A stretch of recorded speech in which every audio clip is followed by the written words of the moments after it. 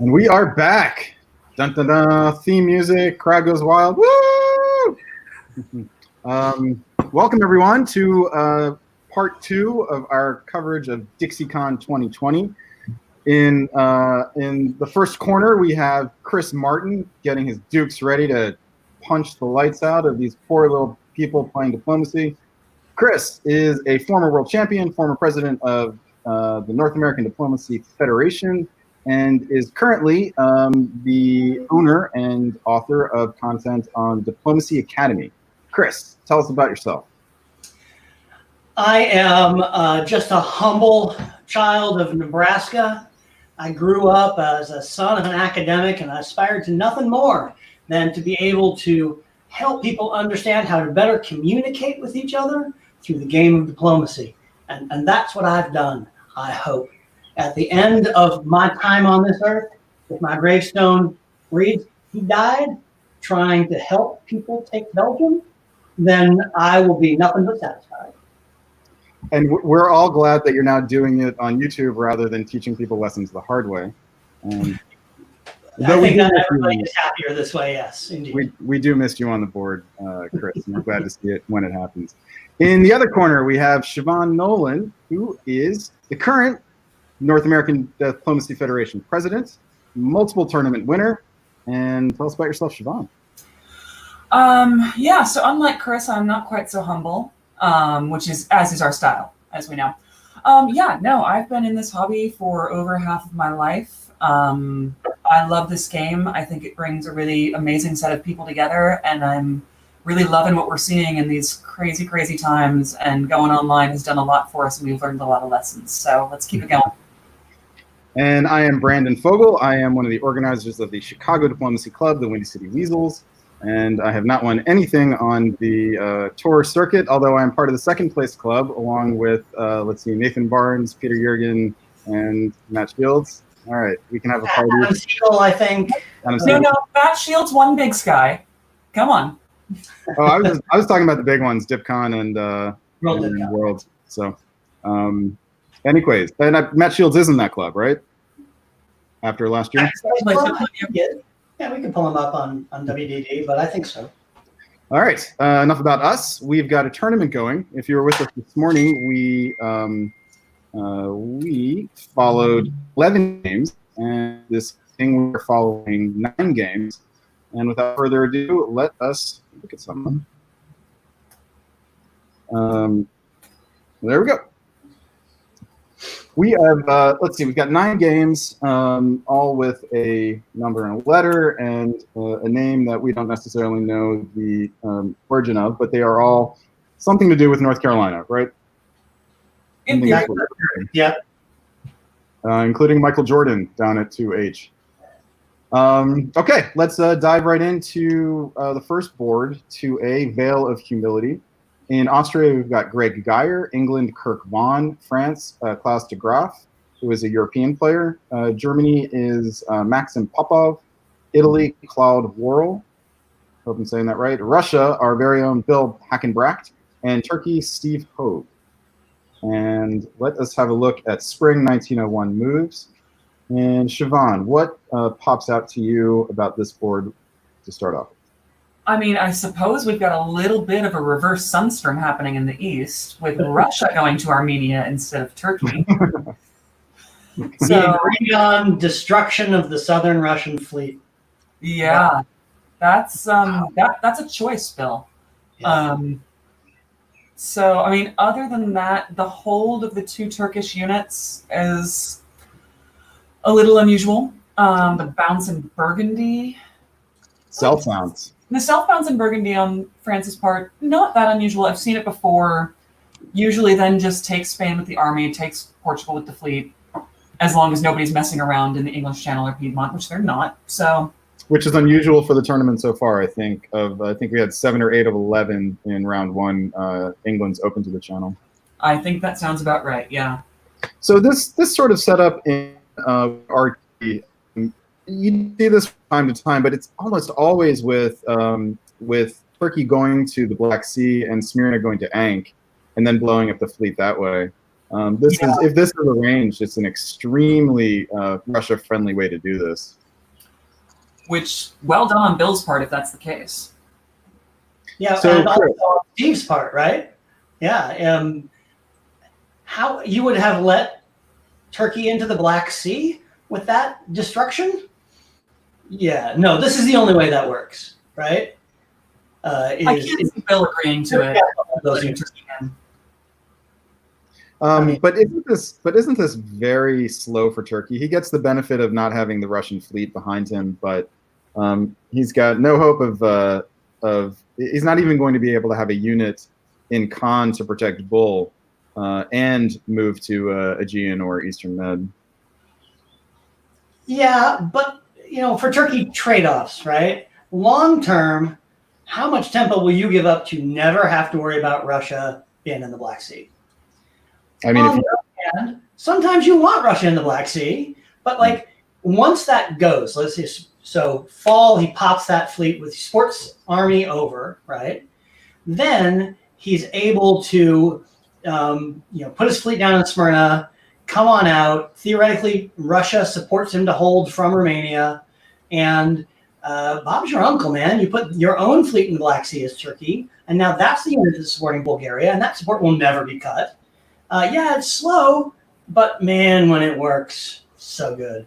Yeah, but if Turkey's just going to go to the Black Sea in 2002 anyway, why not make this part of the deal in 2001?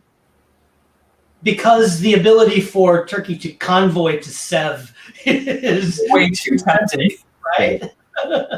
Fair enough. All right. Elsewhere, we have Italy moving to Naples instead of Apulia, which we've seen this before, and there's just really there's no benefit to being in Naples here versus Apulia. Yeah. And a possible detriment, because if you end up not getting the convoy or you move the fleet, you take Tunis with the fleet and forget to move the army, then you don't have Naples open for a fleet build. Okay, let's see what happens in the fall of 1901 here, shall we? Matt Shields was not correct in the comments. He said, if I'm Austria, I think I offer Italy Trieste to get him to go straight to the Aegean because it cannot be stopped. Yeah, I mean, yep. But that's the thing, right? The slowdown in RT tempo. If it's if AI were to take advantage of that, it would be very, very hard for Turkey to recover. This is where I would absolutely have formed an AI, and it's clear to me that they didn't. Yeah, this is a real problem for Austria, in my opinion. Boy, how many bounces of an English convoy in Belgium have we seen today? Not that many. I haven't seen that many tried, right? I thought we saw. We've seen a bunch into Holland, actually. We saw. Yes. We saw more into Holland, yeah. And all right, the Italian convoys to Tunis. Yeah. So okay, bounce in Belgium. Russia gets Sweden. England takes Norway with the fleet. All very dull. The pith of the Russian fleet, as expected. So Russia gets 2 builds plus a rebuild here. Oh, you take Sweden. This is a so talk to us. So Chris, give us an analysis of how good this is for Russia. Well, Russia gets the bonus of putting 3 new units down. Almost certainly, Army Warsaw, Fleet St. Pete, North Coast, and then deciding whether to build Army Moscow or Wave, right? And has to trade off looks really alarmingly big, even though they're really only at 6, but they're building 3, and that can draw some focus. Yeah. But given the alliance structure or lack thereof, the conflict between England and Germany and France not coordinating with anyone, this is a great opportunity for Russia to try and make a real strong push north. Mm-hmm. And you think in the northern fleet, North Coast is better than the South Coast because there's more purchase on Norway than there is against German dots. Yeah, if Russia was in any way kind of signaling that he was going to work with Austria, then South Coast. But because he goes to Galicia, he's signaling that he's angling for Budapest. He's angling for Serbia. He's clearly locked in with Turkey. Right. Mm-hmm. So a German who is brand new to the game and only 16 years old and might not pick up on what's going on all the way over there in Armenia or understand the context of it is ripe for being taken advantage of, possibly. But Maxim played a great game in round 1, so we'll see. Yeah. Well, by taking advantage of, you mean being talked into helping Russia here, rather, even though the North Sea, saying, "Hey, I'll go Sweden to Norway if you'll just tap the North Sea here," and him going, "Oh yeah, that's a great deal for me," and that's those kinds of things where he doesn't really. If you haven't played enough games, like this is a pretty boutique RT. You think we'd all agree? You don't see this too often. This is less common than Aquila Ponto. And we haven't seen a single one of those today. Well, we saw one that might have been, but Italy didn't. Saw the blue water variant, but so it's not at all. It would not surprise me to see a newer player like Maxim not understand what was being accomplished by that Southern fleet being destroyed. Yeah. And Bill. Both of you guys know Bill pretty well. You think he has the diplomatic skill to pull something like that off? Yeah, Bill is a solid tier 2 player. He'll make the top table and he's just happy to be there. No, I'm sorry, that's me. Wow. I was going to let you go with that for as long as you wanted to. Bill, so I've already texted Bill to let him know what time stamp to look at this. He doesn't have to watch long. Bill, for those of you who haven't heard every single word we said today, Bill has made 2 consecutive top boards at Worlds. So clearly in the mix for these big titles.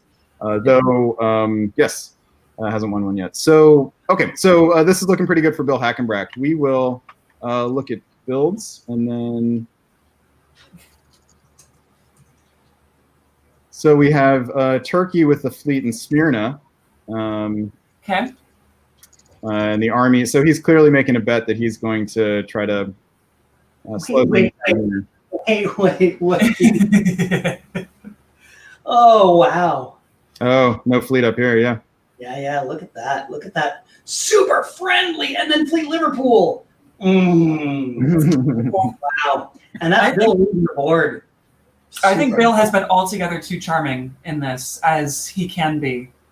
And well, the Army Moscow, right? I mean, this seems like a unit he just doesn't need in the south, unless he's worried about Turkey. Warsaw supports Galicia hold. Moscow to Ukraine. Yeah. If you don't have that, you get kicked out of Galicia. Right? Sev supports Rome. Now that entire front is locked down, and once it's in Ukraine, Warsaw can then transit Silesia, Bohemia. Or you can be clever about it, right, to get the unit moved over for that extra attacker. If you think the North is held with diplomacy here, boom, your armies are now locked in. Fleet Liverpool, fleet. You don't need to be in the Black Sea, right? Oh, no, you don't. Well, maybe you do, actually. Well, eventually. Bulgaria can be lost right here. Yeah? Even with Romania supporting it to hold. And if Bulgaria goes, then Romania can go as well. Yep. That's right. And so you definitely, Ankara goes to the Black Sea, Smyrna goes to the Aegean, Armenia goes to Ank. And if Bulgaria has to retreat, it retreats to Khan, and then you've got some guesses. Okay. Anything else up here? Germany does its standard watch what I see, not what I do, or watch what I do, not what I say build. And okay. We will come back to this game. Let's just go right down the list here to the Fusionists. In Austria, we have Melinda Holly, longtime player. England, Jeff Dornicki. France, Manus Hand, who is a longtime player, correct? Oh, yeah. He ran DixieCon 20 years ago. Germany, I'm sorry, what was that? He ran a World DipCon in Colorado famously 10 or 15, it was a long time ago. Like 15, maybe even 2003 maybe, World DipCon in Denver that had the declining supply center count. Victory. That was 17 years ago. Great. Not right. Yeah, we'll tell it. Oh, we'll get back to declining supply centers later. Yeah, I've never heard of that. It's entertaining. I got to play it at WAC this past year. All right. Former world champ Michael Doc Binder in Germany. Adam Silverman in Italy. who was a top board player at Worlds before, Luke van der Pleg in Russia, and Dave the Sombrero Maletsky in Turkey, replacing a player who NMR'd in spring of '01. So that obviously had a real life situation come up and had to drop out. Yeah, We didn't so- get back from it. They're okay. Props to Dave for stepping in for that. Manus Hand and Adam Silverman also stepped in last second for a couple of players who disappeared before the game even started. So many thank yous to everyone who was planning on maybe sitting out and hanging out with their families tonight, but you're glad you're here. All right, let's talk the board. Chris, you're up on this one. Apart from the NMRs in Turkey, what stands out to you here? So we see the very, very popular Turkish holds. No, it's Italy opening to Tyrolia. Wait, but let's be clear. This is only one move different from the orders in the previous game. That's right. Essentially, they've only lost one tempo here. Yeah. And given that Russia can just support them into Bulgaria from the Black Sea, I mean, there's like no loss at all. That's funny. Yeah. English Channel and Yorkshire.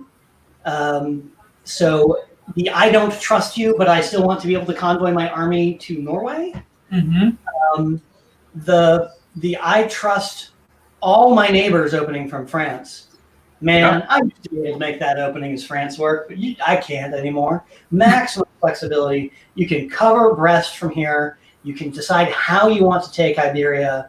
And you can even slow play it. You can self-balance in Brest and take Portugal with the army and build Fleet Brest. And you've got lots of options here. So it's a solid French opening when you get away with it. Yep.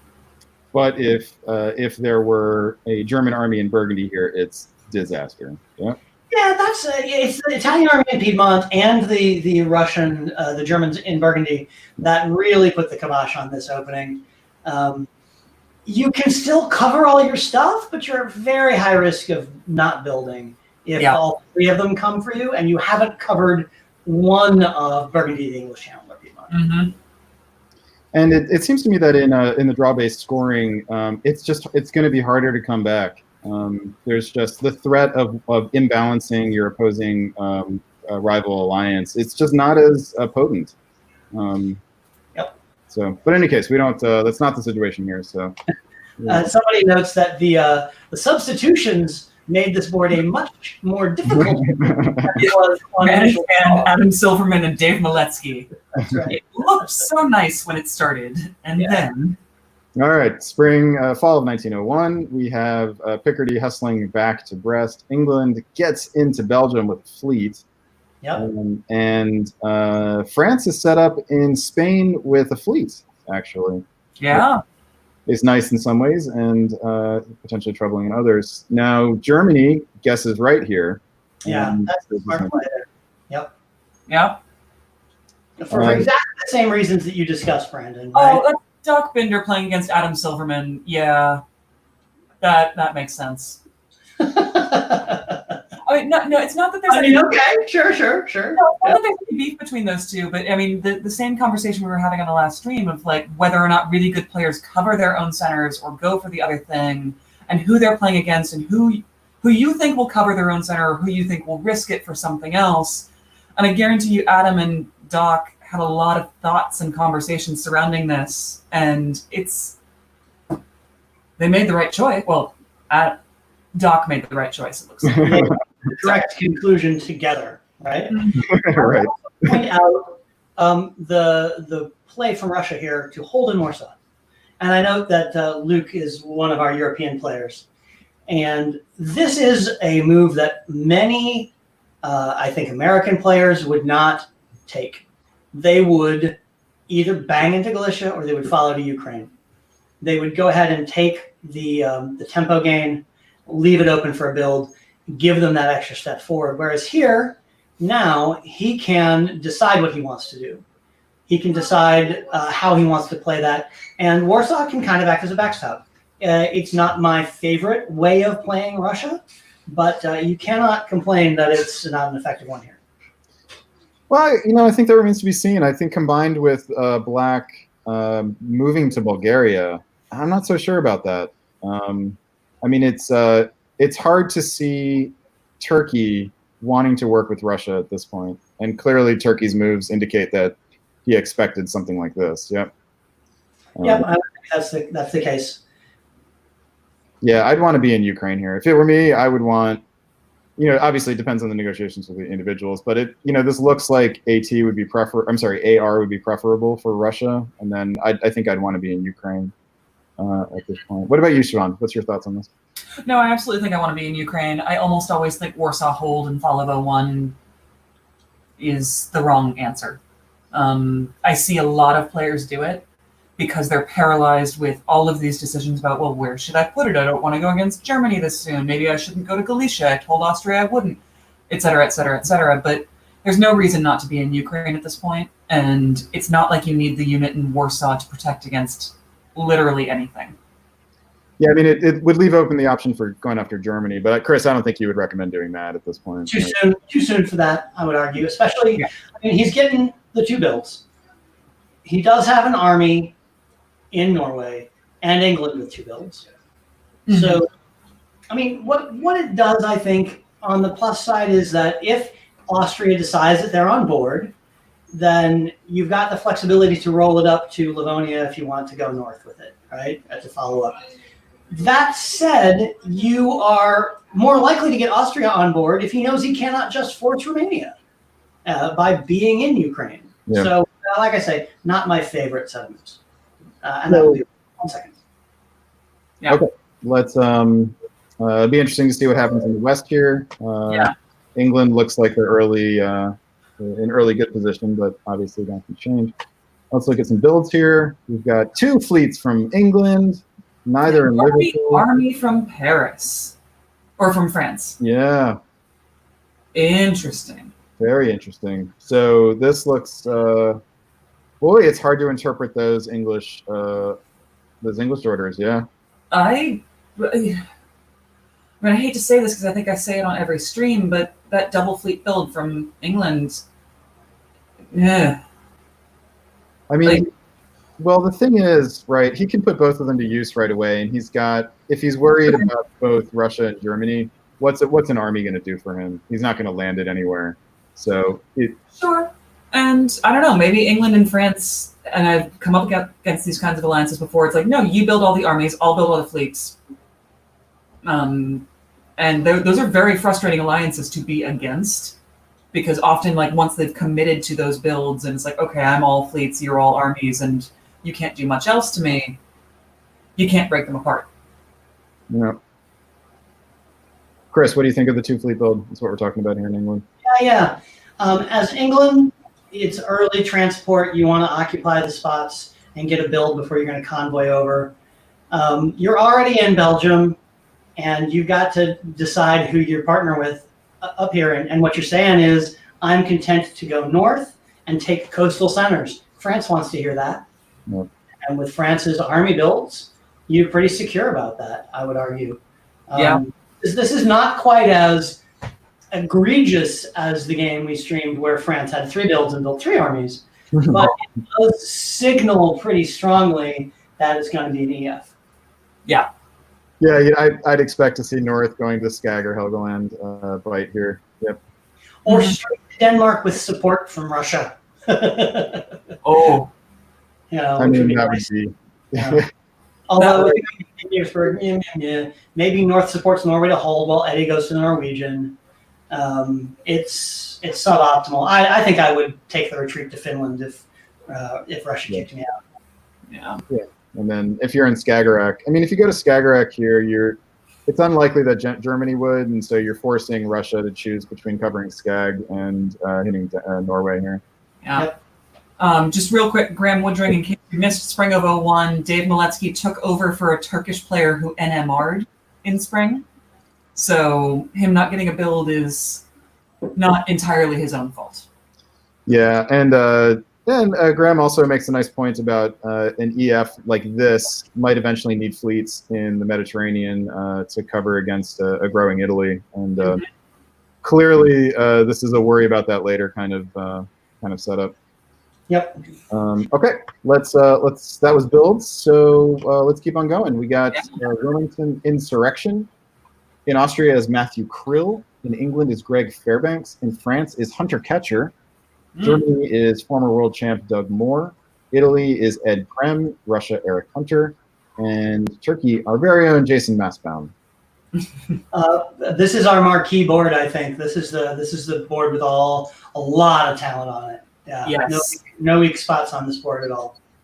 You know, are you familiar with all 7 players? Yep. Mm-hmm. So Doug Moore, we're all familiar with. He's he's won 2 world championships and at least 1 DipCon. I know that. Hunter has won the European DipCon and has won a bunch of tournaments over here as well. All right, so let's talk about. And another thing about Doug Moore is that he's well known as one of the best Germany players in the world, if not the best. So funny to see him in Germany. So let's talk about some moves here. Siobhan, what do you see? So I mean, right off the bat, Jason Massbaum went with Sundstrom, which is fine. The first non-Chicago player to do that this tournament. First non-Chicago player to do it. That's correct. I will say, without naming names, I did get a text from one player who was on this board complaining about another player who was on this board. So curious to see how that pans out. He's gonna throw that out there. Oh my goodness! I'll put it on the side. It's fine. No, it's so France opens to the channel. Which, all right. I mean, this day and age, you expect a lot of Englands to go to the channel. Thank you, Chris Martin. We all appreciate that. Here's a good for why. Yeah, I mean, meanwhile, Italy opens to Piedmont. So, yeah. But Okay. interestingly, France went to open to Gascony here, Yeah. so he can cover Piedmont. But it's still probably just going to be a 1 build France. It's a not guaranteed 2 build France. There's a little bit of a guessing game.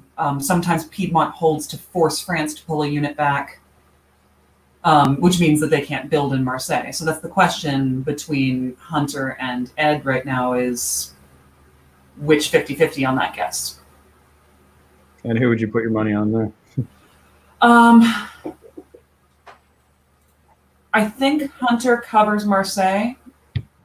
I don't know Ed well enough to know whether or not Piedmont will hold. If I'm in Piedmont,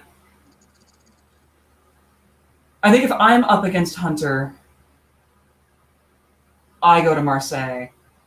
Oh God, I don't know. See, this is the problem with these 50-50 guesses. I lose them like 90% of the time. So. And then in the north, so English Channel. You know, it's nice to be an English Channel no matter what. But Germany has a free run at Belgium here with no unit against Munich to worry about. So. Yep. So this is diplomatic work here for France to do if he wants to give himself 2 builds. I wouldn't mind seeing Ruhr support English Channel to Belgium here. How come? Yeah, it supports. It's a fleet, which is Germany. You don't care about. Gets another unit on the North Sea, which you like.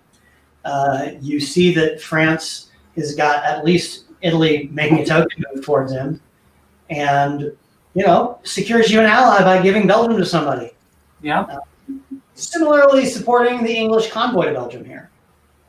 And trying to convince him not to cover London.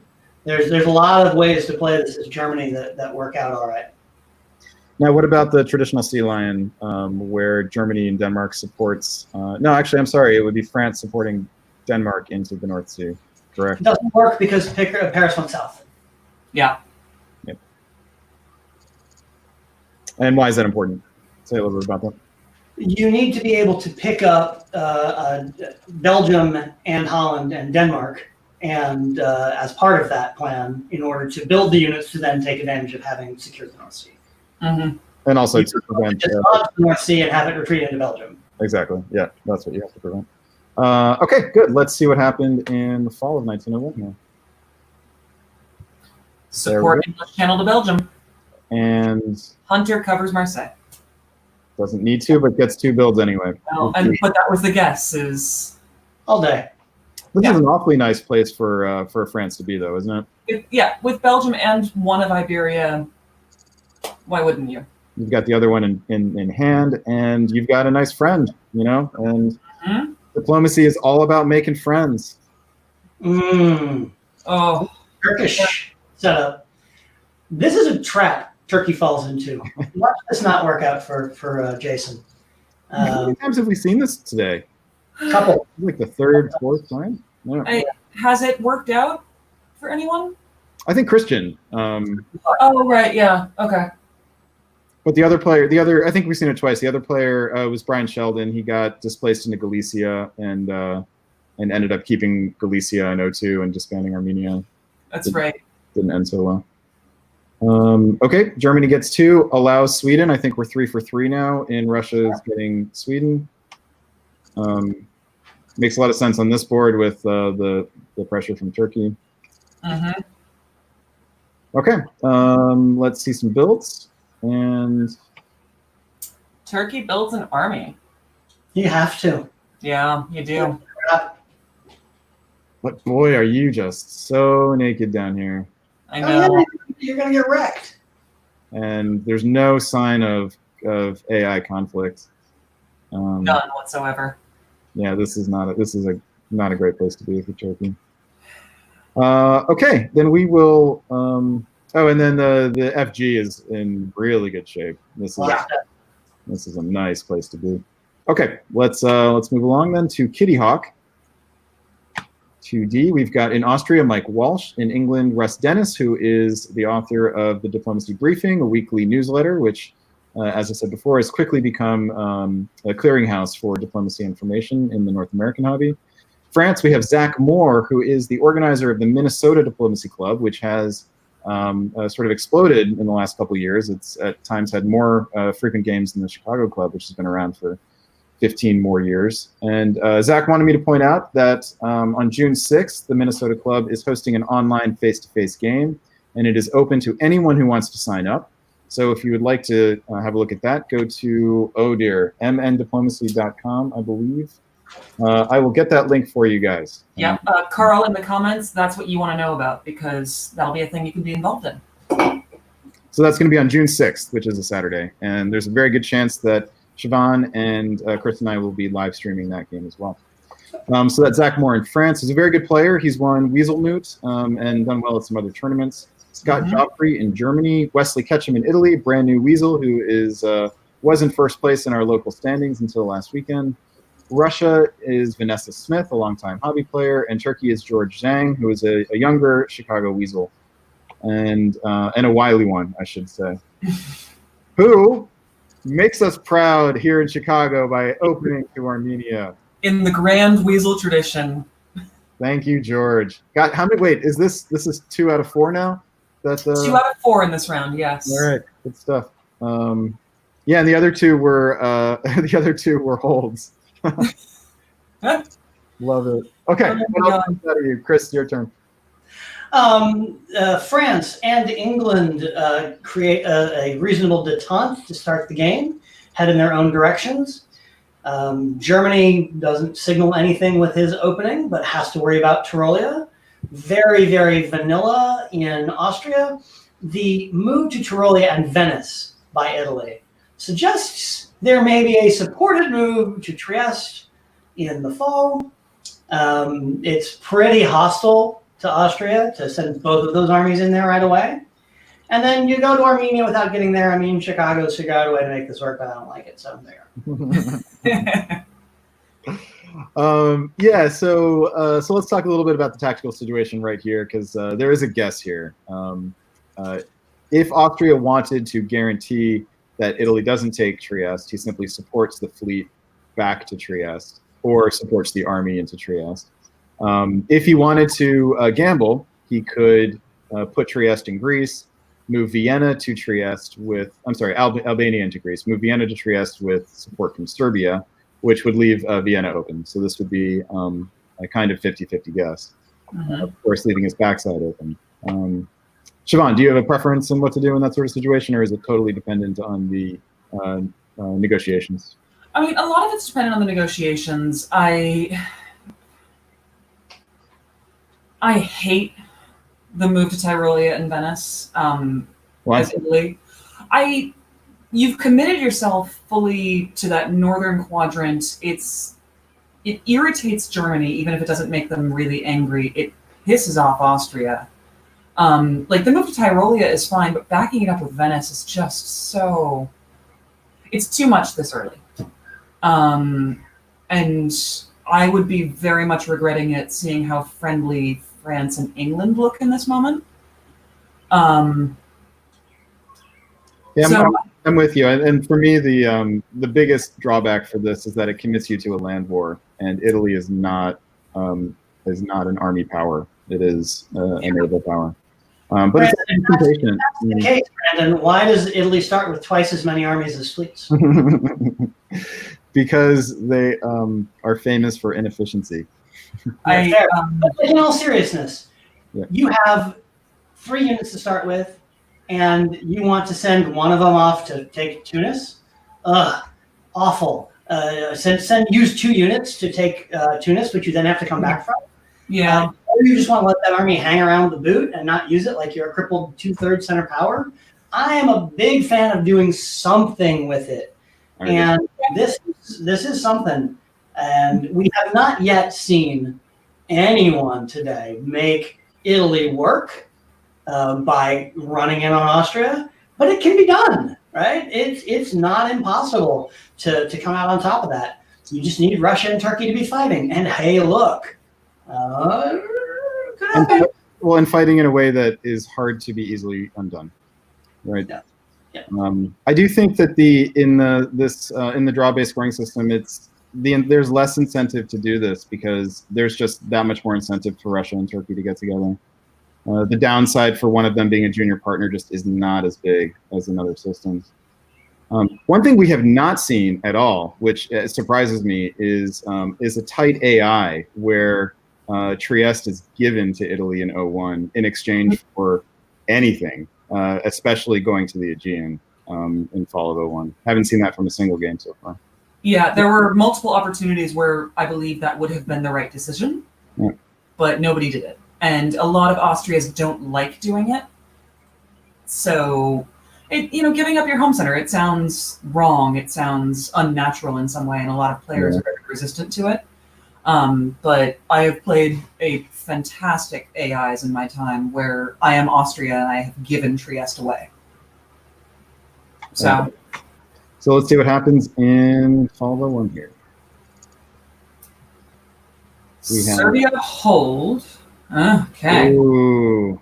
Oh, Italy. Italy gets the second build. Austria goes conservative, but half conservative, I should say. Actually, I like this the least of all the options because there's no chance of getting Greece, and you still have the risk of Vienna being left open. Well, I mean, how anxious are you about Turkey that Serbia couldn't have supported the move from Vienna and Albania couldn't have gone to Greece? That's exactly what I'm saying here.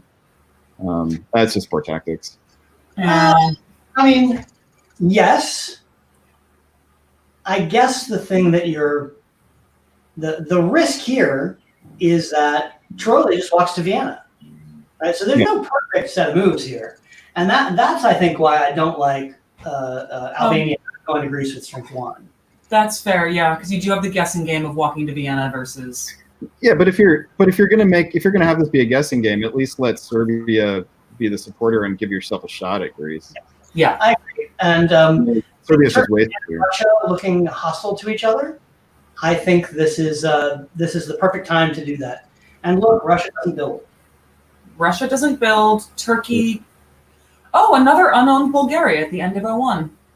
Yep. But Turkey gives the black away. Because he listened to our earlier episode. But so did Russia, and so they covered Seth. Yeah. To Romania.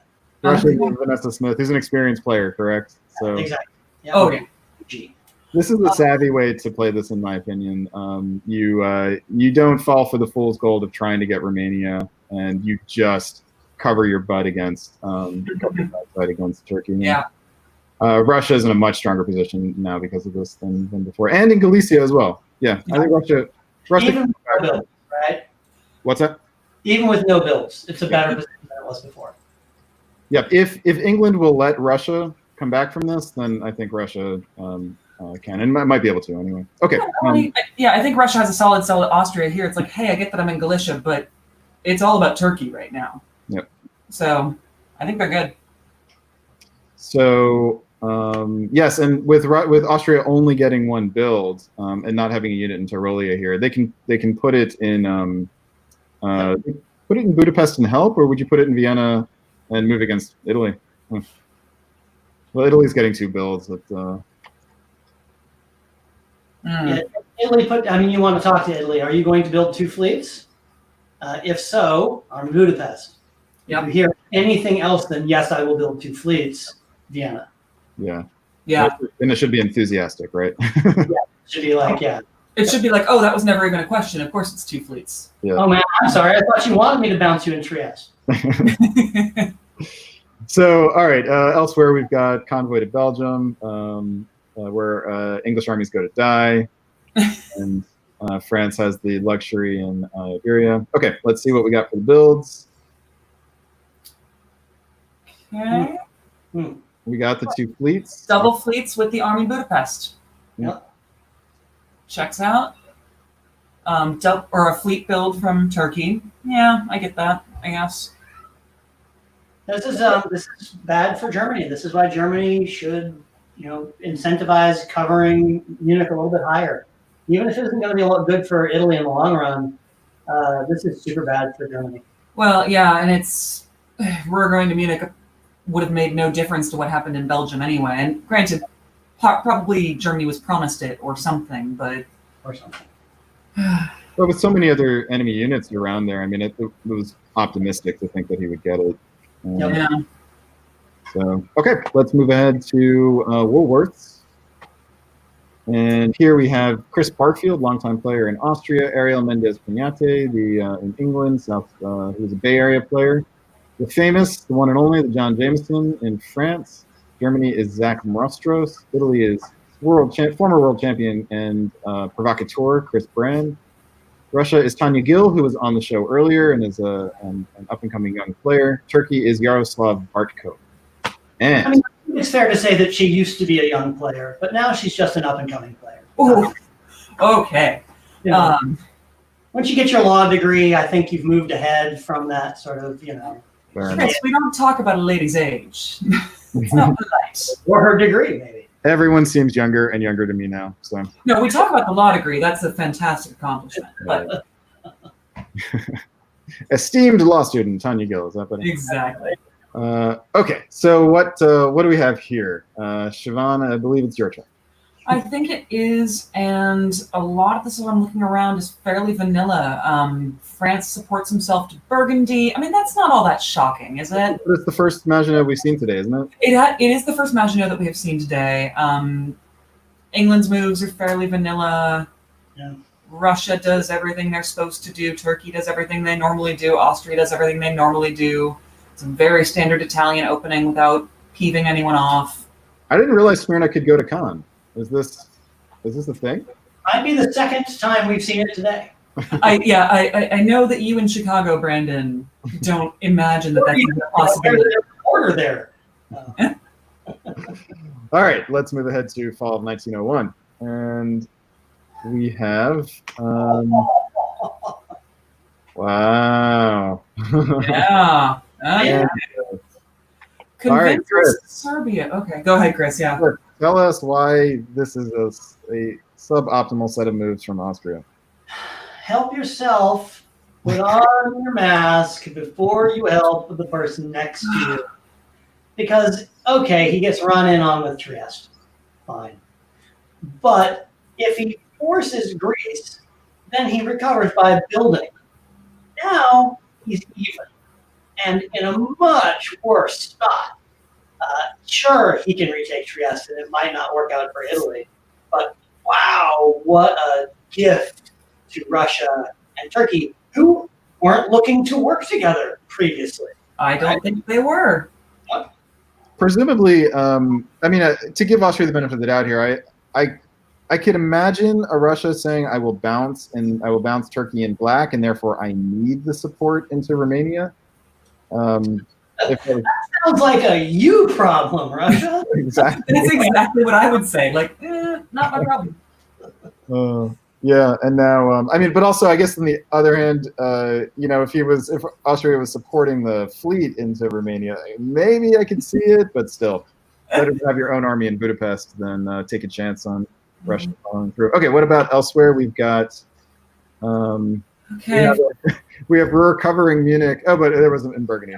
Yeah. Okay, sure. So, I mean, someone's listening to Chris say cover Munich more often. Well done, everyone, for tuning into the broadcast. Nobody gets Belgium, right? Because it's a convoy, not a sport, of course. Chris Barfield, please don't comment on your boards here. Oh, yeah. No Yeah. spoilers, please. Thank you. We love having you here, but Otherwise, balance in Sweden, which is becoming less common, Oh. at least in face-to-face play. yeah, but we've seen it 2 or 3 boards in a row now. Yeah, we've seen it quite a bit this day. It's all good. Thank you, Chris Barfield. You're all good, Chris. We love you. All right, so let's see skills. There we go. Standard. Yeah. Sure. Yeah. 2 armies and an army in Liverpool. Ariel, we are going to need to talk. I'd like you to look at Diplomacy Academy on. No, I'm kidding. He's learning every day. Boy, if he never makes the same mistake twice, he's going to be amazing. No, he has learned every day, and he is actually quite a strong player from the things I've seen from him. We've seen him do some impressive stuff, and this will not go in that file. Ariel, shoot me a message tomorrow. We'll talk. This can be made to work. Okay. Right. Germany built 2 armies. Right. Yeah. France doesn't necessarily want to pick a fight with England. Oh, it's John Jameson. Never mind. He's going to North Africa. So England doesn't have to worry about him. No, John Jameson is doing everything he can to get to North Africa as soon as he possibly can. So that's, surprising he didn't go there and follow one, really. All right, we will now we will now remember this board as Okay. I do love you, Ariel. I'm sorry. All right, 2F Tobacco Road in Austria, Jaromir Sulja. In England, Conrad Woodring, one of the 2 Woodrings playing today. France, Tony Swinnerton. Germany, Troy de Freitas. Italy, John Anderson, former independent presidential candidate. Russia, Caleb Winters, and Turkey is Daniel Peterson. What do we have here, Chris Martin? We have maybe the strongest French opening to date. Get into Burgundy, get into the Channel, get into Spain, nobody attacking you, everything you try works. And then you're like, what do I do from here? Probably support yourself to Belgium, we'll see. I like finally seeing an Italian open to Trieste. Yeah. And I hope it works out in some way, shape, or form for them. It's a super strong way to get that army in the game if you can make it work. And we have an RT who we don't know here. And actually, we don't really know Italy and Austria very much at all. Although Jaromir played really well this morning. I don't remember how John did. I don't think Mr. Anderson had John Anderson was the Turkey who NMR'd in spring in round 1 and did okay even despite that, as I recall. There were 11 boards. Keeping them all straight is a little difficult for me. Whether this is a kiloponto or just a, hey, I want a 5th dot, let's talk about making it a kiloponto here. I like it. Or go to Aegean. Oh, go to Aegean. Go to Aegean. Please go to Aegean here. Okay, what happened? The Ionian. Yeah, he tries it. It works. It is a kiloponto. Textbook. It is an actual kiloponto. This is an actual key, right? Yeah, okay. So everyone who's playing bingo, I added a Lepanto thing in there, so check that right off. This is the original set of moves for the Kiloponto, correct? I believe that's correct, because it's the only way to guarantee that you get to Serbia, and it's still no guarantee, right? It's not guaranteed. Yeah, most turkeys would go to Serbia here, I believe. Most savvy, experienced turkeys would go to Serbia there. Okay. Yeah, I don't know Daniel. And if you're Italy, you're not necessarily beat up if that happens, but obviously. And Tony, everybody, please do not comment on your games as you're following along with the stream. We don't want to prejudice anybody else who's listening, and no spoilers. We're trying to make our reads as blind as we can, so. But in this case, You I'll point out. Well, this is the turn he's talking about, so that comment is okay. Yeah. Oh, it wasn't your game. Okay, you're right. No, it was his game. He was France here. He offered. Oh, sorry, there were two names in the chat. Germany declined. Decided he would rather build 3. Yeah. All right. I want to. Yeah. Yeah, I have the urge to talk about why this may not be a good idea for Germany, but let's move forward here. Yeah. Okay, he puts 2 armies down with the fleet in Berlin. Make it pretty clear where he's going. So this is very anti-French, correct? Yep. But the English moves aren't. The English build isn't.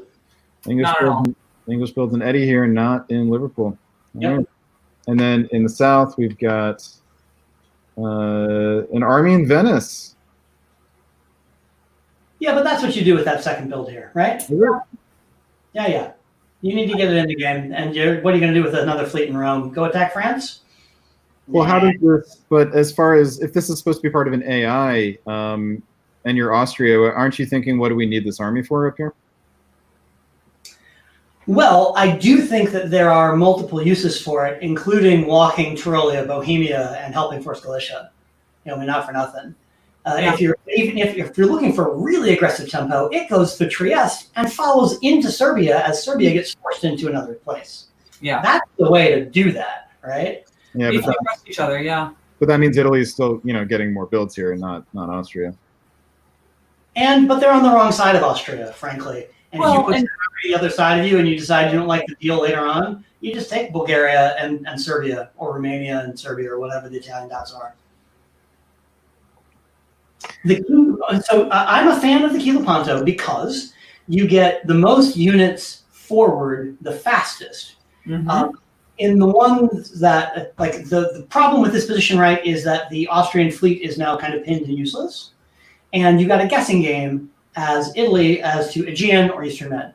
Mm-hmm. If you guess right, it's glorious. Everything goes really well. If you guess wrong, you're really slowed down. Yeah. So not being able to swap that out is problematic. But, there's, you tap Romania from Budapest. Serbia supports Greece to Bulgaria. That forces Khan to support Bulgaria to hold so that second Turkish fleet isn't getting out. And then, if you make it to the Aegean because Turkey guessed Eastern Med, you're in the catbird seat. You now cut Khan, and it's done. If you get bounced in the Aegean, okay, fine. You move Naples to the Tyrrhenian Sea, and you convoy your army back home. Yeah, if you can win, the trick would be to win the guessing match down here before something breaks elsewhere on the board that causes a strategic realignment. I still much prefer Ionian going to Aegean in the fall of 01 here. Yeah, that build, all day, so much stronger. Yep, agreed. Okay, here we go on to Big Four, which finds Andre Janeko in Austria, George Linkert, a Minnesota player in England, the one and only Andrew Goff finding himself in France, Steve Kohler in Germany, one of 2 Kohlers. This is the younger or the old? This is the elder, yeah? The elder, yes. Tony Dilsey, who we've seen on the comments recently. Shout out to you, Tony, in Italy. William Herkowitz in Russia, and Gabe Ross in Turkey. Hope I'm saying that last name approximately correctly. Siobhan, you're up. What do you see here? All right. No bounce in Galicia. Russia opens north. First bounce in Burgundy, I think this round, at least. That wasn't a self. Right. That wasn't a self bounce. That's correct. I like Venice to Tunis. Not enough Italians do that. In 01, yeah, correct. Yeah, move. It's a lot of fairly vanilla. The French moves, yeah. Well, remember, we saw this before. I talked about this. This is a popular opening in Chicago. We talked about this in the context of the army moves the same, whereas Brest went to English Channel, and none of us really liked that. But here we see Brest going to the Mid-Atlantic. So better.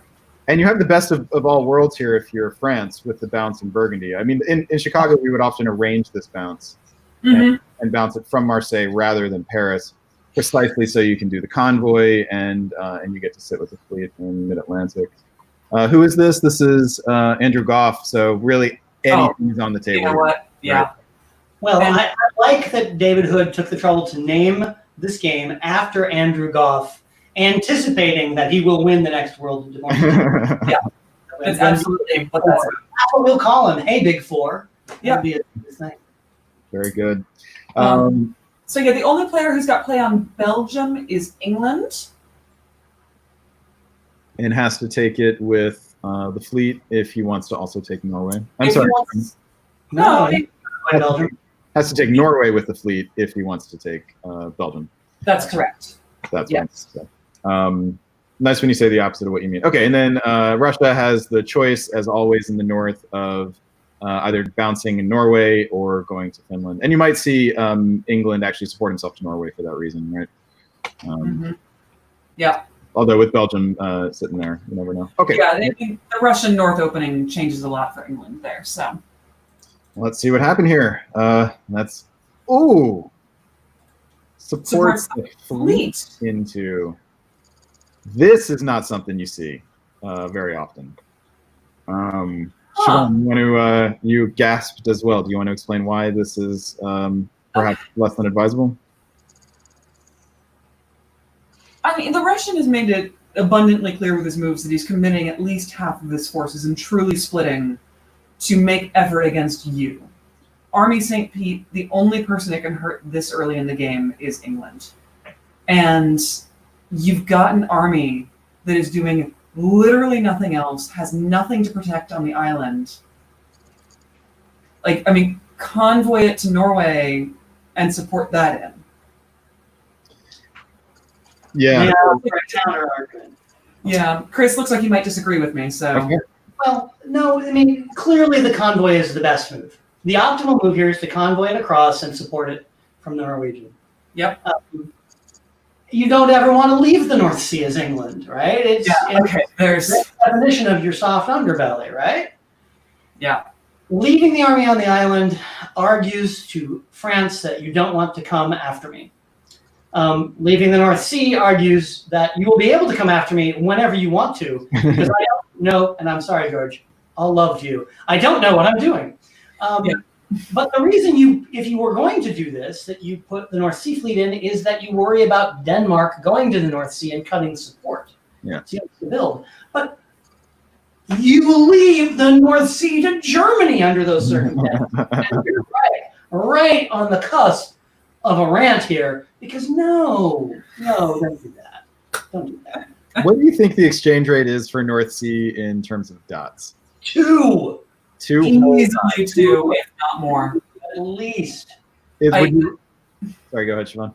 The North Sea is the most useful non-supply center on the map, and is more useful than 90% of the supply centers on the map. Like, No dots in the water. It doesn't get you 18 if you're on 17. But boy, howdy. This time, boy, howdy, it will lose you several if someone else is there. You're unlikely to get anywhere close to 18 if you don't have it in your northern power. What would you guys rate as the next most important positional space on the board? Let's do a top 3 here. So the obvious ones: Ionian, Galicia, Burgundy, Black. Black Sea, yeah. Anything that is a transit spot between powers is key. Anything that's on the stalemate line, Munich, right? They change during different phases of the game, right? The North Sea is super important early. After about 1904 or 5, in a lot of games, it becomes completely irrelevant. Same Western Med. Nobody cares about the Western Med in the first 2 game years, generally speaking. Super important later. Yeah. And Ionian doesn't usually become contested until Turkey gets some fleets going, or France, but yeah. Yep. But so in the early game, then Galicia is probably next up there. Would you say? And that's why leaving it empty like this is so powerful in an RA. Yeah, look at RA setup. No, it's gorgeous. Moving the fleet over to Romania instead of putting the army in, freeing Sev for the build. It's great. I love it. I love this if you're Austria. But look at Trieste and Venice just looking at each other like, hey. I'm not moving. Yeah, it's a really nice point actually about Galicia, because it's really powerful if you're in it, but it's also really powerful if no one's in it. That's right. Yep. Yeah. Great. Putting those empty spaces, between powers that want to work together gives you a lot of opportunity that you don't have. And a lot of players would support Ukraine down here on general principle. I don't want to leave stuff open. But no, this is a great way of saying to Austria, let's work together, and Turkey had better watch his back. Oh, yeah. Now, so one corollary to this, Austria gets 2 builds, and so as you put down 2 armies, does he have enough to do if he leaves Romania alone?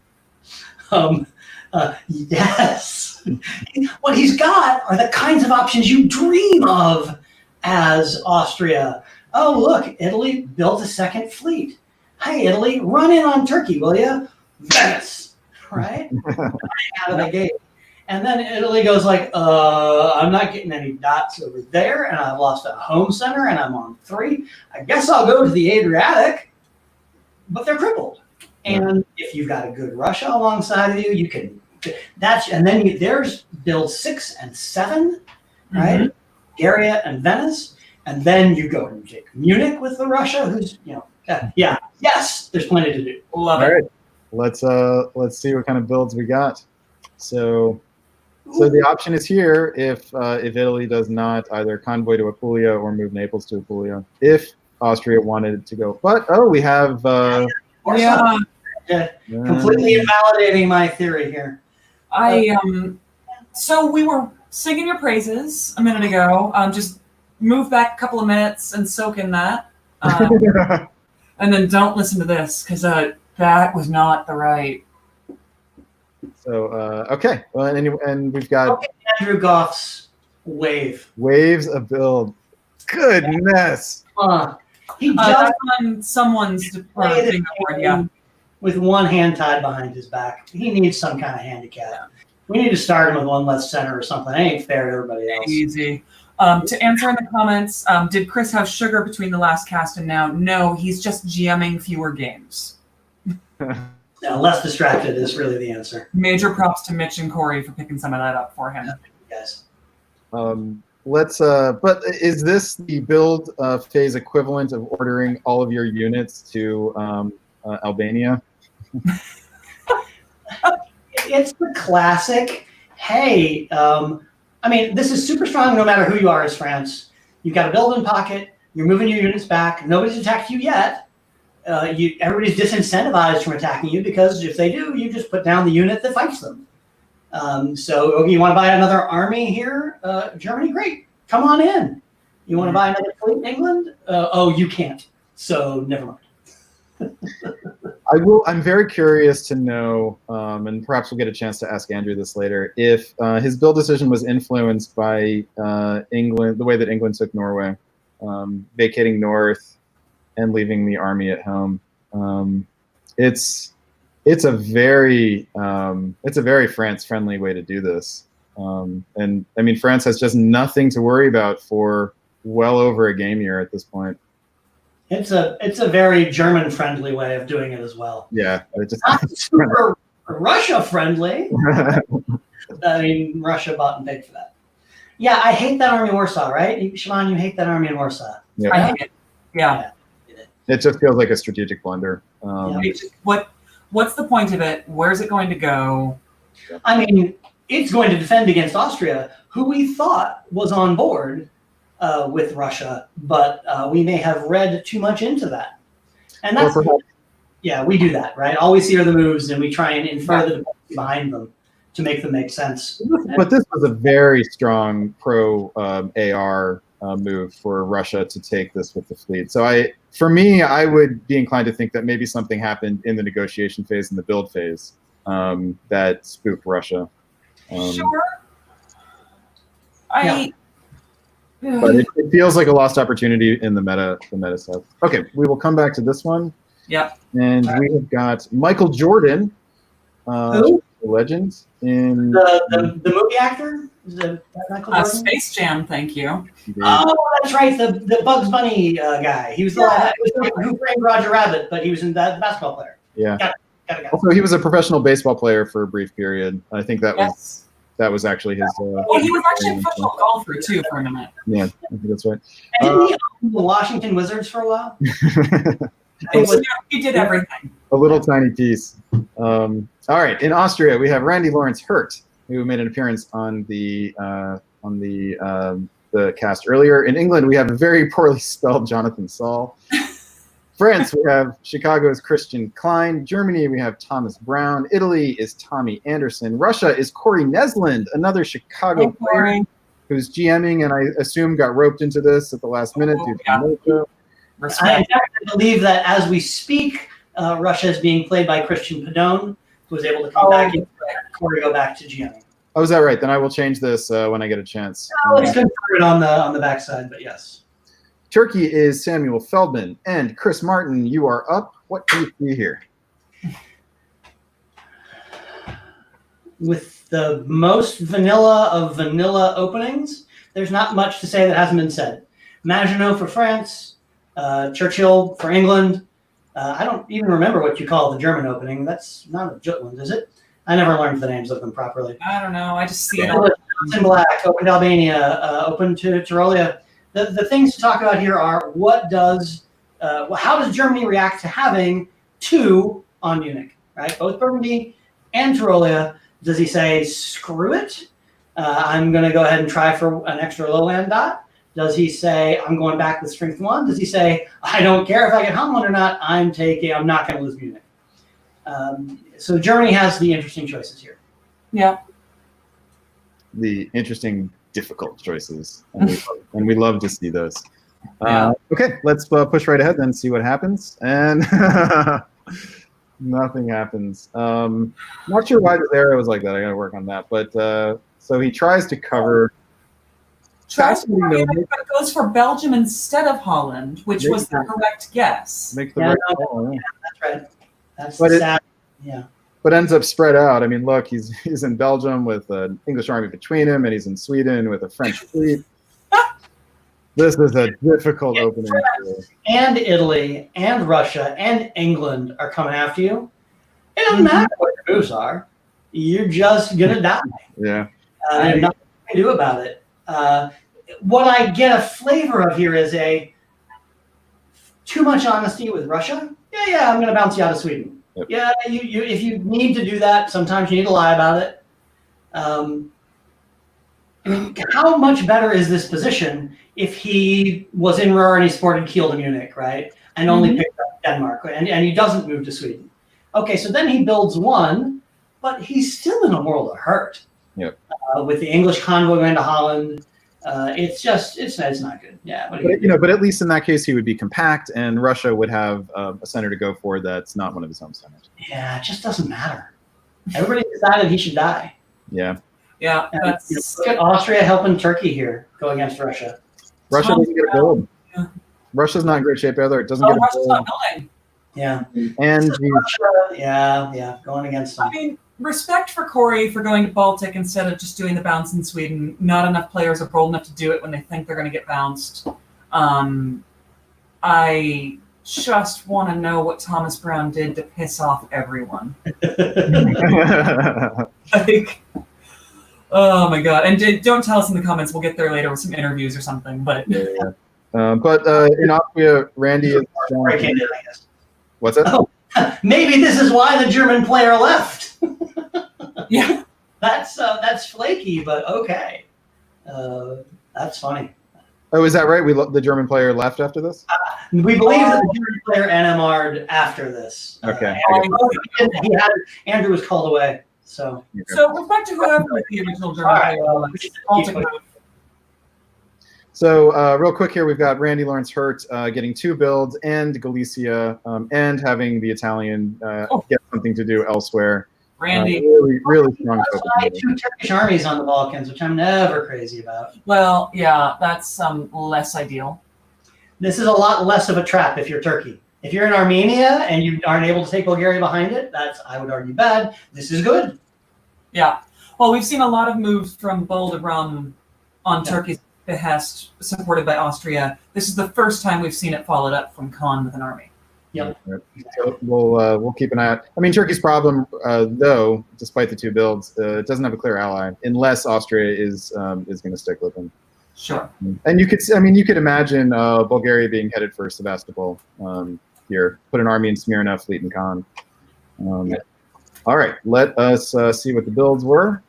Army Smyrna, though, right? So you can force the Black Sea. Exactly. And two fleets from Italy. So I like Austria's position. Dance a little bit to deal with this situation, but looks like he has friends and no serious enemies. What about you guys? Who's your favorite position on this board? Siobhan. Oh, Siobhan's gone. Chris. I'm going to go with France as a super strong position here. I like Austria. I think Italy with the two fleets has some game here. You're basically trading Munich for tempo to try and go against Turkey. But look, Ionian to Eastern Med, Naples to the Ionian, Rome to the Tyrrhenian Sea, all work. And you can't ask for anything better than that as Italy with no build interest. Yeah, you're golden. Yeah, I like Italy's. I like all three of these guys actually. So obviously only one or two of them is going to come out of it. But this is a nice board. You know, apart from Germany, there's a lot of balance. Russia has problems too, but there's a lot of stuff that could happen here. So this will be fun to watch.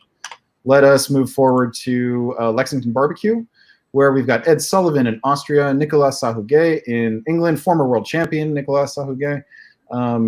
Jonathan Frank in France, Tim Richardson in Germany, everyone's favorite guy to have a drink with. Italy sees Ben Durfee. Eddie Brisson, still with us in Russia, looking to make something happen. And Joseph Wheeler, who we all know and love, Joe, in Turkey. All right, what jumps out to you here, Chris? So I'm the GM of this one. I have a little bit of foreknowledge, but just looking at the map, an aggressive northern opening from France, against England, a pretty standard opening, but look at the Austrian, just not covering anything. Again, coming into Budapest. So really strong opening for Russia here. And that's the story of the day here is when Russia gets to Galicia and Ukraine, then I think your odds of getting bounced out of Sweden go up, but maybe not, considering what's going on the other side of the board. Yeah. And Tim is the sort of player who would take some sort of strategic exchange with Russia and let him in, correct? Yes. He's also the kind of player who's known to bounce. What Tim has said, I would argue, is that he does not want Russia to build two. And since Russia looks likely to take Romania here with Ukraine and Galicia, he would likely be the one he'd be more inclined to bounce him out of it than not. So interesting that we have seen every game almost have a player go to the channel, but no one has bounced. We have not seen a single bounce in the channel. Yeah. Not this round, that is correct. Or no, we did not. Not even this morning. No. Yeah. I feel like we've had a player go to the channel in like 80% of these games. Yeah. Well, I mean, I think that the increasing popularity of London moving to the channel is making the French players more and more anxious.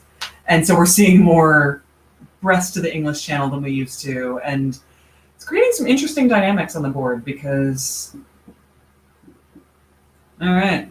It's juicing things up in the West. You know, we have not seen a single board that had any hint of a Western triple, other than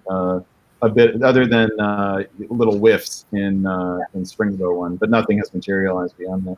Mm-hmm. And no reason to think that would happen here with the France and English channel. Okay, let us see what happens in fall of 1901. A little something to make everyone happy in the West, it looks like to me. Ooh. Okay. I mean, happy is relative here. Do you think Germany was expecting support into the North Sea here? Sure. And why wouldn't you give it? Right? Take Belgium with the army, support him into the North Sea. There's your sea lion. Great.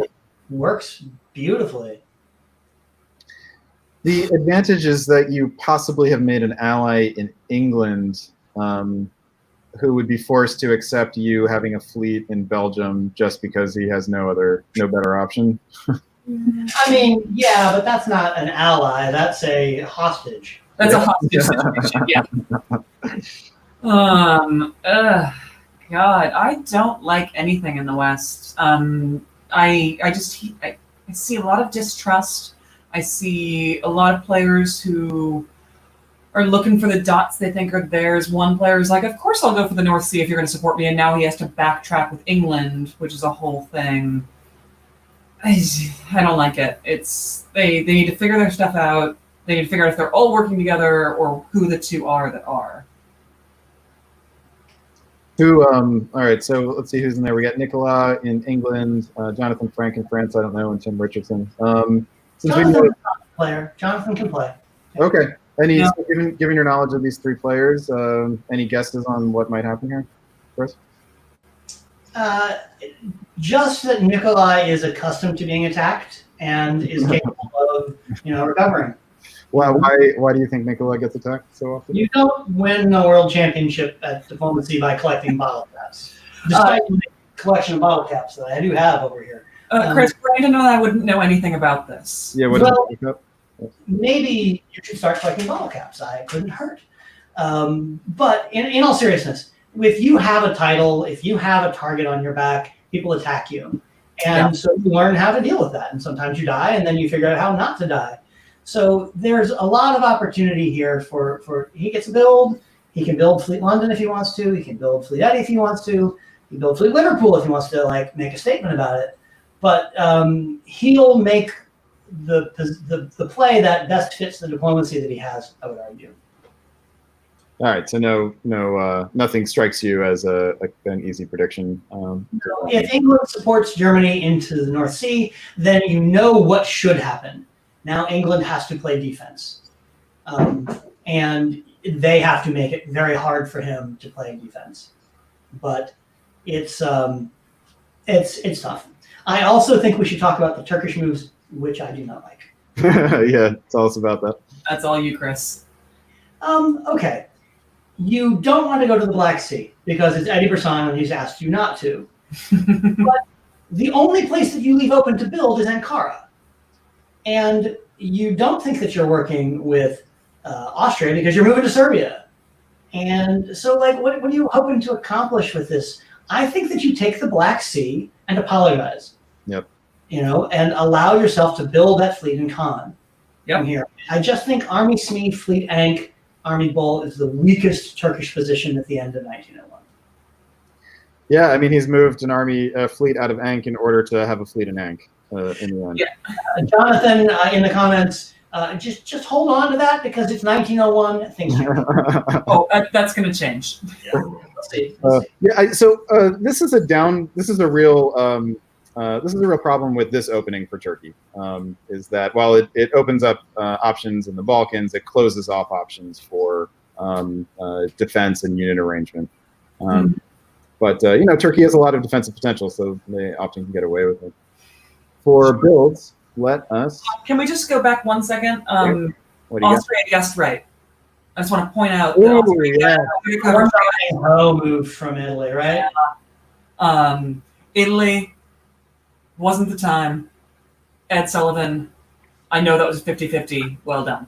You know what I really hope? I really hope that they arranged a bounce in Trieste. That would have been beautiful. Anyway, I just wanted to point that out. We can move on now. Okay, very good, very good. Okay, builds. We got a lot of armies. Gosh, this is the third 2 army build, I think, Germany in tonight. And that's we got 2 armies from Russia. Yeah. Fleet Ank from Turkey. Army Moscow is a bit curious, isn't it? Unless you're gonna really go north here. Well, it tries to tell Austria, hey man, kick me out of Galicia. I'm fine with that. I was in Galicia because you let me into Galicia, and I didn't move out of Galicia because I didn't want to leave Galicia, but now, it looks like. But it's Eddie Brisson, right? So there's definitely a plan for this army here. One way or the other. Does he even make plans anymore? I mean, he's got just a psychic sense of where the pieces should move based on the colors of the dots. I don't even know the names. Oh, yeah. All right, let's pick a game here. We can start picking up the speed a little bit. We I think luxuriated in some of these year 19. Yeah, let's hit Veil of Humility. Okay. Just go back, yeah. Here's where we were. This is the Bill Hackenbracht board. Right. And he built a bunch of armies. We had expected a fleet, I think, North Coast St. Pete. We're surprised to find the armies. And then we talked about tactical options for using that fleet or that army in the south. Here's what happened. It went north anyway. And Austria goes with him. Yes. Wow, look at this. 1, Everybody 2, 3, just- 4. On the line. Oh. Just like that. And even Turkey and Armenia is just like, nope, going that way. Let me follow you guys. Who says the stalemate line is for the end game? This is 1902. Wow. What? All right, it's definitely not an ART, right? Because we've got Austria helping Italy into the Aegean. And it's not really an AIR because Serbia is walking away from Turkey. Yeah. Yeah, you'd think Budapest would come down here, right? If it was that sort of thing. Maybe, but maybe Serbia just doesn't leave. Maybe Budapest and Serbia bounce in Trieste. Okay, so Austria is working with Italy, even just a little bit. The Aegean, right? Which is And Italy is walking away from Venice to go to Piedmont, just to go the other direction. Austria is working with Russia in the Tyrolia, Bohemia, Silesia, Prussia line. Russia is working with Turkey insofar as they're all just getting away. But Turkey and Italy are not working together. So the thing that boggles my mind, and it's completely boggled here, you're Austria, Greg. I'm talking to you now, Greg. You've seen them blow up that southern Russian fleet. So you know Russia is never going to attack Turkey. And so that's why you work with Italy in the south, correctly. Good choices. But you decide not to take this opportunity to force Galicia and Bulgaria you got so many. If you think Russia's doing this, you should laugh and attack him.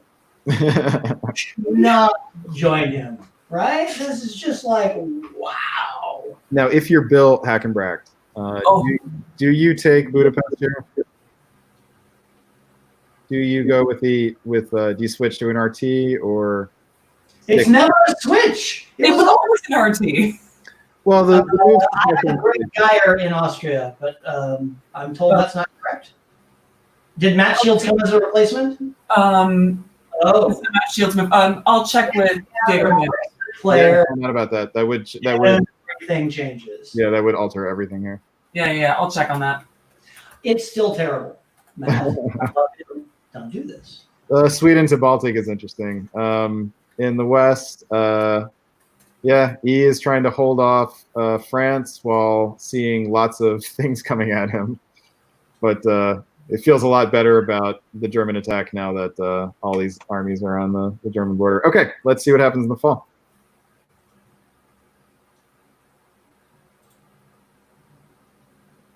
Oh, wow. We didn't see this one coming, did we? Oh, that poor Italian. It's a rat. Yeah. It is.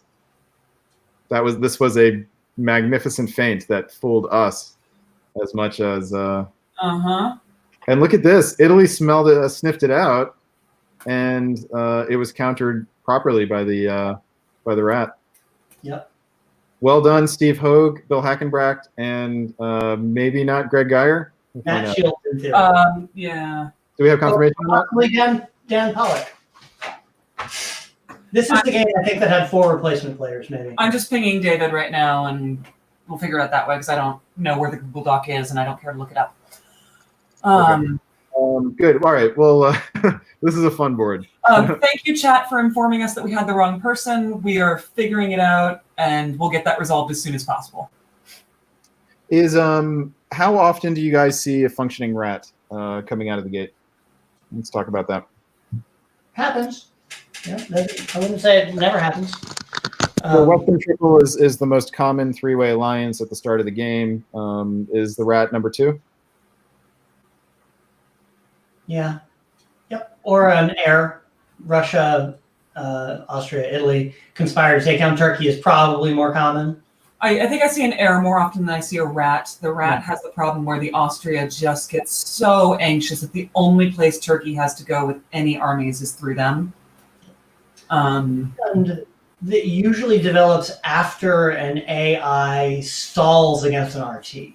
Right? That's when you see a rat develop 1903, 1904, after they've kind of locked horns. And then somebody, they talk them into saying, okay, we got to switch sides and mix this up. So who does this advantage at the moment? Of the three of them, who is in the best position? Never bad for Turkey. Never bad for Turkey. Turkey's very likely going to be able to force the Ionian next year. 1903, Turkish in the Ionian. Remember how the importance of no Russian fleet in Sev? Yeah. Yeah, man. DMZ in Serbia, which is, you go, Austria. But what do you do here? And if you're Italy, notice Italy tried to come back from Piedmont, Venice, right? Like you said, he kind of sniffed it out, but too little, too late, man. I think because you got to rebuild, and he lost Venice. The Ionian, you lose Rome. No, he does not have a rebuild. He lost Venice. Oh yeah, fair. Wow. Oh yeah, he's dead. It's all over. Yeah, that's bad. And Austria is going to have to do some work to not remain vulnerable for long enough to be enticing. I mean, he's got Rome automatically here, and presumably he builds an army in Trieste here and follows up there. But he's vulnerable on the backside. Yep. So Austria is Dan Pollock, by the way. I just got Austria is Dan Pollock. Yeah, he's an alliance player. Yeah, he really is. And if you are going to take this chance as Austria, why not go all the way? I mean, this is just about as vulnerable as he could leave himself, and maximize his forward potential. So yeah, go big or go home. Yep. All right. So let us. I will fix that name in a second. Look at the build. Yeah. Build in Vienna. That's a surprise. Oof. That may be a tactical error. Why? I think you have to, because this is where you secure your future. Yeah. Well, you walk down. Tyrolia goes to Venice, and it's a bounce, and you still own Rome, even if convoys back to Naples. So you're not gonna. Well, no, you can't. Suboptimal, but maybe he's thinking that he's going to get support into Munich, and he wants to follow up that. Yeah. All right. Sure. We'll see what happens, but look forward to it. Over to Fusionists. Mm-hmm. This is our Michael Binder, Adam Silverman, Melinda Holly board. Oh, this is the board where all the substitutions. This is the high roller board. All right, here is what happens in spring of 2002. Siobhan. Okay, there's a lot of tiny little arrows there in the lowlands. Okay, Holland goes to Belgium, gets in. Belgium retreats to the English Channel. Fine. Blah, blah, blah. Okay, Russia takes Norway. Russia loses Romania. Someone finally gets Bulgaria. That's nice. And what? Italy's convoying back to the boot and going to Tyrrhenian Sea. Okay. As France goes all in. France went all in. Well, and Austria tries to dot him, but Melinda tries to walk in on him. Yeah, as much as France could do, he went all in on the Italian. Yep. So. With the non-fleet build in Marseille. Yeah. And that is fascinating. Okay, shall we move on to fall here? Yeah, well, note that Russia got into Norway, and we talked a little bit about that. Took the retreat to Finland, but wasn't counting on Germany to move to the North Sea, maybe. Yeah, Russia gets Norway. Serbia takes Romania from Russia. So, Yeah, that looks. I mean, hey, looks like Dave Miletsky could recover his turkey here. He can. Yeah, Right. that will be interesting to see him get a build. Yeah, because Austria will have a hard time. Well, Austria could cover Serbia and displace him if he wanted to, but more likely he's going to try to hold on to Romania. Mm-hmm. Or she, I should say. Okay, here is fall of 1902. And Chris, what do you see? Oh, there is something delicious here. Jumps right off the page. Love it. Bingo, Yeah. get your bingo cards out. Bingo. I am playing one of the bingo cards, and I do have Convoy to Albania. Convoy to Albania. 3 fleets and multinational. Also, 3+ fleets, multinational, and just a simple convoy to Albania. You can knock off 3 squares of your bingo board. Wow. If Italy had the foresight to go to Bohemia instead of Tyrolia, that would have been it would have been 100% genius as opposed to like 90% genius. Yeah, why? What's the 10%? What's the risk here for France? Oh, it's just that the French don't advance to Tyrolia and thus get the position that, either they come all trying to do the what you call the transit of Switzerland? The circuit. The circuit, the white road or something like The that? White Whale. White Whale. Or the Swiss circuit, whatever. There are 2. I think those are the 2 terms. Yeah. So the thing that Miletsky does get to do here is rebuild. Yeah. Mm-hmm. He can either put a fleet in Smyrna, which kind of seems likely, or an army. I would argue with a fleet from here, given the French army in Albania. Wow. Points here to Adam Silverman and I do wonder though the French army could just end up being stranded and ultimately not productive. But if he made it to Tyrolia, he could support himself to Trieste. If he made it to Tyrolia, yeah. That's really great spot to be. So how about instead of Albania here, Apulia? Well, I don't think you can count on Italy to convoy you to. Yeah, I think the Italian fleets to convoy you into that, But if you could, you're a diplomacy master. Well, the convoy to Tunis was open too, which is not sexy, but more long-term effective. Would have been hot actually, though, if we'd seen the convoy orders from Tyrrhenian Sea and Ionian to Albania, and instead the convoy goes to Tunis. Okay, let us see the builds here. Chris Kelly says Albania is where French armies go to die. We'll see about that. Let's disband. Wow. Boy, for Germany though. Oh. That's You just roll up on that. You've got to kind of step back from Piedmont, unfortunately, because you're slightly out of position because you covered Brest. Yeah. If you were, yep. It's good German position. yeah. The problem is he doesn't have an ally in England. He'd have to convert that if he's going to move on us, or he should likely. Yeah. Yep. Okay. Let's keep going then down to Wilmington Insurrection, and this High is, profile board. what's that? Oh, this was a high-profile board. This is the high roller board, really. I think. Yeah. No, I called the last one high roller. This one's actually it.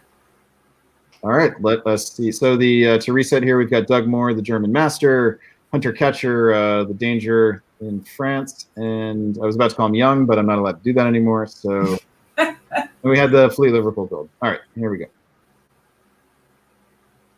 Germany takes North Sea. John Jameson, North Africa. But it's a fleet, so it doesn't really count. I don't know, man. I think on the bingo board, it is an army. What's the point of going to North Africa here with instead of West? it's. I don't know. Ed, what are you thinking there? I mean, It doesn't threaten Spain? Yeah, that's exactly what I was going to say, but I like. So now he can support Tyrrhenian Sea to the Western Med. Mm-hmm. But he doesn't need it. Over in the east, we have Turkey with the optimistic set of orders. Jason. This is it's greedy and optimistic here. Yeah, no doubt about it. But the Russian with I'm not sure what's going on here. Supporting Sev to Warsaw, I think. That is very strange. Yeah. Okay. We have a retreat to There's a Norwegian couple here. of things here. Just note that the Austrian takes Bulgaria in the way that doesn't allow Turkey to retreat from Romania. That's the reason you do it that way. You can't cover it otherwise. It's suboptimal because you'd like to be able to move to the Aegean as a follow-up, but that's the only way to do it and guarantee it. Yeah. But you're getting 2 builds here, and if you want to form an AR here, then you go to Aegean and you support Romania down, right? Yep. You have to. It's a guess whether Black would support Conan here, but it's an option anyway. Okay, let's see what happens. Or you can be greedy. Oh wait! Look at Bulgaria being unowned. Yep. Yeah. This was the greedy option. Yeah, that's the greedy option. But with it not allowing Turkey to build, it's fine. And wow, this happens. And that's brutal. This is an example of a position that in the spring looks really nice, and in the fall no longer does. Why take a chance and walk out of Trieste? Are you hoping to build Fleet Trieste? Is that what you're thinking is there? There's no reason to have walked out of that. Well, I mean, unless he was really worried about Russia going to Vienna. It's the only explanation for it, right?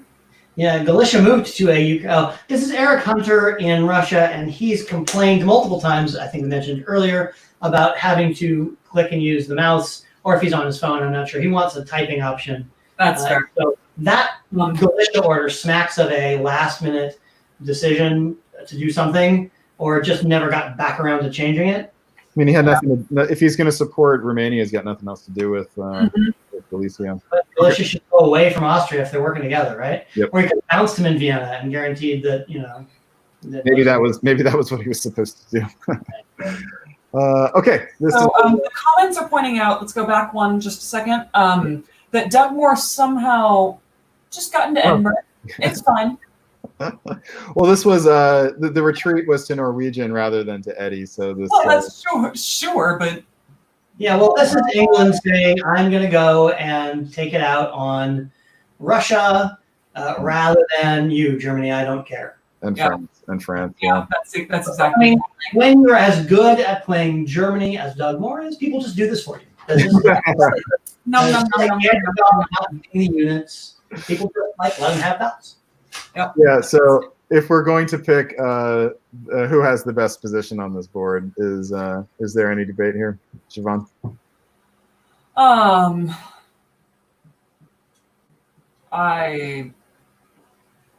Germany.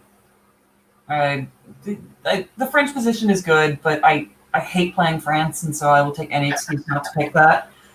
I mean, the German is in North Sea with an army in Edinburgh. Yeah, you got a German in North Sea with an army on the English island in 1902. And no one attacking him. And as far as I can tell, no one is mad at him. Yep. England obviously doesn't care about that. Yep. That's good. It's a good place to be. Now, it's good to be Doug. That said, France isn't necessarily in trouble here yet. No. Or even at all, right? Brest in the Atlantic Ocean, supported by English Channel, works. And he has a problem with Belgium, though, doesn't he? By the end of the year, if he's fighting with Doug, and why does Doug pick a fight with France at this point? Why Scandinavia? Doug doesn't do it now unless Hunter gives him a reason to. Yeah, Hunter's a solid player. He'll play ball. So what does Doug need Hunter for? Explain that. To avoid the perception that he's going to solo in 1905. So early leader syndrome, basically. It helps him. I mean, I think keeping Hunter around allows Doug a bigger play of the English mainland. Yeah, Doug can't really do anything if Italy is getting big with the fleets in the south. Yeah. Yeah. What do you guys say we stick with this for another year? Yeah, let's go for it. All right. Here are the builds. What was that, Chris? Yeah, go ahead, Siobhan. I gotta move my game. Oh yeah. So, Okay. do you want to break these down, or you want me to? No, I'm happy to break it down. Okay, so the English and Norwegian are like, oh wait, he's in my home center. Go to Eddie for no decent reason. But I mean, I guess he gets back in. Doug walks into Liverpool and is at no risk of losing it. But can't actually guarantee retaking of Edinburgh. No, he can't guarantee a retake of Edinburgh, which I don't think he's overly concerned with. And he may just forego that and try and convoy another army into Yorkshire via North Sea. I mean, I think there are a few guesses there, but well, I mean, what else does London have to do except go to Yorkshire, I guess? So, I mean, it would be really fun if he and Hunter got on board and convoyed Holland through North Sea and English to Wales.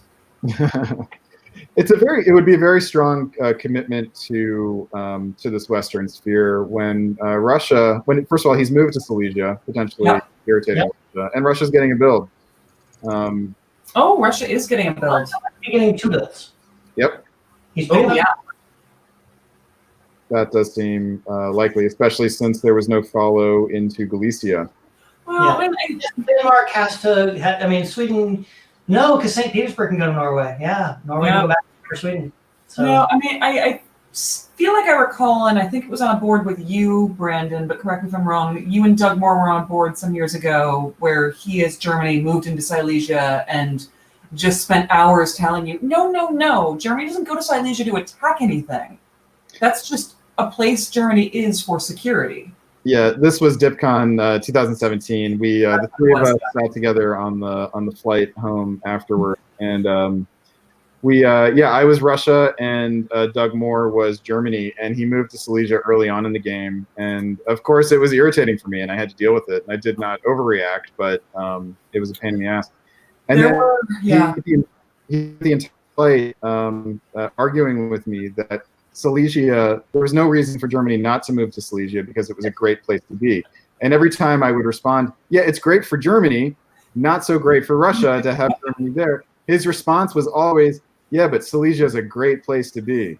And then as I recall at a tournament the very next year, someone did exactly that to him and he got very frustrated with them. Did he? Good. Yeah. I might be remembering that wrong. That may have just been a dream that I had, but we're going to say it's real. That was good. And I should say at the DixieCon, Doug edged me out by the narrowest of margins for the title. Yeah. And if I had handled him a little bit better on that board, I would have won it. So the moral of the story is, if you're next to Doug Moore, just kill him. Yeah, just kill him. Corey's asking, how do you and I even remember a board that happened that many years ago? Corey, I was 7 months pregnant and painfully sober. So I had a really good chance at remembering it. There were also 6 diplomacy players on the first leg of that flight home.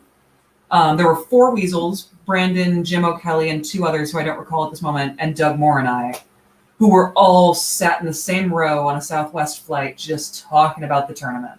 Yeah, that was a good time. So, that was a good time. Yeah, that was coming home from Carnage. All right, so let's get back to some stuff here. Stop talking about us. Let's look at fall moves. What happens here? We've got France and Germany doing really well against England here, but England does manage to keep Doug from retaking Edinburgh, and Russia does the 2-step to get a fleet into position. Will we see a southern South Coast St. Petersburg fleet build here? I want to know. I look forward to seeing that. Okay. At this point, then, so Italy really took the slow road to getting fleets in position over here. Italy gets a build, goes back to Tyrolia. It looks like he and Austria have worked things out.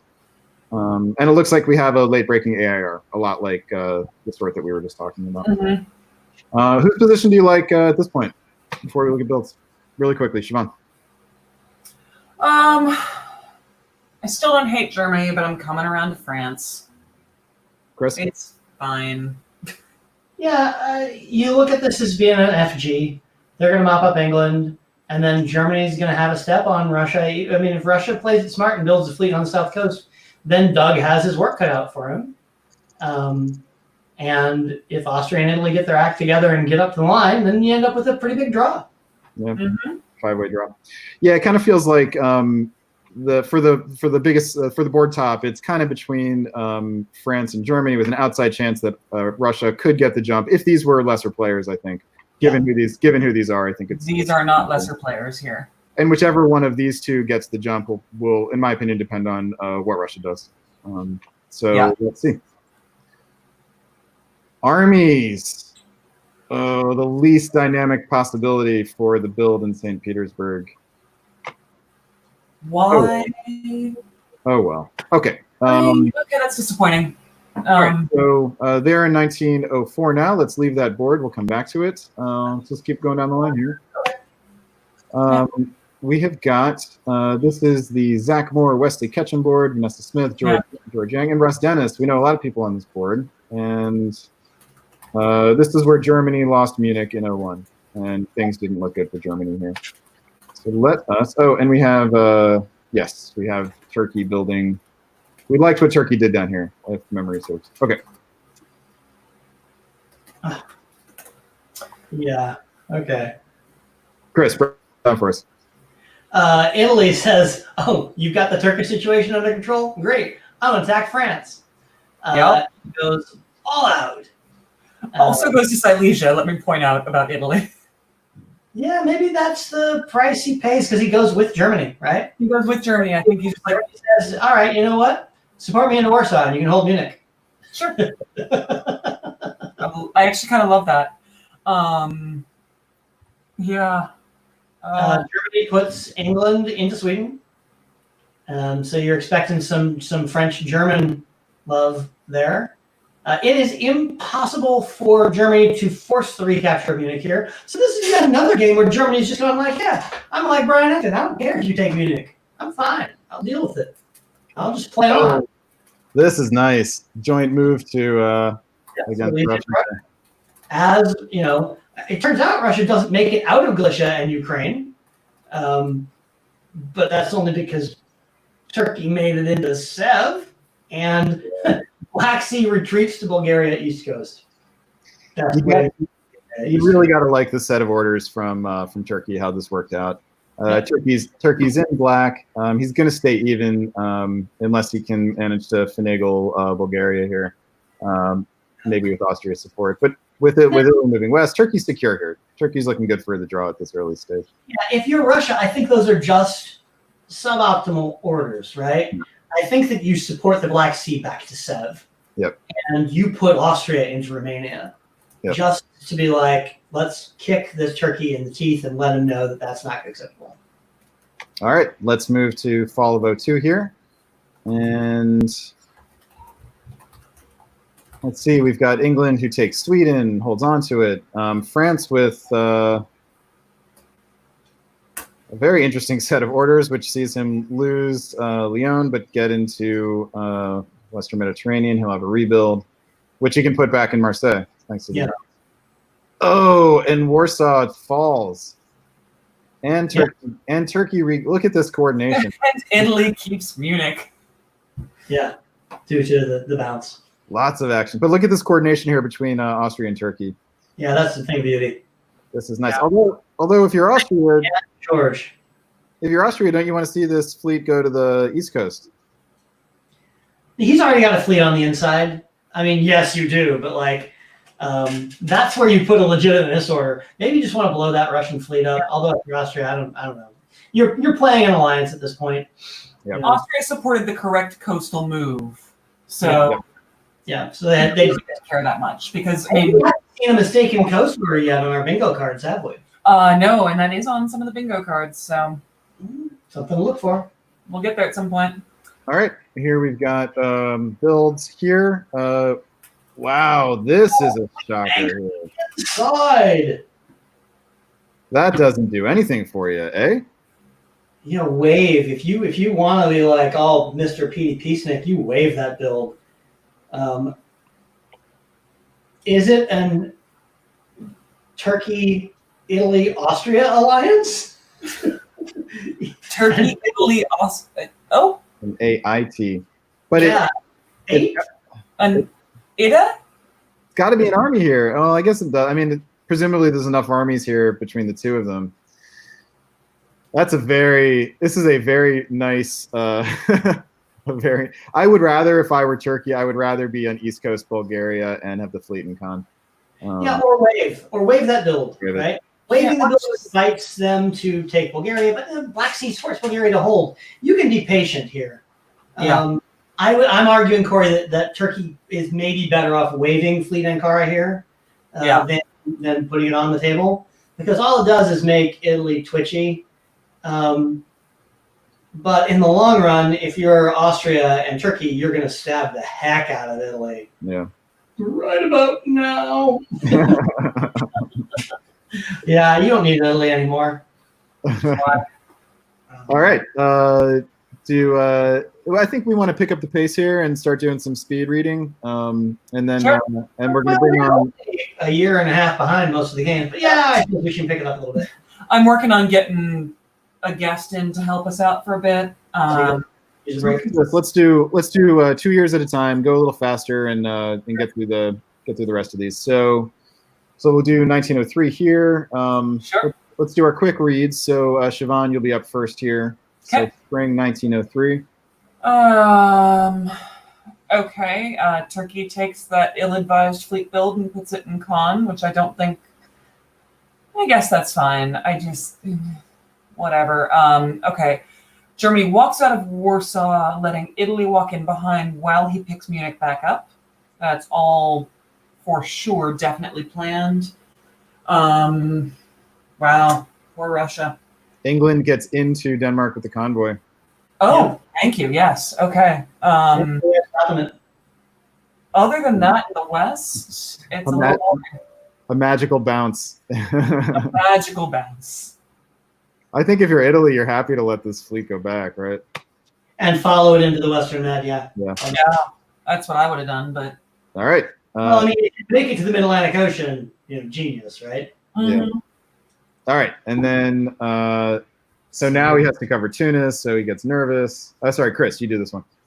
Oh yeah, same. So France gets a little bit of tempo. Bill picked back up. You see that England is really just focusing on Germany here. Tries to convoy into Holland, doesn't work, and Russia holds Moscow by dint of people being too greedy trying to get it. Yep. This is known as the beleaguered garrison, is it not? Yeah, beleaguered garrison. Moscow's just like, oh God, please. But we do see lack of cooperation now between Austria and Turkey, and ominous signs here for that alliance. All right, builds. We've got Germany pulling one because of the loss of Denmark. And we have Austria with a potentially Turkey-friendly build here, though it really could go either way. It at least opens the possibility of moving against Italy. And Germany loses Warsaw and Denmark gaining Munich. So here's an example of Italy taking Munich in 1901, ending up in Warsaw in 1903. He's doing things. He's playing the game. He's messing up other people's games. But is it really helping him? Arguably not so much. No, I mean, he's very vulnerable here. And it would be surprising to see Italy collapse with a little pincushion from Vienna and Trieste. Okay, let us. So that was 2 years of Kitty Hawk. Let's move on to Woolworths, where we left our John Jameson, Chris Brand board with Ariel Mendez Pentate, and Chris Brand in Italy doing his Chris Brand thing. Yeah, Chris Brand in Italy doing what Chris Brand does in Italy. This was the I Had Words for Ariel build in Liverpool. Yes, that's right, the Liverpool build. Thank you. So that's what I'm going to call this board now, is the I Have Words for Ariel build in Liverpool board. All right, I believe it's my turn. So we have Italy letting his army get popped, which is really nice for Austria, although he's got Russia coming in behind. So the long-term situation here for Austria is not great. But he may have a friend, and certainly is hurting Italy in the process. In the north, we've got Germany and England working together. Russia making a bit of a bold move. Now has 2 units on Berlin. So there'll be some guessing here. If you can get France to work with him, we'll have options. And France goes to the Atlantic here from Brest rather than Portugal. This is a bit of a curious move here. You would, yeah, but you would think that if no one was going to the Channel, much rather do it that way. Okay, Siobhan, take it away. Fall 1902. Oh, sorry. Okay. I wasn't actually paying any attention to the conversation we were having. Ariel, okay, Work. gets Holland out of it, and France takes Belgium, and all right, it's not the worst thing. I had words, but it's actually kind of working for Ariel. I'm looking over here. Okay, Italy takes Trieste back because it was his. Gets to Albania. Okay, I mean there's a lot of who's working with who in the East is what I'm trying to figure out. Russia's helping Italy. Russia's helping Italy. Turkey's helping himself. Turkey's helping himself, but not really anti anyone. Italy is anti Romania. Forced Romania. Yeah. And convoyed to Greece. Okay, so Turkey is anti-Russia. Russia is at least quasi-anti-Austria. Italy is definitely anti-Austria. Yeah. I think if you're Italy here, I think Tanya kind of out-clevered herself a little bit in the north instead of just supporting. I mean, she said, okay, he's going to support himself to Berlin. Maybe I can sneak behind him into Kiel. But no joy. Yeah, she didn't have a lot of great tactical options. Now she does. Yep, she's in Prussia. She will. But she is pulling a unit, I believe. No, she picks up Budapest, so she's even. Yeah. So my guess is that having to choose between Italy and Austria here, she chooses Italy because Italy can potentially help her against Turkey. Austria cannot. So. Turkey's +2. That's a great Turkish position. Yeah. Okay, here we got 2 army builds. Yeah, all day. Yeah, no worries about Italy sneaking in the back door here. Italy's picking a fight with Austria. Yeah. Yeah. So, all right, let's keep going here. This is Chris Martin's turn, and now we have a fleet Liverpool. Day late and $1 short. And an army. Even though we still have 2 armies on the island. Maybe this will be a game-long feature. Always have 2 armies on the island. Chris, what happens here? Successful convoy to Denmark. It's great. Heads out to the North Atlantic Ocean, arguing, hey, France, not really anti-you. Let's work together. I'll support you into Ruhr. And he does. Tanya walks everything back from Germany and correctly foils the capture of Sèvres for a season. That won't last. Turkey's position continues to improve. Austria on his last legs here. Yeah, I'll take Turkey all day here. France is too passive. And John Jameson. Oh, John. Oh, John. Yet another chance to move to North Africa passed up, John. Why? There's no reason to leave Portugal there, yeah? I mean, none whatsoever, unless you just don't want to scare anybody. Well, if you want Italy to keep doing what he's doing so that he can, in theory, maybe fight Turkey a little bit, then you don't want to spook him. I might move to the Spain South Coast here anyway on GP. This is a real alliance, a real draw-based kind of game for him, isn't it? He's not looking to get big here or go for a solo. This is a plan that gets him to a draw. Yeah, but I mean, if you're France, are you looking at this board and you're thinking, oh, ho, ho, this is my chance to solo this round? Probably not. England's doing too well. Probably not. Germany's got too many people going on. Yeah. With England and Turkey doing well, nobody's. They're the only ones who have a chance to solo in the end. Yeah. Okay, let us keep going here. It is, I believe, my turn. Mm-hmm. Here we have Turkey getting away with it, with everything. Gets Serbia, keeps everything, leaves Greece open without difficulty. This is very savvy play from Yaroslav Bartko. Ah, I think a lot of turkeys would be nervous to leave Greece open here, despite the fact that the Austrian fleet in Apulia ties up both of these fleets for. But he gets away with it, man. So he's got another 2 builds. He's popping 2 more down here. Yeah. And Tanya will get a rebuild because she picks up Sweden. Tanya, no spoilers in the comments. Yeah. She didn't relive it so soon after it happened. Yeah. This is a stunning move here for me. Yes. That's just thinking that he's going to get a step while Tanya's doing something else. Ariel just optimistic, and North Atlantic Ocean holds. Okay, fine. It's fine. Disincentivizing France from coming after you a little bit. I mean, as long as Jameson's keeping these 2 fleets here, you kind of have to watch your back door, right? And that is, I don't know that I'd take the other army off the island in those circumstances, but there you go. But okay. So, but I believe he stays even because he picked up Denmark. So, and in all fairness, you can recapture Sweden right away here. Jameson gets a build here in Munich. So let's see, Siobhan, give us a build analysis. He's up. Is it just the one? He waves it. He waves the build. Oh shit! He waves it. Okay. You know what? With the lack of movement from the fleets, it doesn't actually shock me that he's waving it. He's chugging along. He's picking up his builds. Maybe he'll pick up another next year, and everyone will forget that he then gets 2, which is, I think, kind of a delightful place that John would like to be in. World champion Chris Brand defends the Mediterranean by force of personality. Force of personnel, which is really Chris Brand's style. So it is worth pointing out, there have now been fleets in Mid-Atlantic and the Aegean for several consecutive turns, and neither have gone to Western Med or. And Turkey's not building fleets, France is not moving fleets into the Med, Italy is not fleet heavy. Let's talk about the lack of fleets down there. All right, was that 2 years on this guy? I think it was, yeah.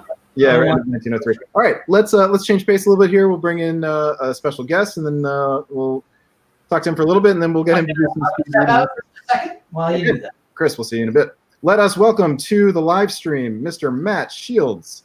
Welcome, Matt Shields. The one. Hey, everybody. How you doing? Matt, I don't know your credentials, so you're going to have to tell him. I have absolutely no credentials. Are you? Wait, you're a member of the second. I'm just some guy that Siobhan found in the YouTube comments. Well done. He sounded interesting. Out in the wilderness of Oregon, correct? Yeah, pretty much. Yeah, Portland. Yeah. All right, Matt, you've won a tournament recently back in Montana, besting Siobhan and me. I think we were the 2nd and 3rd place players. Oh, that's right. Yeah, we were 2nd and 3rd. Am I right that you placed 2nd at a recent DipCon? Did I place 2nd? I remember placing 3rd. Was I 2nd? I feel like I was 3rd. Matt was 3rd 2017 to Brandon's 2nd, I think. Oh, at Carnage. The Carnage DipCon. Yeah, that sounds right to me. Okay. Oh, I thought someone had told me that at the past DipCon in September in Seattle you placed 2nd, but I guess not. No, Matt was. No, I was TDing in that tournament. Oh, very good.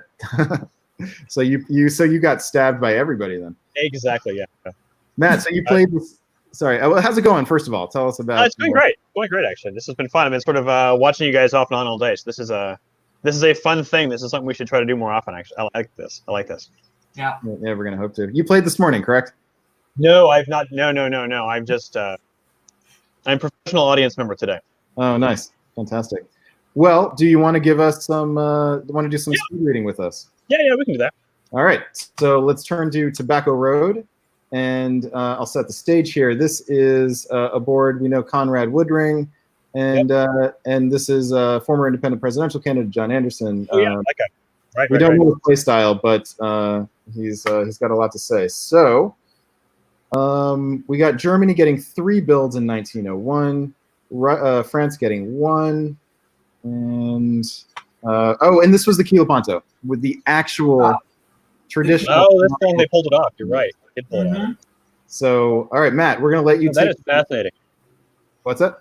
No, that's fast. That's fascinating. Yeah, there were a couple of like almost kilopoundos this morning. I hadn't seen one that had actually gone through yet. But this is the real deal where Italy Looks actually like they did it right. Yeah. So Matt, build got the and he puts down we an got the army build in Venice. I'm just going through checking out these builds here. This is interesting. Russia had only the one build and went army north. Oh, that's interesting to me. So That this is army in interesting. Venice generated some discussion among us. For me, this would concern me if I were Austria. Chris and Siobhan didn't care so much about it. So I think I'm okay with it. I feel okay about that army. all right, let's dive into the speed reading. Matt, you are going to break down Spring 02 moves, and here they are. The Spring 02 moves. Okay, what are we seeing? Glancing really quick at Spring 02. Austria seems like he's pulling. Oh wow, Austria is pulling back. Has Austria had a change of heart here? I mean, they busted This up. This looks a lot like an Austrian change of heart. Supported move back into Serbia from Bud. While Russia tries. No, Russia's not trying to move out. Russia is self-bouncing in Galicia, which means Russia probably didn't know this was happening. That's interesting. The bounce in Aegean is what we'd expect. That's kind of a guess. And actually, that's probably just as well for Italy that bounce, that he didn't go to Eastern Med. And then in the West, yeah, because if he's in Eastern Med, then he's almost tied up with Turkey, and he's gonna have a hard time getting back. What am I seeing? Venice here. This is Venice to Tyrolia. Venice to Tyrolia. Okay, that's right. Okay. So Austria. What do we have in the West here? So England's moves are interesting here. Yeah, England's moves are interesting. I'm not quite. I don't like that. I'm not sure. Yeah, that seems like England is trying to come back to cover London because he's worried about a French attack and just wants to get the army out of the way. But that seems like an awful lot of units that honestly aren't doing very much. And you're defending. You now have a defense that was already covered. Yeah, I mean, you could have just held in London and done anything you wanted with that fleet. He's also defending Liverpool, right? It is defending Liverpool. I'm not sure I see a good reason not to go to Wales instead. If that's your concern. If France plays it straight, you can now convoy that army across. Yeah, that's true. That's true. Yep, but it is a fairly conservative way to go about doing this. Yeah, it is. Yeah. No, Chris is right. That's probably fine. All right. Another bounce in Sweden is pretty much normal. Yeah, that's mostly what I'm seeing. I like the German move to Baltic. That's good. That's what you should do. Chris, let's move on to fall of 1902, and you're on. What do you see? Russia says, screw you guys. I'm going after Germany. And Germany says, I'm going to attack France. And England says, great, let's do it together. So Germany with a build here. I'm not worried about them. I'm not worried about that Russian move in these circumstances yet. Austria gets this wrong. Why do you cover Budapest instead of Vienna? Why do you cover Trieste instead? If you're going to go to Vienna, then sure, follow to Tyrolia. If you're going to go Adriatic and Venice, so many better choices for Austria here. Turkey looks good. Turkey advances their position nicely. This had to be just worry about Russia, but this is Austria who can't decide what the bigger concern is. Yeah. But boy, does this hurt Austria here. They've lost the tempo and the position and the ally. Looks like they have a Russian ally, but how valuable is that going to be? With Russia not building and Turkey moving into the Black Sea, not so good. Yeah. They could have forced Bulgaria there. They had 3 units. Yeah. It was a lock. Why not take it? Why move to Galicia if you're Russia? Why can't you get that together? Yeah. So possible we could be seeing another ART here. More likely, Turkey's going to choose an ally to go with and go with it. Okay, let's keep going here. We've got winter. Siobhan, what do you see in winter here? Whole lot of armies. I'm sorry, I wasn't paying attention to most of that analysis. No, that's fine. Let's move forward. We got a lot of armies. Really irritated. All right, Siobhan.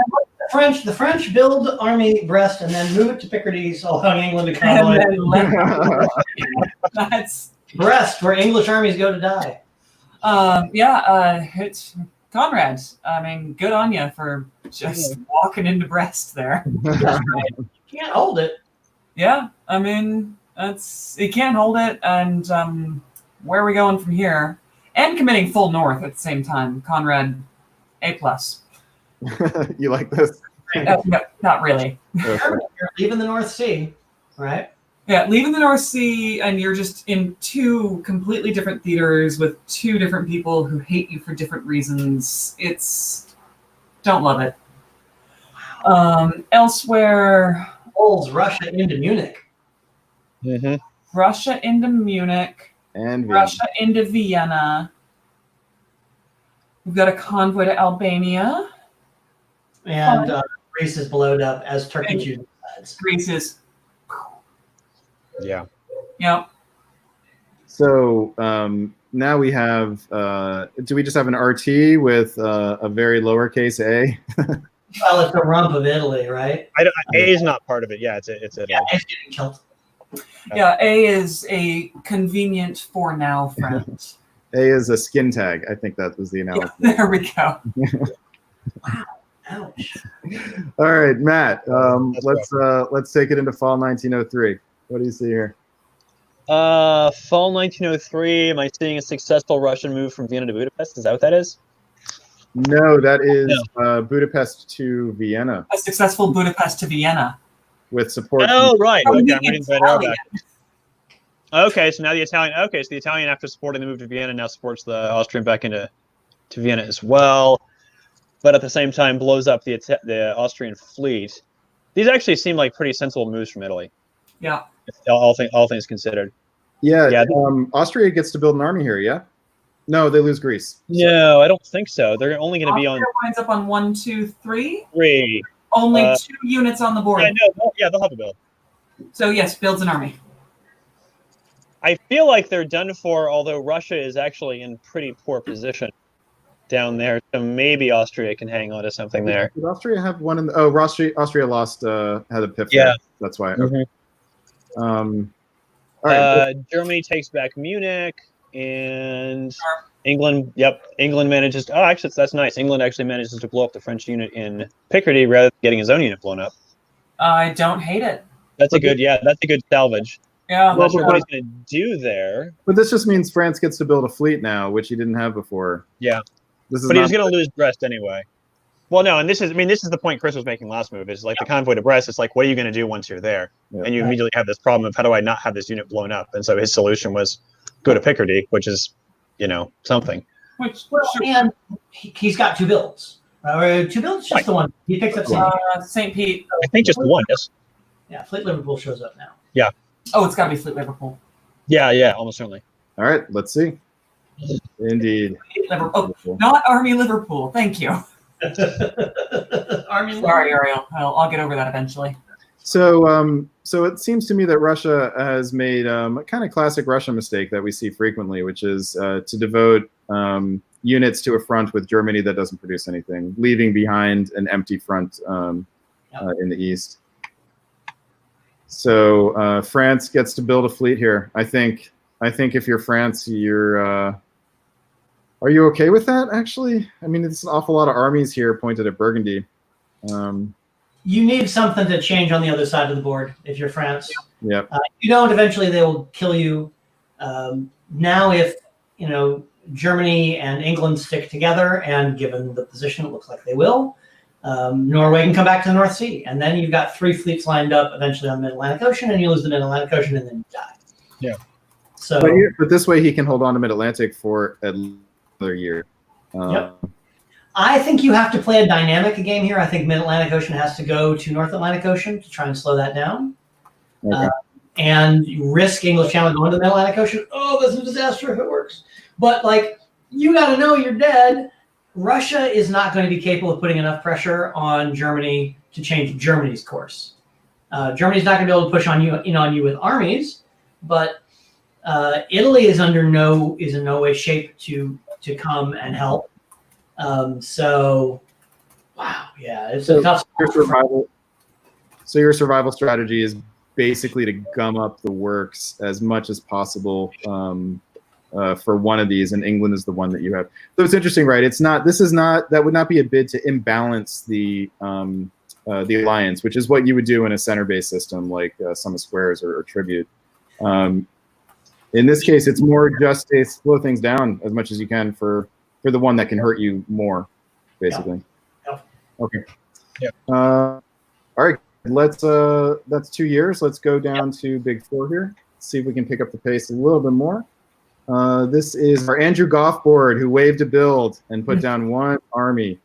He's got George Linkert in England and Steve Kohler in France. All right. Whose turn is it here? Is it Chris's or? Might be me. All right, Chris. I'll take it. Talk to us about spring 1902.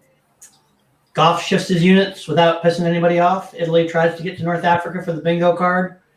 Austria bounces Italy in the Ionian and rolls on Tyrolia. This is going to be a problem for Italy. Yeah. Fleet gets blowed up as Austria and Turkey are making a bid for doing this thing together. Russia correctly bounces Berlin out of Prussia, but fails on the support of St. Petersburg to hold needed to. Well, that's going to happen. Conservatively. That's very curious, right? I mean, Western triple-esque, except Germany's like, can I please have Belgium, Mr. Goff, sir? Please, Goff, can I have You some feel more? like you must. and Goffy gives it to him, right? Like, Yeah. Yeah, probably. Yeah. all right, let's push it. Fall 1902. Siobhan, your turn. Goffy does not give it to him, it turns out. England conspires to prevent it. Okay, so there goes that whole Western triple idea as Barents pulls back to Norway and Norway goes to Skag and there's a bounce in Belgium. Meanwhile, Goff pivots everything back, Burgundy, Piedmont, Western Med, and Italy loses Venet. Oh, Yeah. Italy. Mhm. You poor thing. You poor thing. You know, this pair of moves, on most players who would do this, you see players make an ineffective attack on Italy in this sort of situation, and they waste units doing it. And in this case, you know, not only would it be silly to assume that Goff is doing something that ineffective, but there's an obvious reason why he would want to put units over here, and it's this guy getting too big and having too easy a time with this guy. So the units are not coming over to threaten Italy; they're coming over to help him. And let's not forget, he's got a build in pocket. Doesn't need to pick up a dot. He can build whatever he wants, and all of his dots are open. The world is his oyster.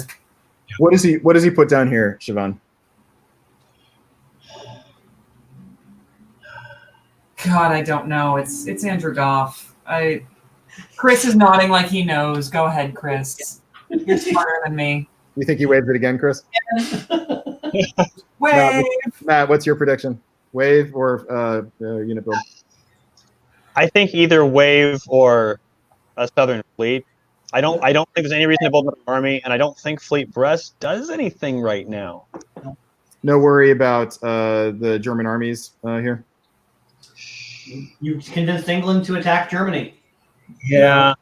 I think England and Germany are entangled enough. Yeah. I think he builds, and yeah, I'm with Matt. I think it's the Southern Fleet. All right. I could see him waving it again. I really could. Oh, it's already there. Okay, well, we know nothing. Excellent. So, right. To be concerned about the German armies, right? Is the Yep. answer. Yeah. Okay, maybe he's more concerned than I thought he would be. Yeah, same. I would be personally, but you know, with Goff, like, you know, there's this second level of four-dimensional chess being played.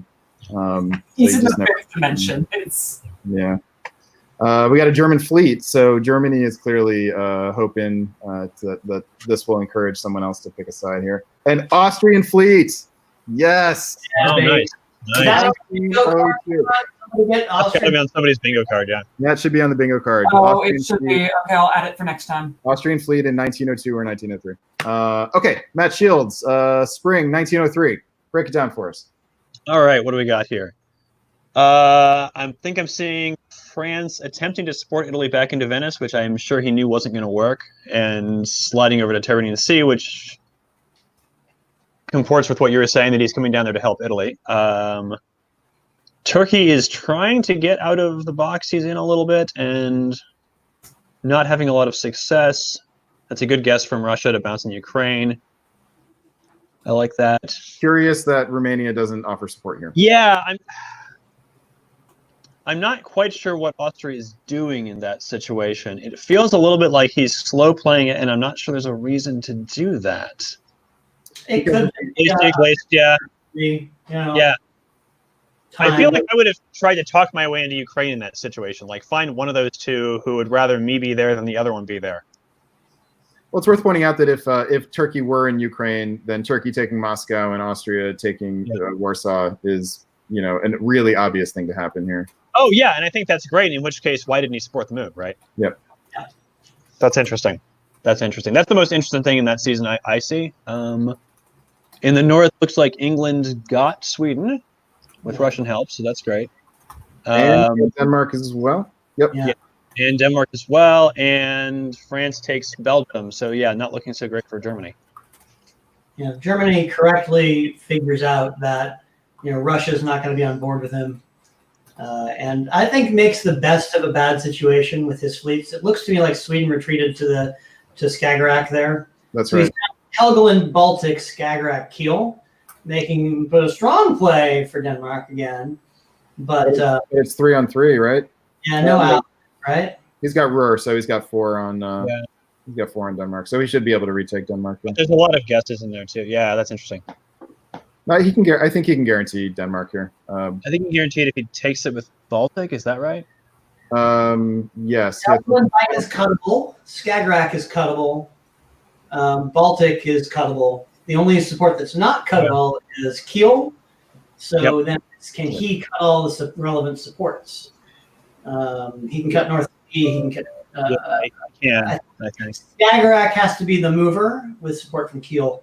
Baltic cuts Sweden. Helgoland supports North. Cuts North. Yeah. There's also an empty Norway in there that England has to worry about. Yeah. Yep. Yeah. Right. So okay, good. And then let's keep going here. It is Siobhan, you're up, I believe, or is it Chris? It's probably me. I was distracted, so I haven't even been talking. So Well, let's. actually think it's Chris. all right, it's here we Chris' go. turn. Russia turns again. Puts Germany back into Sweden. Oh, Yikes! Austria. But also takes Hull. Austria takes Warsaw in the most aggressive way possible, but and at least offers the Black Sea, offers Romania to Turkey as a good friend and ally. Oh yeah. They force the Ionian, and but Holland gets piffed. Yeah. I'm not a big fan of them not convoying the army to do this, right? Same. North Sea should have convoyed. Oh boy, there's right? no reason not to, right? Yep. Except that now Denmark has a place to retreat, and it retreats to the North Sea. Still, you'd rather have an army in Holland. There, Sweden should at least be supporting Denmark to hold. Yeah. Even if it's cut. Yeah. Okay. Power play by Russia here on their way out. How do you feel about the AT? Balanced enough? Imbalanced? Siobhan, take that one. I mean, I think Austria's getting what Austria usually gets in situations like this, where they get the early dots but spread themselves out. I mean, Turkey's an Ionian, right? Turkey just got into Ionian, and it's a very weak Italy and a France who just is barely. His presence in the Med isn't even worth mentioning. It seems like. So I think in the long run, Turkey wins. In the AT. In the AT, yeah. Between France and Turkey, who would you rather be here? Between France and Turkey? Would you rather be Andrew Goff or somebody else? Would I rather be next to Andrew Goff? Or no, Yeah. yeah. Oh no, and actually Andrew Goff. That's right. He was Germany in the last game. No, I think I'd still rather be France. I love this Austrian position. I don't. I do. Oh, I love playing Austrian. I don't like it. You What got do you love about it, Chris? here. You got Turkey moving around you, but not getting builds. You're getting builds. France has come into that as ineffectually propping up Italy, right? Forcing Turkey to devote all its forces out there while not getting any builds. You're getting a build. Slap another army in Vienna. Go take Munich, right? It's you're not going to solo from here as Austria, but you're unlikely to get stabbed by Turkey either. Mm-hmm. You feel the same way, Fields? Matt? I think I do. Turkey's pretty fleet heavy, so he's not really in that great of a position to stab. Like, I'm having a hard time seeing where the Turkish stab comes from. I mean, obviously, eventually he could find a way, but right now I don't see a good way for him to do that. It seems like Turkey is forced just to go around him and try to plow through the meta. Sure. Which will work, but it's slow. All right, we will see what happens. Here are the builds. Austrian army in Trieste, Yep. Vienna, and we have a fleet build here. Fleet build in London's interesting. That's very interesting. Yeah. We will come back and see if anyone ever attacks Andrew Goff. But for now, let's move on to Michael Jordan. Minor league baseball player Michael Jordan. And then minority owner of an NBA team. All right, good. This is our Randy Lawrence Hurt and Christian Klein board. Also have Fondy Anderson, Christian Stone. And this is Fall 01, or Winter 01, so we have a lot of builds on the board here. And this is the one where we had Austria pulling two Turkish armies in. Oh yeah. And we got this. Okay, and we got two Italian builds as well, taking Munich. Okay. Oh yeah, it was if Italy builds double fleets, Austria wouldn't build anything in Trieste agreement. Okay. All right, Siobhan, I believe it's your turn. Sure. Here you go. Okay, let me. That's a. Okay, Munich is fun. Belgium supports Holland de Ruhr for no good. England just plows north. Okay. Supported Italy against Germany. So wants Germany to die. Germany loses Sweden. Picks up Denmark.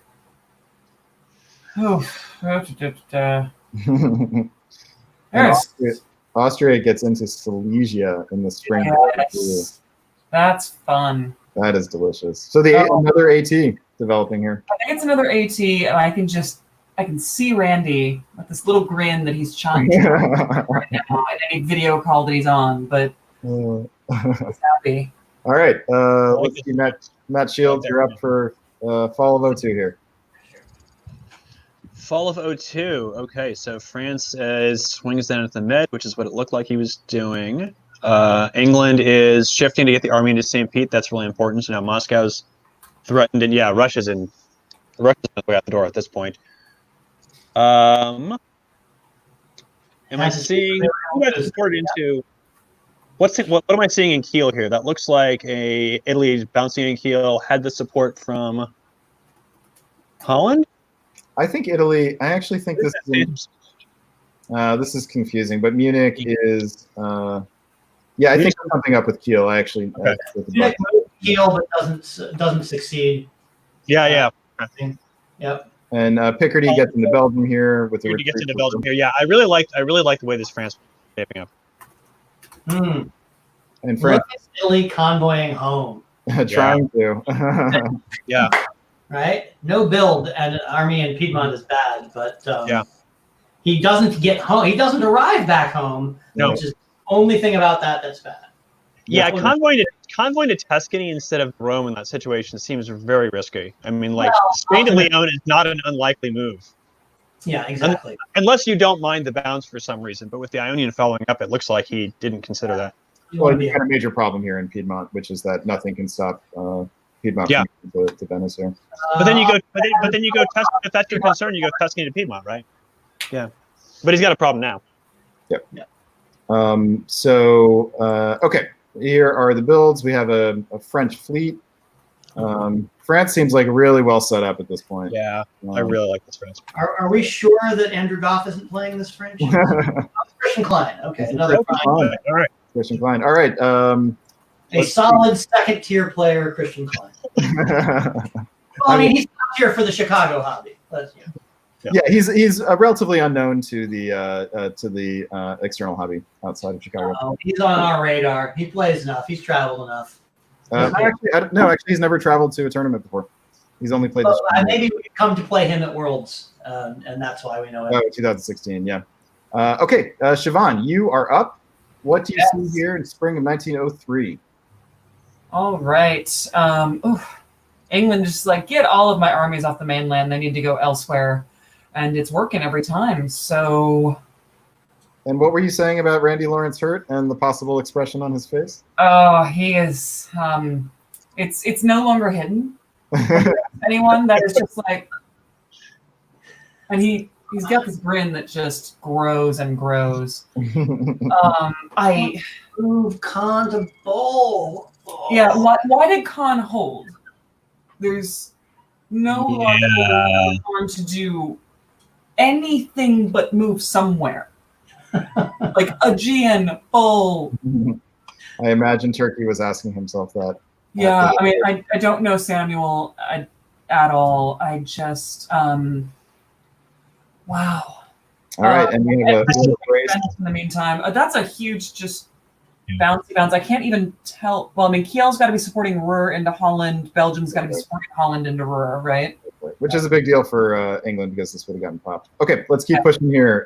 Chris, I believe it's your turn. Okay. Through fall of 1903. In a sort of unsurprising move, Italy decides they're going to give up the Tyrrhenian Sea in order to get Venice back. I looked at that and I was like, why would you do it that way instead of convoying home from Tunis? And I was like, oh, okay, because you don't want to give them the chance to walk to Tunis here. So that's all good for them. I note that Austria stabbed too soon, doesn't hold Romania, and misses an opportunity to walk into Warsaw, ironically. Italy loses Munich to Germany here, and Russia picks up Denmark but loses Sweden in the process. Ay, ay, ay. Yeah. This is a big mess that if you're France, you're probably pretty happy with. Trieste supports Romania to hold. Worried about Trieste. Like Italy doesn't obviously have French things to do. But but a French retreat would. Yeah.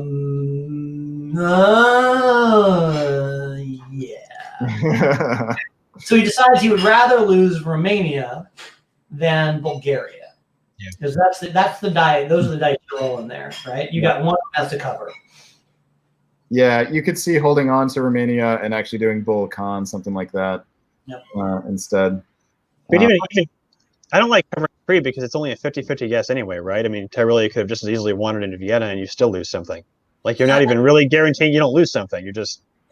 I think Tyrolia, Tyrolia is doing something with Venice, right? Yeah. I think you can be confident of that. Yeah. What was Tuscany's order? Tuscany's order was to go to Rome, I believe. The arrow is a mess up here. Theoretically, there was a bounce in Rome with Venice. It's hard to see. Oh no, Venice went to Tuscany to cut support for the Tyrrhenian Sea.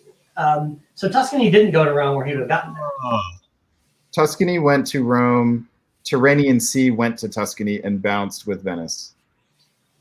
That's what happened here. So why did Tuscany not make it to Rome? Oh, it did make it to Rome. It did make it to Rome, yeah. Ah, got it. You just can't see that yet. Okay, got it. Yeah, there we go. Okay, and then with the builds here, nothing too surprising, in fact. Except maybe that England didn't build another army because he seems to like that. Okay, let's drop down to Lexington Barbecue. And Matt, you're still with us, so you get to talk some more. This was surprising. Let's see, for 2 German army builds, which seems to be the chic of the night. And we've got a French fleet in Belgium. This is Nicolas Sahuguet in England. And Germany is Tim Richardson, who's always entertaining. Eddie Brisson in Russia, to keep in mind. And all right, Matt Shields, here you go. Spring. Did I catch that Joe Wheeler was the sub in this game, or was that a different game? No, this is Joe Wheeler from Go. Okay. Okay, what are we seeing here? Turkey is trying to move all of his units in a circle and fails, so that's a whole lot of moves that didn't actually do anything. And loses Bulgaria? Yes, loses Bulgaria. But Greece. Oh, that's rough. That's rough.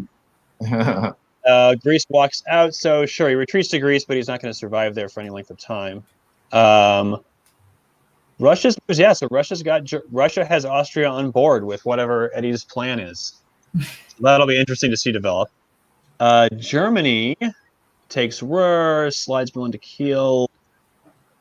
Those feel like very conservative moves from Germany. I don't have an immediate suggestion, but it feels like there has to have been something better for Munich to do than hold in that situation. Yeah, go to Burgundy. North Sea is supporting Norway, which I guess technically could have been attacked, so sure, that's fine. Slides Eddie up. I kind of feel the same way about Liverpool. I feel like there's probably was an order there, but maybe not, though. Maybe there really wasn't anything for to do. I like France's position okay. I really like Russia's position in this. Italy has some play. Italy has some interesting... Sorry, Matt. For France, what about these moves better than Belgium Sports Burgundy, Burgundy Sports Belgium, Paris to Picardy? No, I think those are basically the same moves. I mean, I guess Belgium could have been popped under those circumstances with an EG attacking you. But, man, if you're going to end up in Belgium and Picardy and Burgundy, this is the most backwards way of doing it. Yeah. Doesn't it open the possibility of a strategic realignment? If he wants to try to get England on his side, moving a fleet off of North might help him do that. Oh, Belgium's a fleet? Yeah. Belgium's a fleet. Yeah. That's the answer to the question. Well, and Denmark tried to support that fleet in Belgium to the North Sea. Yep. And he declined. Yep. Yeah. Would have worked. Does this aggravate Germany? And it would have worked, wouldn't it? Norway didn't even bother to support Norway. Norway didn't even try, would have gotten cut even if he did. But if you don't necessarily trust this and you want to see some good faith, but now if you're France and you see, the line of armies here, he's got a build coming though, so his build will be interesting. Likely an army here. But you never know. All right, guys, slowed us down, not realizing that was a fleet. Okay, here we go. Fall of 1902. Matt, I think you're up. Yeah. Or who went? I think I just went, but I can go again if you want me to. No, we'll do Siobhan here. Toss me in. Okay, so, oh God, Holland supports Ruhr to Picardy, I think is what that actually says. Yeah. There was a misclick in those tiny little territories on Backstabber. Yeah. I'm going to guess. Not that it matters. It wouldn't have gotten so. It wouldn't have gotten into Belgium anyway. Meanwhile, North is convoying Yorkshire to Holland, which no one is supporting. Oh no, Belgium was supporting. Belgium supported, but it was cut by Ruhr. Okay, got it. Otherwise, it's Eddie in Russia has convinced the Austrian whatever his brilliant plan is, and the Austrian is just like, oh, okay, I've heard your name before. Let me just do whatever you tell me to. And in fairness, Austria picked up Khan here, yeah. And Greece. I'm going to tell everyone right now, if you are not a Chris Martin or a me or a Matt Shields or somebody who's traveled to a lot of tournaments and done very well, Brandon, you're also in this category. If you are like newish to the hobby and just want to learn, allying with Eddie and letting him teach you all of this, there is a 99% chance here that Eddie's never going to stab, even if it's like a 5-dot stab in front of him. Really? No, Eddie is all about, I want this person to come into the hobby. I want to teach them by practice and doing it with them.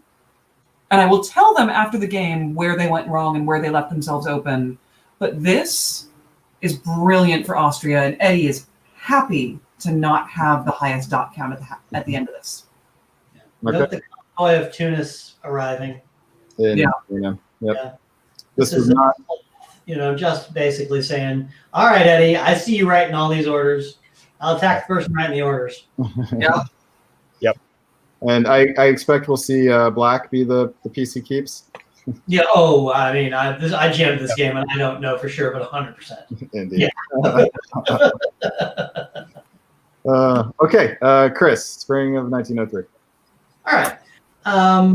He offers to try and put Italy into Armenia. No joy for Turkey.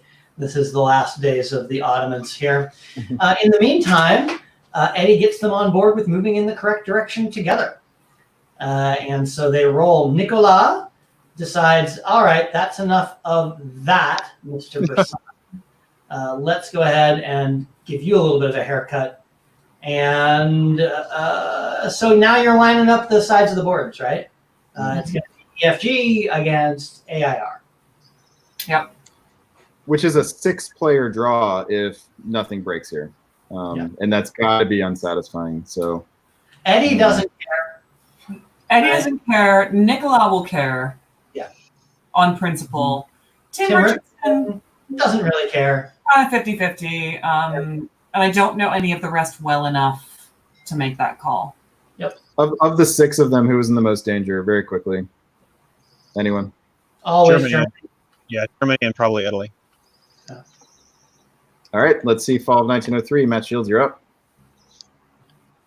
Fall of 1903. We've got England takes a swing at St. Pete, which I'm sure he knows he's not going to get. That didn't go right.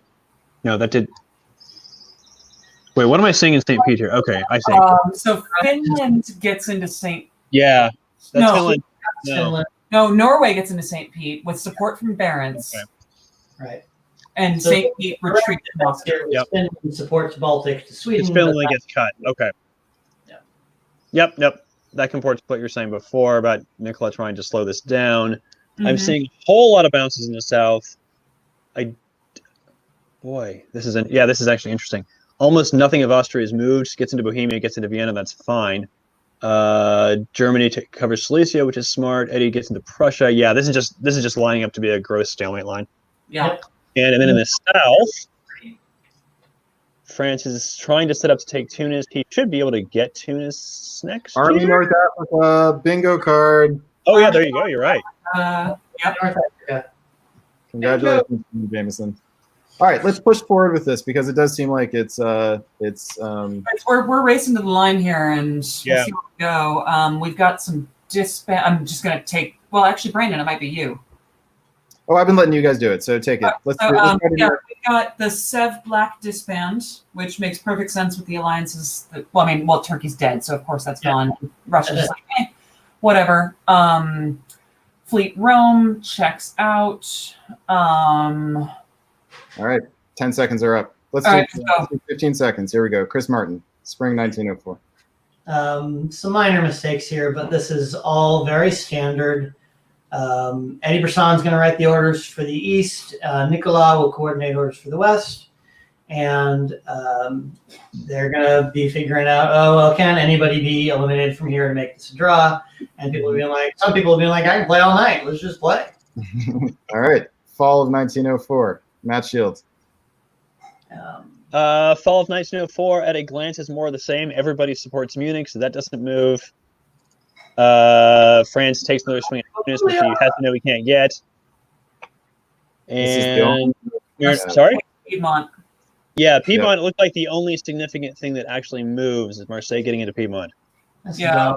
Anything else that really moved of consequence? I don't Rome think so. Yeah. passed me. Smyrna went to Apulia. Yeah. Spirit of Multi-national good. convoy. It's definitely the right thing to do. Norway. Yeah. I'm trying to decide how much I think it matters that Piedmont fell. It does matter. Yeah. Is that enough to get Munich? I don't think it is. No. Well, I mean, But it creates a headache. trying to get Munich, right? Yeah. If the attack was going the other way, it would matter. This way, it doesn't really matter. Yeah, and there's not. I guess the other question would be, could France get another unit in here to threaten Venice? But no, because Apulia's there. Apulia. Yeah, no, pulling back to Apulia was really The important. Apulia convoy was brilliant. I thank God he's in Tuscany.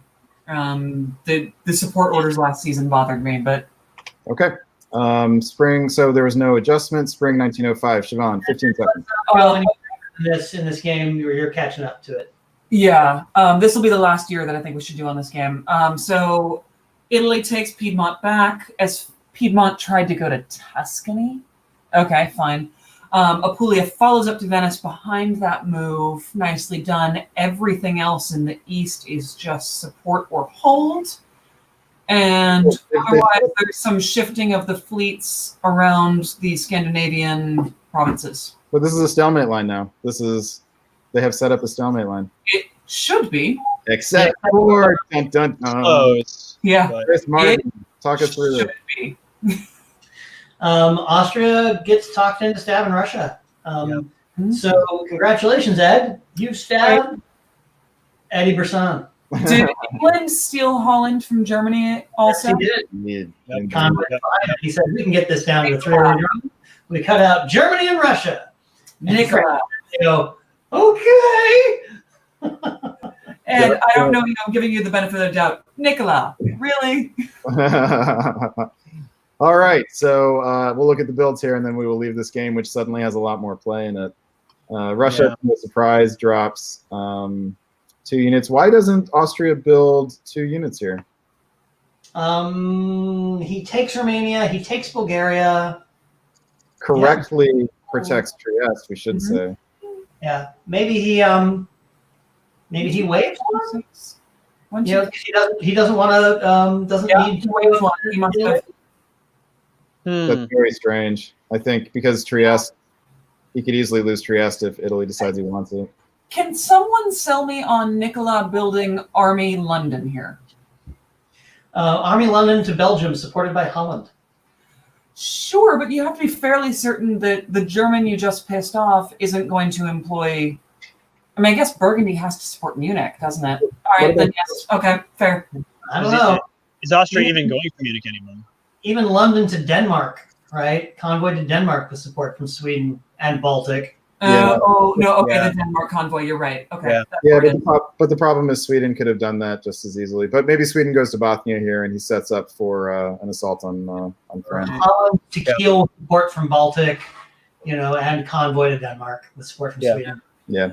I see y'all in the comments. Never stab Eddie, says Mitch. Probably smart. Drama, Carl. Yes, there is. And Tanya, cheers. We're all going to get unfiltered as this goes on. But Yes. as stabs go, this seems to me perfectly well conceived with England attacking Germany at the same time. What really can Russia do? Italy stays on board, man. Boy, if Italy falls apart Italy here, has to stay on board. Yeah. But if France moves on Italy, then it's a 3-way: France, England, and Austria, right? Unless Italy goes really hard at Austria, I suppose. Yeah. I don't like the build wave here. I would have built. I don't like the build wave at all. Carl in the comments says should have built in Trieste. Yeah. Arguably. Kind of like the other. Okay, let's keep moving to another game here. Let's go All back. right. Veil of humility. Of humility. Well, this is where you and I come from, Chris. All of that humility, it was instilled in us since our childhoods. All right. Let's keep up with the speed. I'm liking it. So This is the ART, the rat. Oh, right. Dan in Austria, and this was Bill Hackenbracht in Russia, and Turkey jumped on board as well. Sure. So who's up here? I believe Matt, you're up. So spring 1903. Break it down. 1503. France coming hard into the Mediterranean, and England. Oh, that's interesting. England following up to the Mid-Atlantic, which does not look like England. That does not look like an English stab. That looks like England trying to participate in this. So that'll be interesting to see how that works. Russia trying to push west, not having much luck. Romania going back to Ukraine is jumping out at me, and I'm trying to understand what that's about. Why are you not going to Galicia? I'm not certain. And Italy, Italy continues to be in a world of hurt.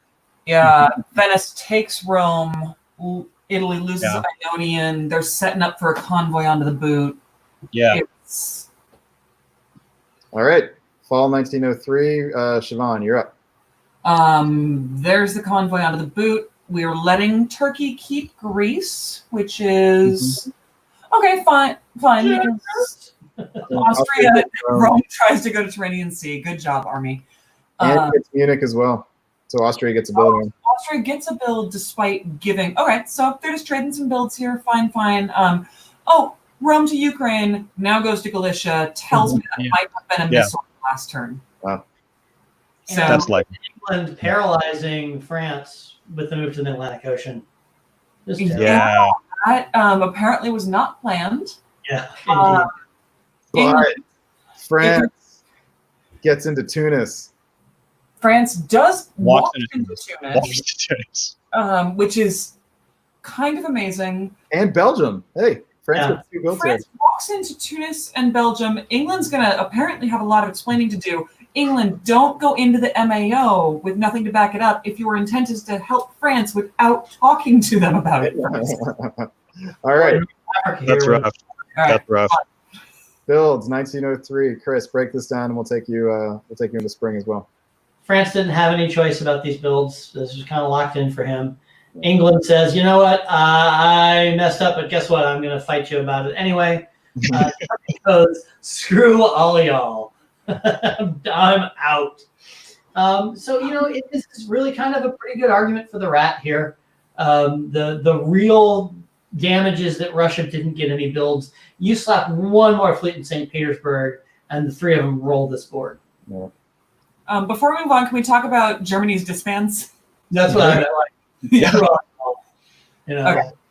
Yeah, yep. I'm supporting Russia forward and then convoying them to England. No matter what. Delegate supports the whole North Convoy from Norway to Yorkshire. Oh no. Oh no. Okay. Fight than that. Well, still cooperation between England and between Germany and Russia here. Sure. Oh, sure. Yeah. Interesting not to see Munich support this move, but I guess they figured it wasn't necessary. Yeah, man. Austria. Go to Ruhr or go to Burgundy. It's just going back to the yeah. Thank you, Brandon, for highlighting that. This should tickle somebody's fancy. Well, it's nice to see somebody be a little paranoid. Or more aggressive. Not with the holding, right? I haven't played with Dan Pollock for a number of years. Dan Pollock. I really want it to be aggressive, but my money is on some paranoia. Okay. Yeah, because it's not matched by aggression elsewhere. So yeah, exactly. Okay. Fall 1904. Matt Shields, you're up. Fall 1904. Turkey is finally making some good progress this time. Bounces in Bulgaria, so that was aggression. Russia comes back to Romania, maybe to help, maybe just to cover Romania. Austria's not doing anything. Yeah. That's interesting that the move to Bulgaria is practically the only move. Ooh, yeah, I don't love that. Austria needs to pick a direction and go. Russia. They were in Ruhr and Munich. This turn. Or already in Burgundy, which they had a chance to be in. Yep. This is stand up and Brest seems unnecessary, but okay, sure. I guess leave it open for the build. I guess that's maybe what's going on there. And then what happens up here? We've got an exchange of centers. Russia just takes it. Yeah, it looks like Russia takes to Sweden and St. Pete to Norway, right? Sweden is piffed, and Russia just both Norway and Sweden. Retreats off Germany. The German and Denmark supported that. It looks like. You must have. Yeah. So okay, it's a triple support of Norway into Sweden, which overwhelms the power of 2 support of Sweden into Norway, which allows St. Petersburg without support to get into Norway. And this is classic Bill Hackenbracht. Germany takes Holland with support from Russia, so Germany stays on 2, and those 2 fleets might as well be colored purple. Yep. Nice. Mm-hmm. All right, and then here's what we got for builds. Whoa! Bill Hackenbracht laying down the pipes. Yeah. And Turkey on the being like, guess what? Yeah, no. Very easy for Turkey to build an army there and then be like, I'm screwed. Yeah, this is a savvy build. Very interesting play from all 3 in the East, all 3 of these people. And France looks like the 4th. Any reason not to think this is headed for a 4-way draw? FART? Excuse my... Your angry report. Gosh. I feel like you could squeeze Austria out of this if you wanted to, but I don't know if they'll want to put the work in. All right, that takes us within a year of them. So let us move to the Fusionists, which is our Adam. Oh, that's where we convoyed France to Albania. Yeah. All right, let's see what happens here. Siobhan, I think you're up. Okay. Oof. A lot of movement around Scandinavia. Sweden takes Norway. Norway retreats to Barents, but Finland takes Sweden. Okay. That's cute. Dave Miletsky does a whole lot of nothing. Oh, he put down an army here. We expected a fleet build here, didn't we? No, he didn't. He had choices, and he decided the army was the right answer. And look, Russia goes away. Yep. Yeah, that's fair. Okay. France gets into Greece. France gets into Greece. And Tunis.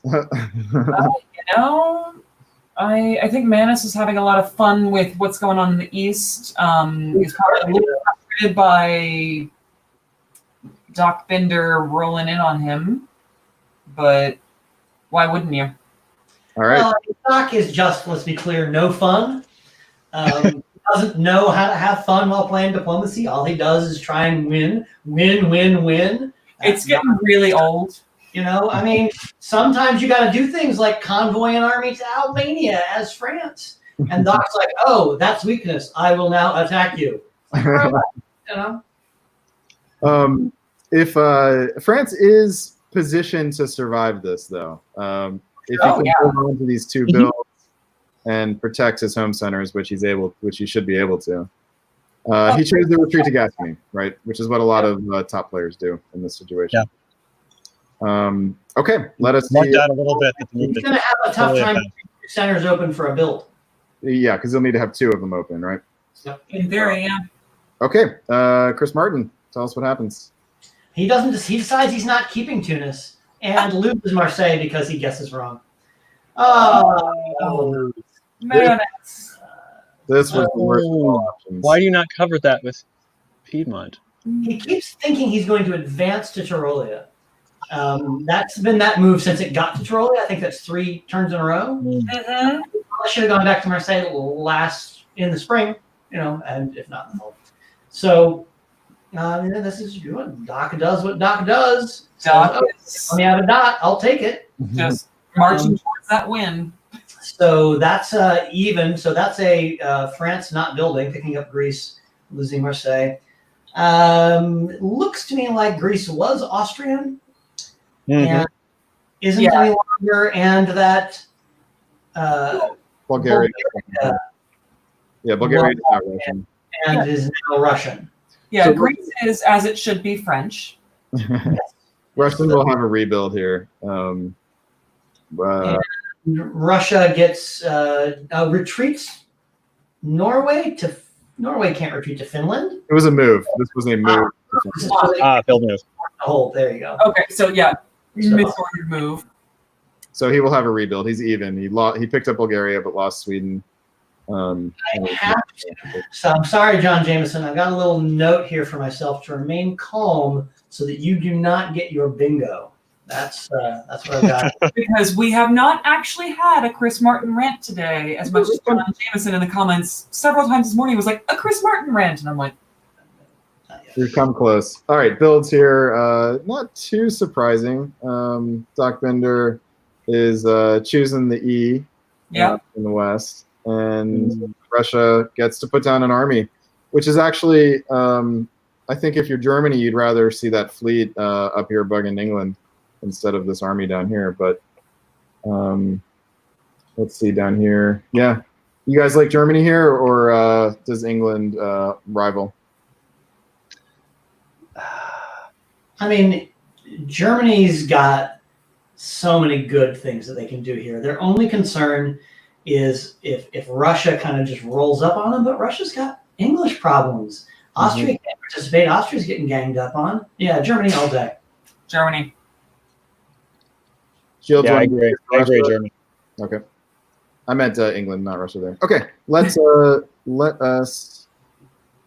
see. They're in spring of 05 now, so why don't we move on to our Doug Moore board. Your board. Our keyboard, which is in Germany board. the fall of 06, so we can take this, I think, up to 05. At least until the end of 05, yeah. Yeah. Okay, so here is the scene.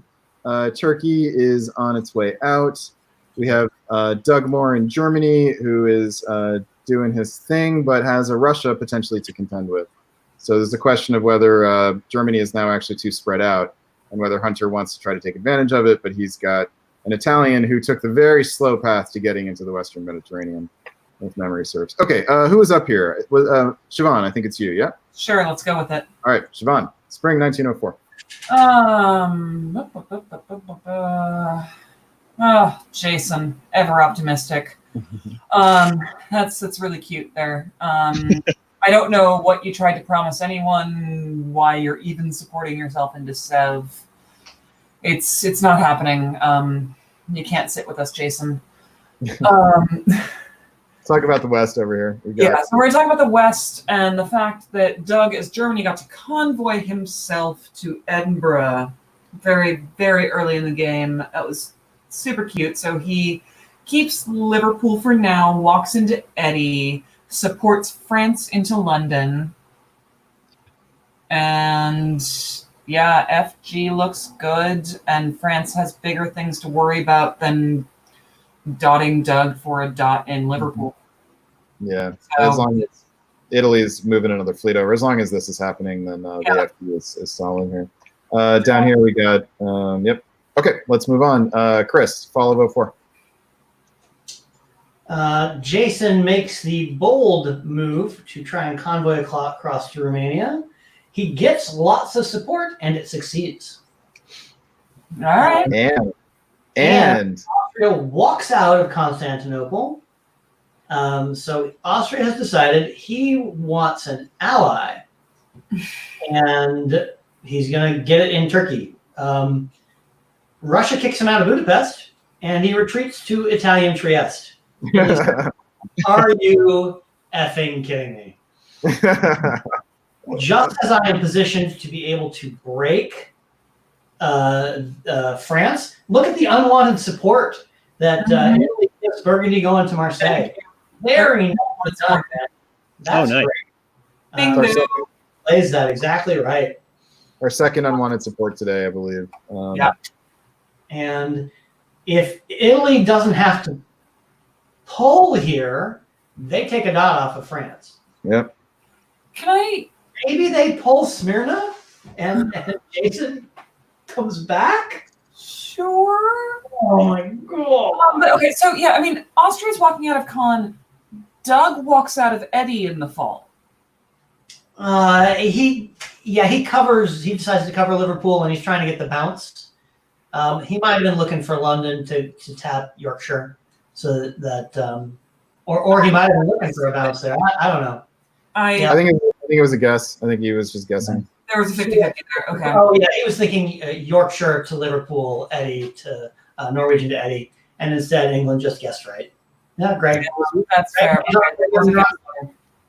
There's really no reason here for London not to go to York. I mean, the only move that would screw him there would be York to Wales. No. Yorkshire to Eddie, supported by Norwegian, is a legit defense there, right? Oh yeah, of course. Thank you. Yeah. Okay, great. Let's. I like the Russian passivity in the north. You're just waiting to get killed by Germany once he finds the time. Oh, once he has the time, it's coming. And Russia is even here, so it got away with leaving Warsaw open. Let's and Doug Moore finds himself out of Silesia and into Bohemia, which, according to his 2-hour rant on the plane, is not the place you want to be. Suboptimal. All right, winter builds. We've got Italy picks up Smyrna. And Italy picks up Smyrna. And, So mad. You're so mad. Italy. Go Jason Massbaum. Wow. Really? So, Are we really? That's fun. That's so fun. All right, Chris Martin, you're up. Spring 1905. yeah, all right. So I like that Jason plays nice, at least for the spring, and kicks over to Armenia.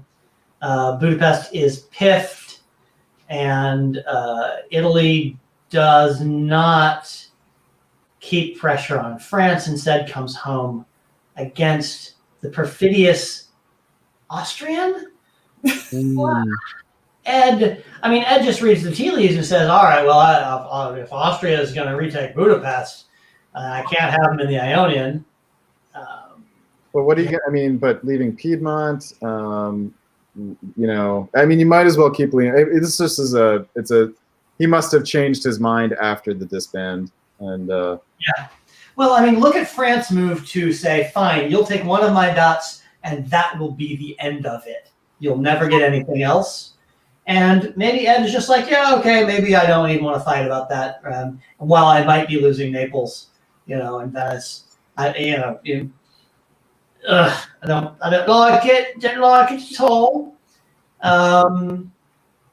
And wow, Doug Moore just not, showing it. Well, I guess from here he's got the supported. Self balance in the Yorkshire, so now he supports himself to Eddie, and it's game over for England. Yeah. Greg had his best run. No. The support of Galicia and Vienna rather than supporting Munich to Tyrolia is interesting here.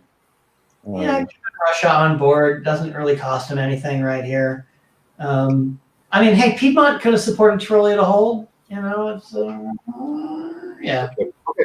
Fall 1905. Retreat from Tyrolia. Yes, though. Can we take a minute to appreciate that Turkey is just going to walk back into Smyrna now and be on 4? That's.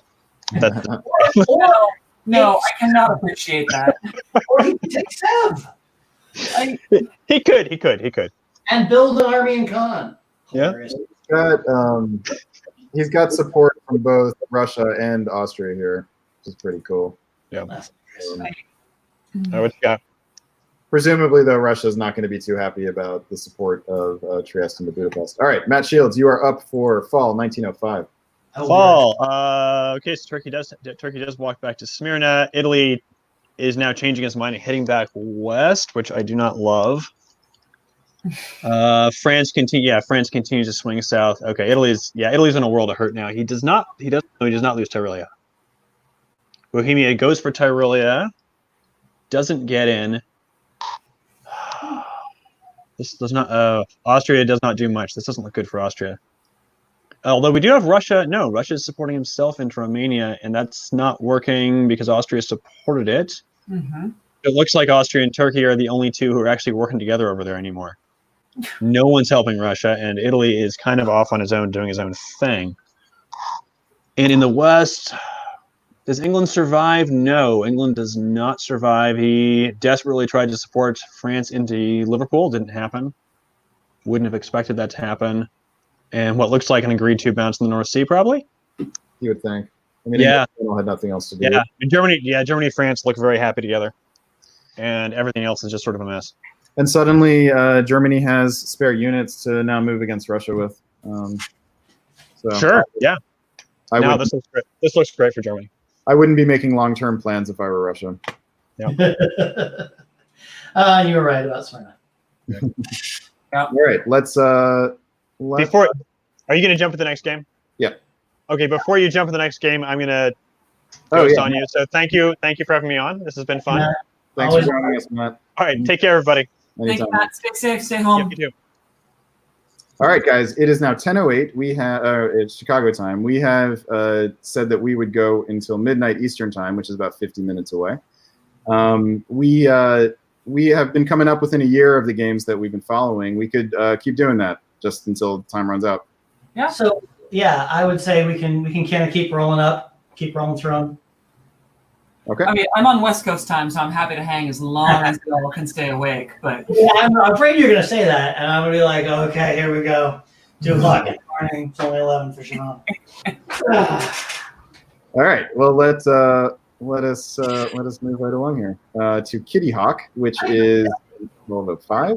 This is the George, Wes Ketchum, Zach Moore. Okay, and I apologize for all the people I'm not naming when we come back to these boards. I'm just naming the people that I know because they trigger my memory. That is fair. And let's actually jump back here and see who was fighting whom. Mm-hmm. Looks like this is where we had the argument over Moscow. Yes. The brace. Yes, and we had, and it looked like the AT, which was, very solid in the early game, was finally fraying. The continued bounce in MAO. Yes, that's right. Okay. Okay, I'm sufficiently jogged. All right. Siobhan, spring 1904. Spring 19. Oh, again, a bounce in the MAO. Well done. Okay, at least someone takes Moscow. That's an improvement. And it's Turkey. It's Turkey. I mean, good for you, George, for arranging that however you had to. Letting Austria take Ukraine behind you. Don't hate it. You get into the Aegean. Ooh, Turkey and Austria have figured something out here. I don't mind the bold agree. Oh no, Serbia to Albania. No. Well, they had to figure that this wasn't going to go, and Khan had to get into Aegean. So. Yeah, exactly. But what does Bull do next turn? Who goes to Ionian? Who supports who? That's going to be a hairy conversation to have. I mean, the alternative would have been Khan, Smyrna, and Bulgaria to the Aegean. Which I also hate. So I mean, and Chris brought this up a couple seasons ago. The Bull South Coast. It's an awkward place for the Turkish fleet to be. In the AT. In the AT, which wasn't an AT for a minute, so then it was fine, but now it's looking like an AT again, at least to me. You have to turn over Greece to Turkey at some point. Yep. Yeah. Short of it. So it'd be easier if Austria were getting a build somewhere else, right? They're going to get Venice, but if they give up Greece, then Turkey too. They're going to get Warsaw and Venice. So I mean, what they need. Oh yeah, because they've got two here now. Yeah, I mean, they need Lyon to keep tapping Tyrrhenian Sea, and then they force Ionian while Turkey takes it behind, where Austria then forces Venice, so Austria stays even in the meantime. Yeah. And Chris pointed out that Austria is going to get Warsaw, unless England does something unexpected. But England is most likely going to be hitting German centers here. Let's take a minute to appreciate the chained convoy. Love it. This is Christian Klein is watching at some point on replay. This is something that England would like to do. Yeah. Lessons. All right, let's move on. Let's move on. The game where he took Holland and Kiel with fleets and slowed his progress. That was 2 weeks ago, yeah. Fall 1904, Chris Martin, you're up. As predicted, England running in on Germany. Germany saying, I will fight whoever I can. So he kicks France out of Burgundy. But France advances to the to Piedmont at the same time. And finally figures out that Spain needs to go back. And Italy doesn't. Yeah, Italy in a really bad spot here. Loses the Ionian. As expected, Turkey builds 2. Austria builds 1. Boy, I would have supported Trieste forward and followed up from Albania rather than left Karolia. It's a conservative play because Tyrolia could, in theory, be tapped by Munich, and so this is the only way to guarantee it. But it's so unlikely that it's a waste of unit. It's too safe. Yeah, too safe.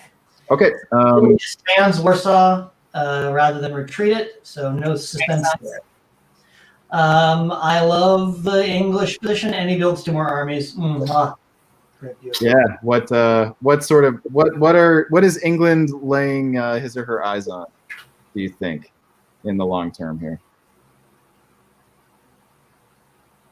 Where does England think those armies are going to go? Let me ask it that one.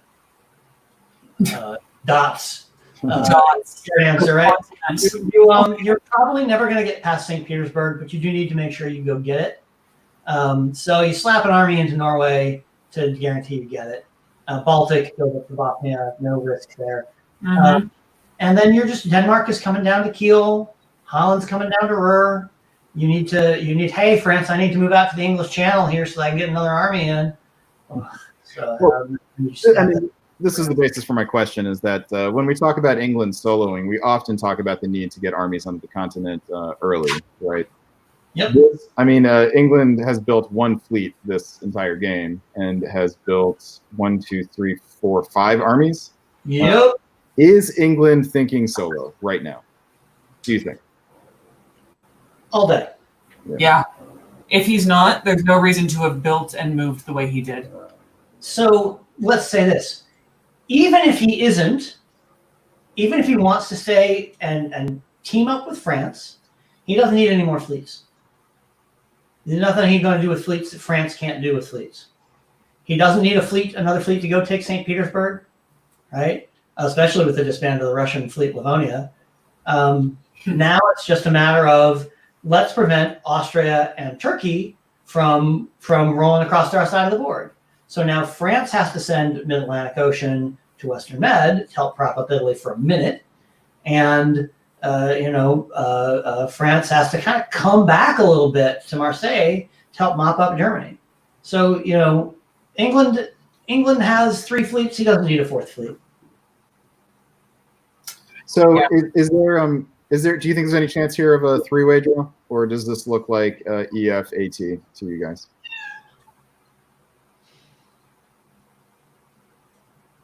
That was someone's cat. If somebody stabs to try and make it a 3-way draw, then the chance of somebody getting a solo goes way up. Yeah. Okay, let's push ahead and see what happens. This game is. I'm sorry, we are on this game. 1904. We can get. 1905. No, let's move on. I think. Okay, Woolworths. This is our Chris Brand and Ariel Mendez Pinate, John Jameson, and Tanya Gill as well. All right. Oh, right. Dr. Gill, I believe she prefers. Yeah. Very good. So we were impressed with Turkey's play here, and we liked a lot of what Turkey was doing here. Okay, let's move forward. Whose turn is it here? Think mine? Yeah. Siobhan, take it. All through. right, we're don't hate the Turkish moves here. You've got an Italian friend. You're killing the Russian. Okay, we can make. Don't love that the Italian is moving to the Ionian in the midst of this, but okay. A little conservative from the Turk here. You could try to take a shot at Ukraine here. Yeah. I don't hate the moves. I think that they were very, very strong when they happened. It's possible that they're mitigating some board anxiety of being a board leader suddenly. Like, oh, we didn't see you earlier, and now you're here. I've definitely been caught in that in the past, and this was a time not to play so conservatively, I think. Did we miss a fleet Venice build? No, the Venice fleet is already there. Okay. He had to capture. He had to defend against Austria. That's how he finished Austria in Venice. Okay. England and France just mop up Germany. Yeah. Great French moves, John. Fantastic. I think that the move to the Ionian is predicated by John Jameson's long-standing policy of not leaving the Atlantic Ocean. Yeah. If he was in Spain, that Naples goes to Tyrrhenian Sea, but because he hasn't, Italy's like, hey, I can defend against Turkey being perfidious. Chris Kelly, I see you in the comments. I know I have bagged on that Army Liverpool build so much, and I get that it didn't hurt England as much as I thought it would. Still, it was a terrible idea. Okay, fall of 1904. Chris Martin, you're up. I actually have to push my game, so Siobhan, you go again. I will go again. John Jameson moves Portugal and MAO for the first time to just roll in on Ariel, who has nothing that he can do. And takes Holland and Kiel. Takes Kiel, is in Irish. This is a massive stab. The second that Ariel moved Norwegian away, now North Atlantic away. John, that's beautiful. Turkey as well gains Moscow, moves to Galicia. Great position here for Turkey. And signs over Greece and Aegean indicate. I'm not familiar with that symbol. Some sort of awkward support order. I think they might have meant to support each other. I'm sorry. Those might be convoy orders, actually, with their dashes. Nothing's so whatever it is, it doesn't appear to have mattered. Yeah, Right. Turkey, A+, Yaroslav, I don't know you. Loving what I'm seeing. I gave you a little bit of crap for being a little too conservative last turn. Love that I'm seeing movement. Keep it up. I'm loving the IT. Well, let's be clear here. I mean, there is no chance of strife between them unless they want John Jameson to solo. So this looks like FIT to me to the end with a big capital Yeah, R. this is absolutely just angling for a three-way. Army build down here. Interesting. What else you gonna do? Put a fleet down there? Well, Yes. He's got a strong player in Italy with 3 fleets sitting right here. This reads to me like they've already agreed on a draw. This reads to me like they've agreed on an end game, and they're just going to get there now. Fleet Brest, yeah, man, no fleet in Marseille. If I'm Italy, I'm like chomp, chomp, chomp. Tyrrhenian Sea, Western Med. I mean, why wouldn't you here? And then because your armies, and that's great for Turkey, right? Because now Italy's going to throw all their armies that way, and if Turkey gets the opportunity to take a step. Interesting disband from Tanya, keeping Baltic, Norway, and Warsaw. I like it. Her chances of survival, I think, are with Scandinavian dots in the north. Yeah, not impossible. She talks England into convoying her over to England to right? Norwegian, Norway to Yorkshire. That would be, I'd take that. Ariel, I hope you listened to that advice 2 hours He's after. far more likely that he will support himself to Norway, right? Allowing her to get back to St. Petersburg. No spoilers in the comments. Yeah, no spoilers. But Ariel, that's what happened. Here we go. 1905. Chris, I believe this is you. Yep. Yep. Okay. So forks on out to the English Channel. Does not. Walks back to Denmark with Russian support. Okay. So this is all agreed upon. Supporting himself back. Supporting Tanya to St. Pete. So there you go. Italy does not. Oh, look at the Tyrrhenian Sea. Yeah. Hey, we remember. You remember how in the World DixieCon, how France and Italy always got along really well? Yeah. Very tasty. Very tasty. Anything to worry about here? Actually, I mean, this is fairly passive on France's part. He was clearly worried about the Italian threat. The real problem here is that England has a lot of stuff to cover, and has not a lot of chances to get it covered. If I was, there's I'm interested in seeing in the fall before I make any decisions here. Yeah, same. But the double support to English Channel, I mean, this is a waste of a unit. One of these. No, Irish Sea could have been cut. You want to force it. Irish could have been cut. And Irish Sea could have just gone to Liverpool. Yeah. We're taking a guess up here or something. Yep. It seems overly cautious for John Jameson, is what I will say. Especially given the fireworks. John Jameson does not go to North Africa. Oh, no, sorry, I got to stay. I mean, he could have gone to North Africa here, is all I am saying. And then, so one more tidbit on this. We've got.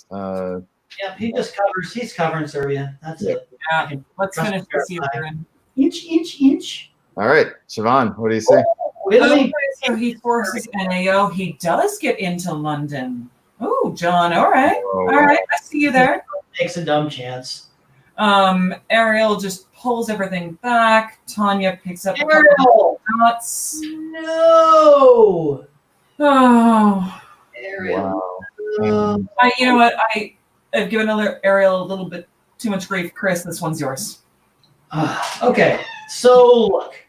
You're defending against France, and you got to cover some backs. You want Russia to come on board and help you. That's great. These are good ideas. When you guarantee that your convoy to Yorkshire is going to work because it can't be stopped, you're guaranteeing that the move to Baltic to Denmark is going to work. And that means you're going to have a disband no matter what. Okay, you're like, fine, I'll pull the Gulf of Bothnia. That unit isn't helping me anyway. But by not covering London, now you're going to have to pull 2 units. And when you have to pull 2 units, you're going to die. And then, and this is the better thing, Russia will die. So despite keeping Russia alive a little bit longer, by letting them stay on 3 dots here, you've killed both of you. Yeah. John, I'm going to say that counts as a rant. What do you guys make of this? Budapest walks into Serbia. Yeah, this is just Italy going, no. Chris Brand is like, hey, Turkey, I saw you take that step up there. No, you don't get to do that. It's very curious, though, for if he were to do this willingly, given that these fleets, there's nothing moving here. But maybe this was a condition for Chris Brand. He said, I need another build. You're picking up trying to get a build. Yeah, that's not, I'll buy that. The Turk has written enough weird support orders that it tells me overall this time that is very intentional and he is letting that happen. I'm going to look up what these are. That's very curious. They look like convoy orders to me, goofy convoy orders. No, I did see Tanya said earlier, no, the Turk just fucks around with support orders. Yeah. Okay, let us look at the builds here. An army. That was a little unexpected, actually. From Italy? Yeah, I would have thought of fleet. Really? If this was an agreed upon deal so that he can send units west. No, it's agreed upon deal so that France can't roll to a solo. And it doesn't get too far out of balance, right? Yeah, no, I mean, Italy's got enough fleets. I think he and Turkey are good. He's got enough fleets to defend the Med. I think we're good. They just wait until it's the 17 center France and then call it a day? Oh, he's not getting to 17 centers. He's 100% getting to 16. Well, yeah, I said not 17. 11, 12, 13, 14, 15, 16, 17. Yeah, there's 17 dots on that All side. right, hang on, let me count it. Everything on the to the west of the main stalemate line. Yep. But he's not going to get more than that unless these two boneheads start fighting. And then in Italy, you'd think that they'd be able to figure that out. I'm not convinced it's going to happen. Can it happen? Yes. Will it?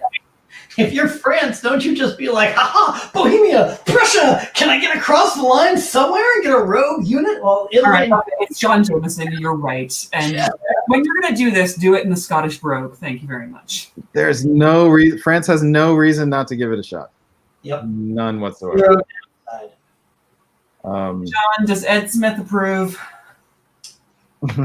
Okay, let's just move on to another game here. We got Tobacco Road. We have a game that's ended as well when we get around to it, if we want to.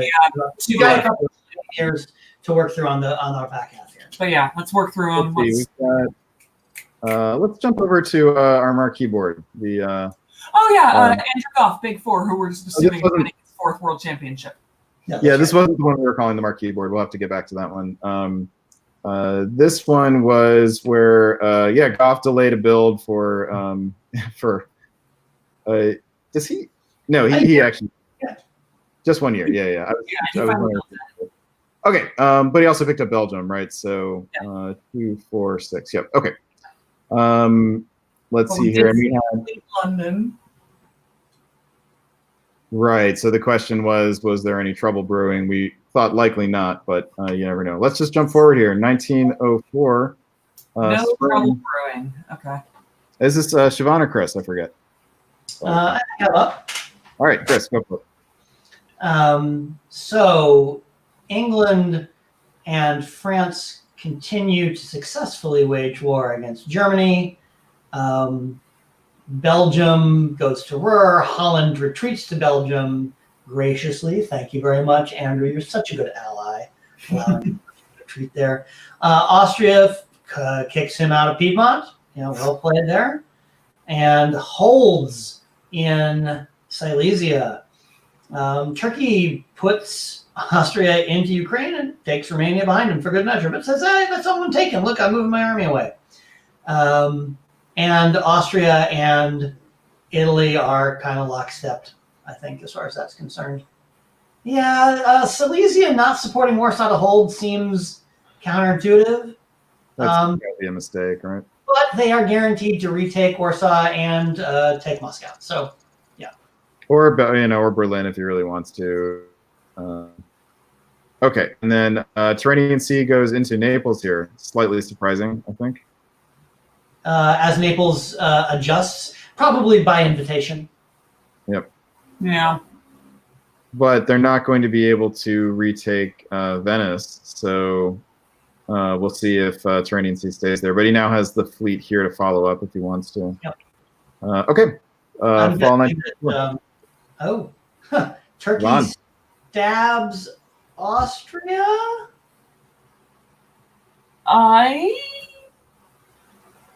Does he? I mean, okay, so Turkey stabs Austria. And Picks up Rome and Greece from him. I mean, okay, Romania. Okay, he doesn't support him to Moscow. Maybe they just couldn't come to agreement. But Austria lucks into Warsaw. Already owned Warsaw. So down to from Romania and Greece. Yeah. So Russia walked into Warsaw in the spring, which was Austria. Andrew Goff in Ionian as France. in fall of 1904. And England picks up St. Petersburg. And England is allowed to hold Belgium. You know? Goff is pulling a piece, though. No. Oh, he is. Yeah, because Munich, he did Belgium gains nothing. Yep. Rick Desper in the comments asks, if Turkey is stabbing, why not walk into Budapest? It's because the unit in Romania is a fleet. Yep. Yeah. Germany's here. Germany picks up Holland. Yeah. This is a bit of this could be a bit of a realignment here in the West. Very interesting. Yeah. So what do you pull if you're Goff here? Hard to pull Ionian, right? Marseille, the Piedmont, Army Piedmont, right? Yeah. Has to be. Or Pickard. Yeah. Okay, sure. Yeah. All right. Let's see what happens. And this game has ended in a draw in 2 years, so. Yeah. We can zoom right through to the actual end of this game. I believe, Chris, you are up for Spring 05. Yeah, Austria getting jacked by Turkey in the worst possible way, and Russia being like, ha ha! England continuing to work against Germany. Germany going, please attack. Please attack France. You got a perfect opportunity. You can't be stopped from taking Brest. Just do it. England's like, nah, I'm good. So you see why this is going to a draw here real quick. Yeah. This is a little tragic, though, for Austria. I think if Austria supports Munich here, Ruhr gets popped, and Austria and Germany are much better off. Especially in the spring, taking Berlin here, not a good move. Short-sighted, and yep. So, and yeah, this looks like a mess. It's hard to see Austria surviving to this draw, I have to say. Nope. Turkey, England, France. I'm just going to say, a few seasons ago, y'all were trying to sell me on the merits of Austrian position, and I was like, no, I don't like it. And you and Matt were... He messed up. Yeah. I think so. So. This is unexpected, though. Austria and Germany working it out and keeping Munich, but France takes Venice. Yep. Love it. And French fleet Adriatic. Would have gotten into Trieste if Turkey hadn't been like, guess what? There are no fleets from the North Atlantic all the way down to the Western Med. That's right. North Atlantic, Irish, English, MAO, West Leon, all empty. So tasty. All right, and England gets the convoy over. And for builds, Army. Yep. Germany pulls. Yep. Army. Yep. Austria pulls fleet. Just later if you need to know why that's not very surprising. Yep. And Chris Martin, you're up for Spring 1906. I guess the surprise here is the Italian disband of Ionian rather than retreating to Tunis. Shows kind of a lack of enthusiasm, maybe Resignation. Like a little bit dumb. Andrew gets the French fleet into Trieste, as one does. Retakes Munich, although he could have taken it by pulling Burgundy forward. Ironically, what's Tiroli doing? Oh, Austria has said, "Screw y'all! I'm not even bothering to write orders." Looks like NMR here. Yeah. It's got to be tough. This is definitely a kind of Icarus situation. Where you, very bad. Yeah, So the question for me now, it looks like Germany is going to make it to the draw. Or might vote himself out. It's Steve Kohler. He could vote himself out legitimately here. All right, and then that's it. That is all she wrote, boys. That is it. Yep. Wait a second. I can ask in the GM's room. This is 2G.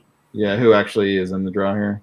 G what? Yeah, and I see Goffy, who's active in the chat. How many people were in the draw itself? I'll just pull up the Backstabber page. It looks like England, France, and Turkey. No surprise. Yep. Checks out. Okay. They broke the rest of them.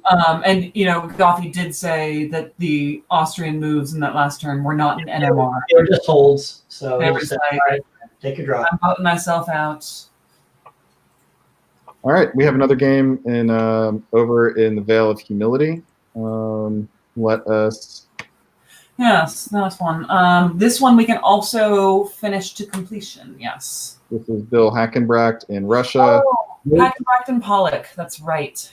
Right, and Hackenbracht drops the fleet, and Turkey counters with its own fleet. So, spring 1905. What do you say? Okay, we were giving Dan some grief about turning around, but not aggressively enough. So he loses Munich. He didn't have to, but he did. Retreats to Bohemia. Fine. Moves back. Oh God, Dan, what is your plan here? I think he's just trying to protect himself. I don't think he's thinking offensively, which is a mistake. Yeah, I think we're at this point in the game, and I'm going to say this, and I don't mean it to come across the way it's going to. And I love you, Dan. I'm sorry. You want to take a second to think about that? No. Someone has it on their bingo board that they need to hear me apologize to someone I'm about to criticize. Dan, right. I love you. This is mid-game, and this is not where we get cautious. You actually have and had an amazing position, and you're ruining it with your inaction. And you are better than this, but I want to see better from you. Probably tired, right? It's been a long day. Yeah. Well, it's also the fact that it's been a long day. Did he play both rounds? Yep, he played this morning. Yeah, so and playing online, I can't imagine. I'm never doing it. I love you all, but Well, in Dan's defense here, I think he genuinely wasn't sure which side of the RT dispute he wanted to take. And if he had gone into Bulgaria here, he would have had to deal with making amends with the Turk, which would be doable. But given that Russia then moved on him in Munich, he doesn't have to make amends. Now he can just get support into Romania if he wants. Sure. I'm talking like a season or two ago when there were some really safe moves on his part that would have put him in a much stronger position with a much better just board control. Yeah, didn't we talk about him possibly being in Ruhr? Yeah. Yes, we did. Yeah, I mean, look, you don't see the top players have this many holds. Holding. Andrew Goff, Dave Maletsky. Okay, fine. But those are very special exceptions. I am no Andrew Goff. I am no Dave Maletsky. You could get a hat. I have many hats. We'll get there. It's they All right, have my quarantine hair very well. Fall of 1906. Chris Martin. Let's go. All right. Hey, he starts moving, and low. In fact, he does take Romania. And Romania goes off the board and says they're retreating to Ukraine, which is a sign of some kind that these guys are getting their act back together. And nothing else moves. So that's that. We have, I believe he gets a rebuild now because he lost Romania. Well, he actually gets two. He gets to put 2 units down here. Bill Hackenbracht in Russia picks up Denmark, picks up Munich, loses Romania. So this is the second time this game that Bill has had more than would be expected builds, because in the very first year they piffed the fleet and he got to build 3 units. Yep. So, Andrew correctly points out that if all of those units are going to move and they are not adjacent to Albania, which they some of should them are, have moved they should everything have- to Albania. Yes, everyone go to my Twitter. You can find my handle. I tweeted the photo of Andrew moving everything to Albania. It's amazing. All right, so Hackenbracht only puts down 1 unit here. So unless I miscounted, No, that's it. He only gets 1 build because he's got 10 on the board. And for those of you wondering, is there a time limit to this round? No. You play until you're done. I do know that this game does end in 2 years, though, so we should keep Well, Yeah. I mean, this game, yeah, sure. yeah, let's keep moving forward. So spring 1906. Chris Damn. Martin. Oh, damn. Oh. Bill, nice moves. Gets into Ruhr Yeah, man. Let's put and someone gets dynamic. and yeah. So again, we have lots of holds here. Yep. And Dan is done. Dan is like, can we please have the draw? That's what Yeah. Dan wants. Yeah. let's Turkey walk into 2 of his Well, down. but I mean, there's no way that he held every unit on purpose, even if he wants the draw here. I don't know. He's had a lot of holds, but at least some self bounces or No, something. he would have done self bounces. He wouldn't have let Turkey walk into Venice and Serbia. Write a single order there. That could have been an NMR. That's an NMR. Oh, Dan, that's. Well, he decides he's good enough to only move But in he full takes terms. them both back. He only has to move in full terms. Just That's, loses all position everywhere else. All right, Oh. so Bill clears St. Pete and Sev for builds. No, they're backing off. Look at that. Those that's a back. That's all agreed upon to get. that's it's Yeah. He puts down Fleet North Coast and Says kill Germany, take the draw. yeah, we get 1 more turn here of movement, which is to set up a line. It looks like, and they've all talked about this. I guarantee you. Yeah. Desperate Dan is toying with us, and this ends in a 6-way draw. Yep. Like this. And what kind of draw did we learn? What kind of draw that was? Oh, right.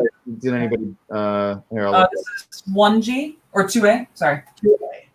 2A. Veil of Humility. That is a 4-way draw. Okay. Austria, France, Russia, Turkey.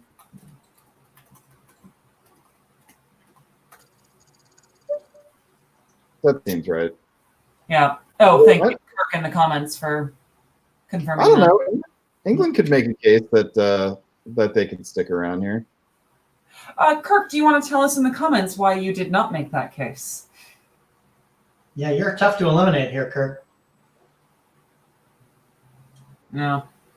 I'm going to step away for 2 seconds. I'll be right back, y'all. Okay. Well, let's move to fusionists then. This is we did, And eventually end up taking Greece, but only to lose Marseille for France. right. Oh, right. This is the Doc Binder. Let's push it here. We've got spring of 1904. Chris, what do you see? Yeah, you do it just like you do it. You come back to Marseille, you let him retreat to Spain. He's going to take Portugal. England, smelling blood in the water, says, oh, fine, I'll come in and get a piece of this. Doc just rolls in and goes to Prussia, so he's got time for that.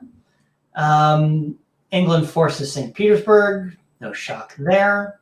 And does it in the right way. Let's Yep, be does it the correct way. Yep. Sweden to Finland, and he would Yep. get it in the fall, even if he didn't get it in the spring. Yeah. That's right. So Russia gets popped. This is Dave Miletsky getting into Bulgaria in a spring turn, seeming likely to hold it in the fall turn. This should be on the bingo card. Is getting a support from 2 different other countries. Well, how about Turkey receiving French support into Bulgaria? That's what I'm saying. He got support from 2 other countries. French, right? Yeah, Serbia and French. Yeah. And Italy is so focused on Austria that they're going to Albania and the Adriatic, ignoring the French fleet in the Mediterranean Sea. To be fair, it does need to go back to the Western Med.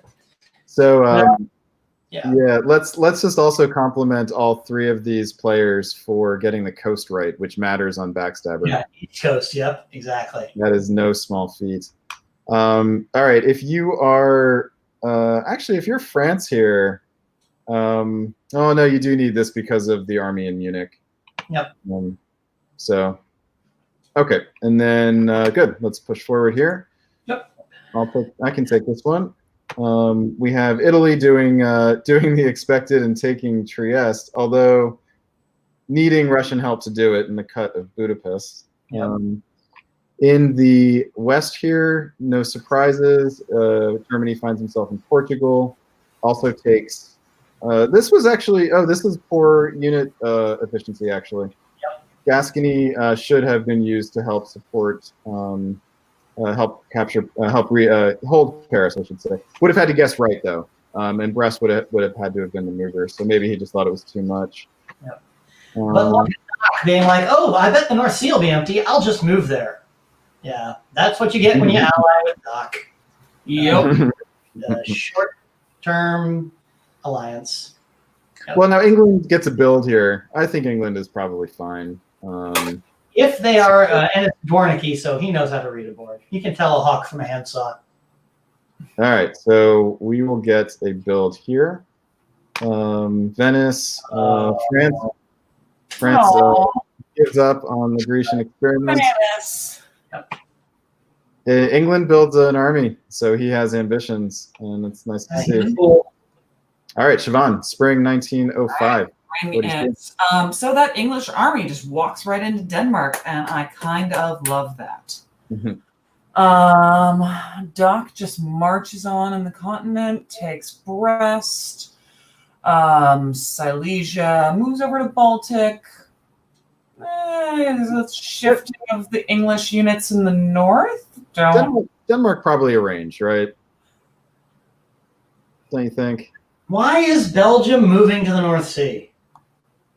Why is Belgium moving to the North Sea if that's arranged? And why is Kiel just open wide for Denmark to walk into? Well, there's an army in Munich. What else does Belgium have to do?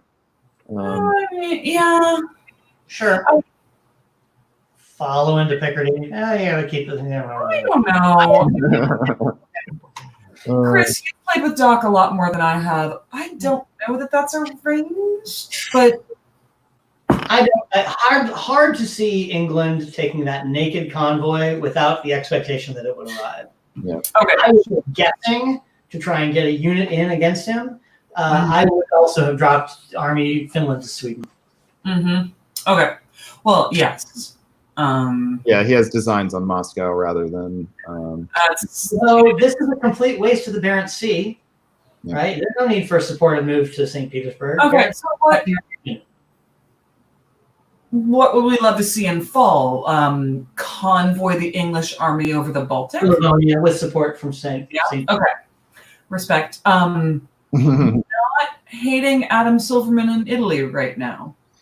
Italy coming on. This is actually a bit of a surprise to me. Italy's position did not look great, but well, he was able to convince France to help him before he put on his own mask.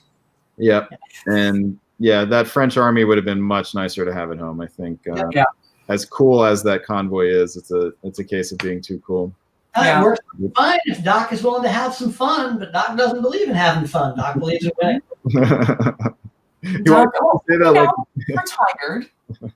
You say that like it's an insult. All right, you guys called it right. The Danish army goes to Livonia, but England does follow through and gets to pick up a build. Okay. But they're old, so. But you don't see the Belgian move to north again, so I'm not unconvinced that this was sort of like okay. That if you were England, you could have gone Barents, Norwegian, North Atlantic Ocean, and now be forcing the Atlantic Ocean in Spring '06. Yep, it's a waste of a fleet. You can't move any further than this because this game is actually in Spring '06. I thought this one had finished. It's in. Yeah, Spring of '06. You're absolutely right. Okay. So what do you want to look at in the time of war? And then we can do a year of Wilmington. Yeah. Well, what's the board with Hunter Catcher and who else was on that? Oh, Wilmington. And yeah. Okay. Good. So with Hunter,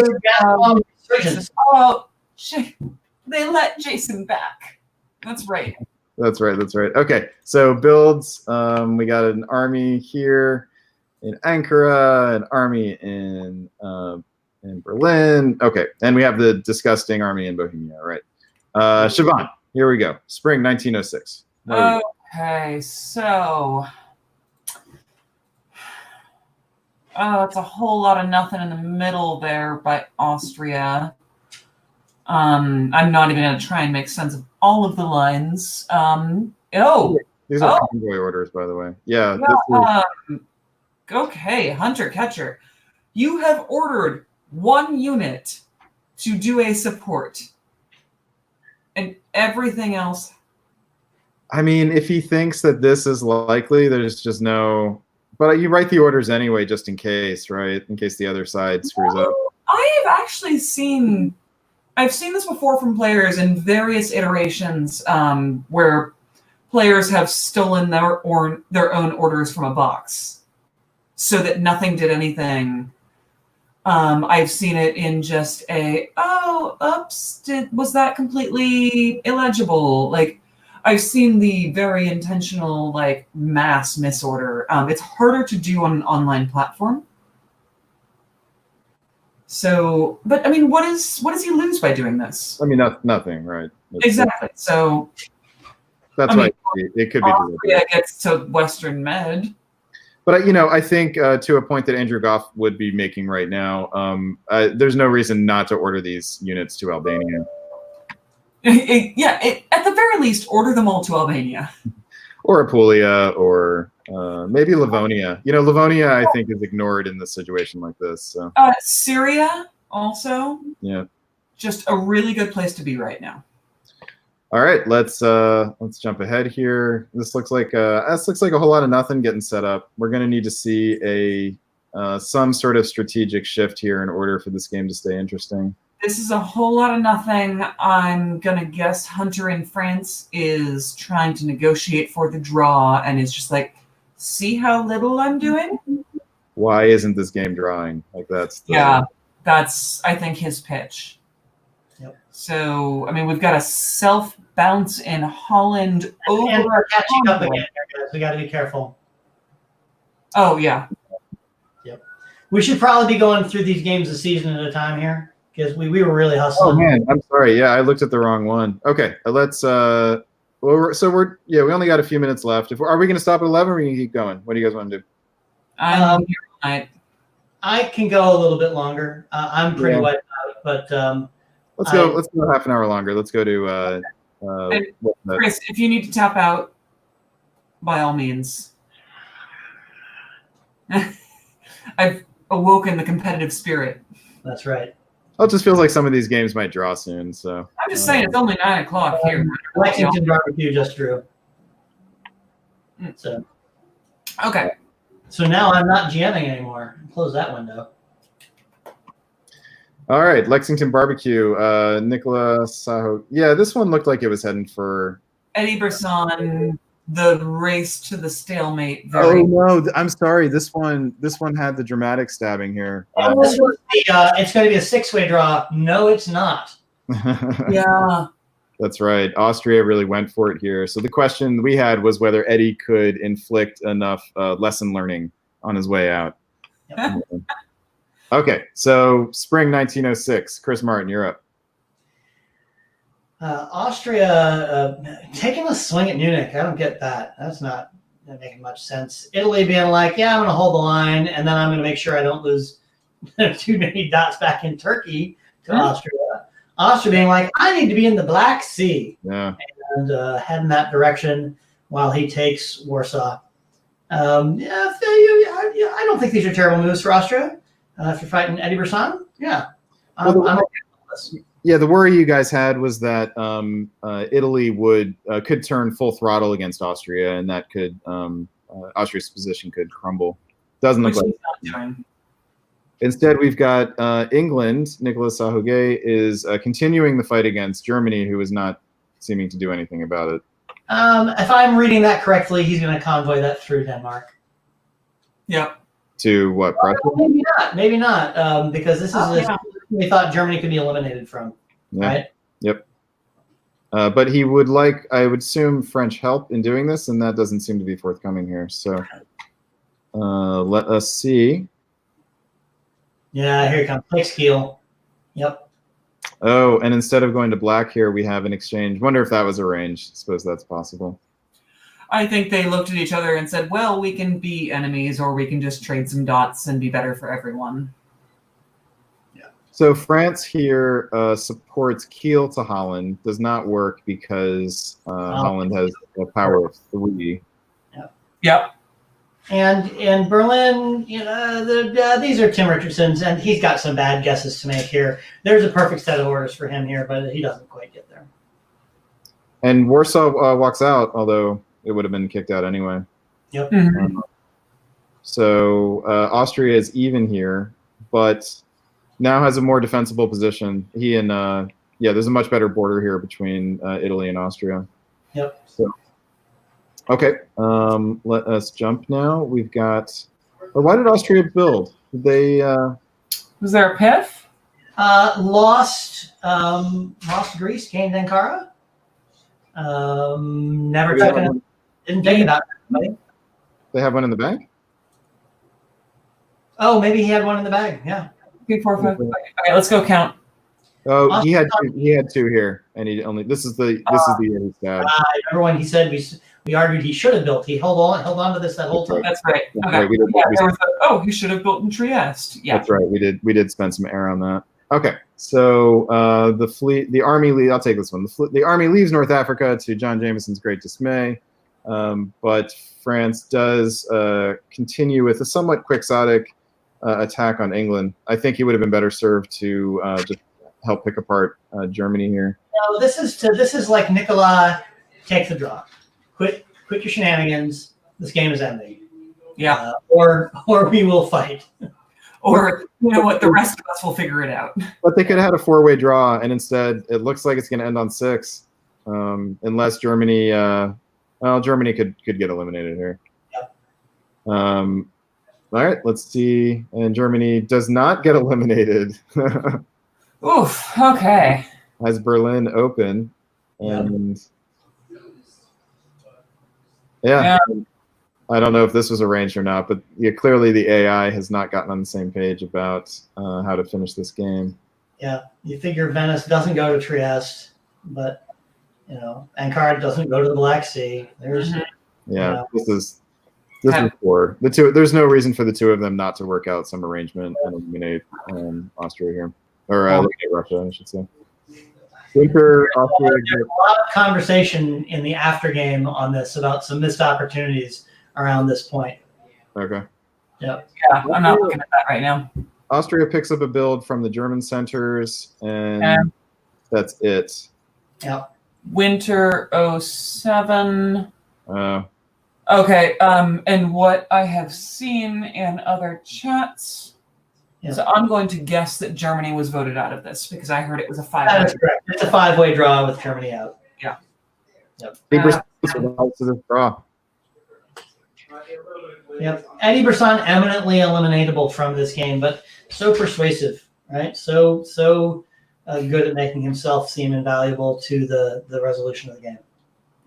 And I can imagine other players being convinced here to surrender. And is there no way that Eddie would vote themselves out of the draw?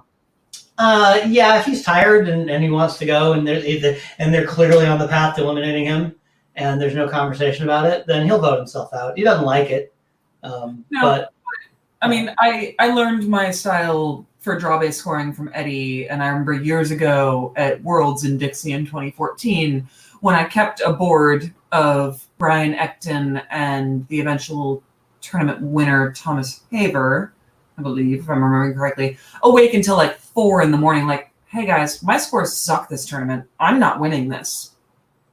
You have to dig me out. I'm not voting myself out. I was like a 6th center England at the time. Like, no, I'm not voting myself out of a 4-way draw. Like, Siobhan, this should be on the bingo card, by the way. Yeah. You bring the story up. I'm going to get over it one of these days. Okay. What any other games that we want to we want to keep a focus on, or shall we just go to Tobacco Road? Yeah, we're furthest behind Tobacco Road. Let's just go there. Let's do it. Michael Jordan here. So this is Conrad Woodring as England running roughshod. all right. So Siobhan, spring 1904. What do you see? All right.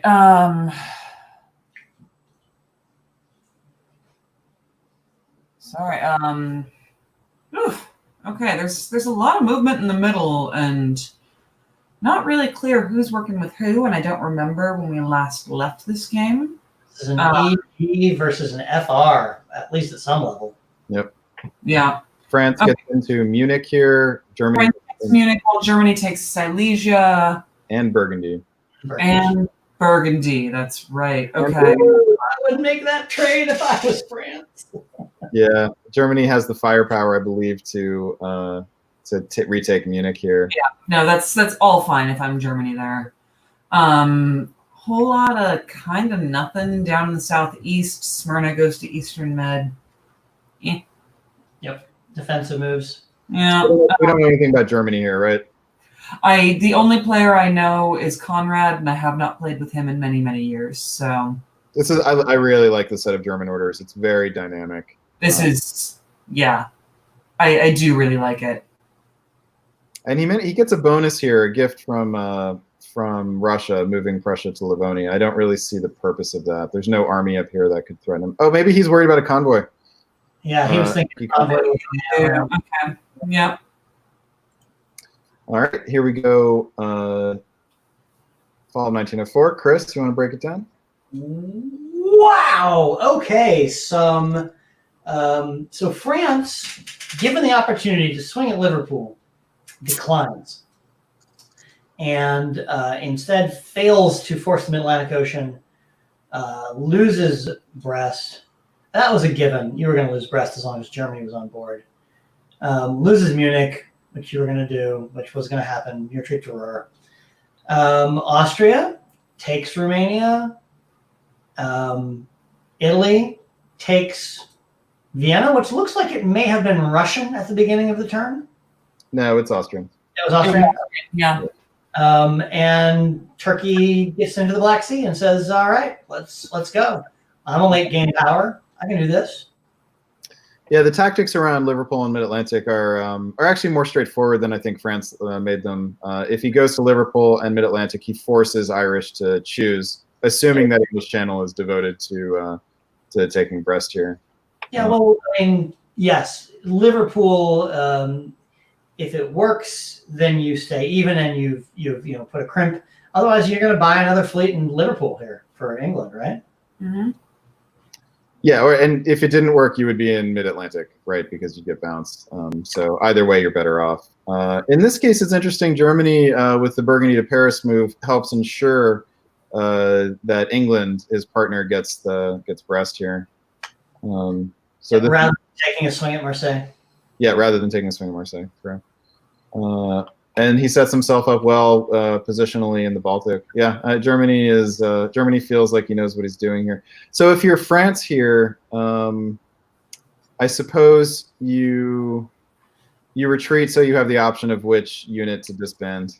Okay, let's see what he does. He disbands Paris. Keeps Ruhr.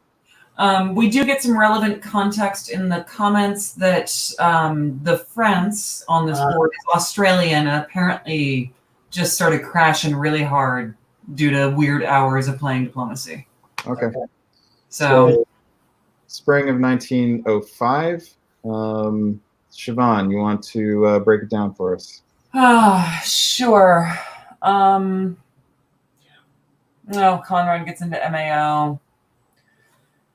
Yeah. Bouncing Clyde, love it. Chain of German army movement here. Yeah. I mean, NMR? Doesn't hurt. NMR. Oh, right. Well, John Anderson, he's dead. We talked about that earlier. Yeah. The ghost was recalled to the grave. Exactly. Okay, Turkey puts Russia back into Romania. Great. This would have been better if Italy had made moves, but the German decision here to just ignore one of the Low Countries getting taken in order to suffocate the home countries is interesting. Yeah. I believe, yeah.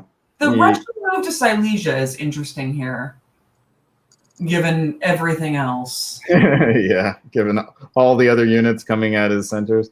Like, Ukraine would have been a better choice there, but Russia, not a lot of good choices. Yeah, when you don't have a lot of good choices, do something. Yeah, given that you expect to be dislodging Romania, you'd think you'd want to control that retreat to Ukraine. Yeah, absolutely.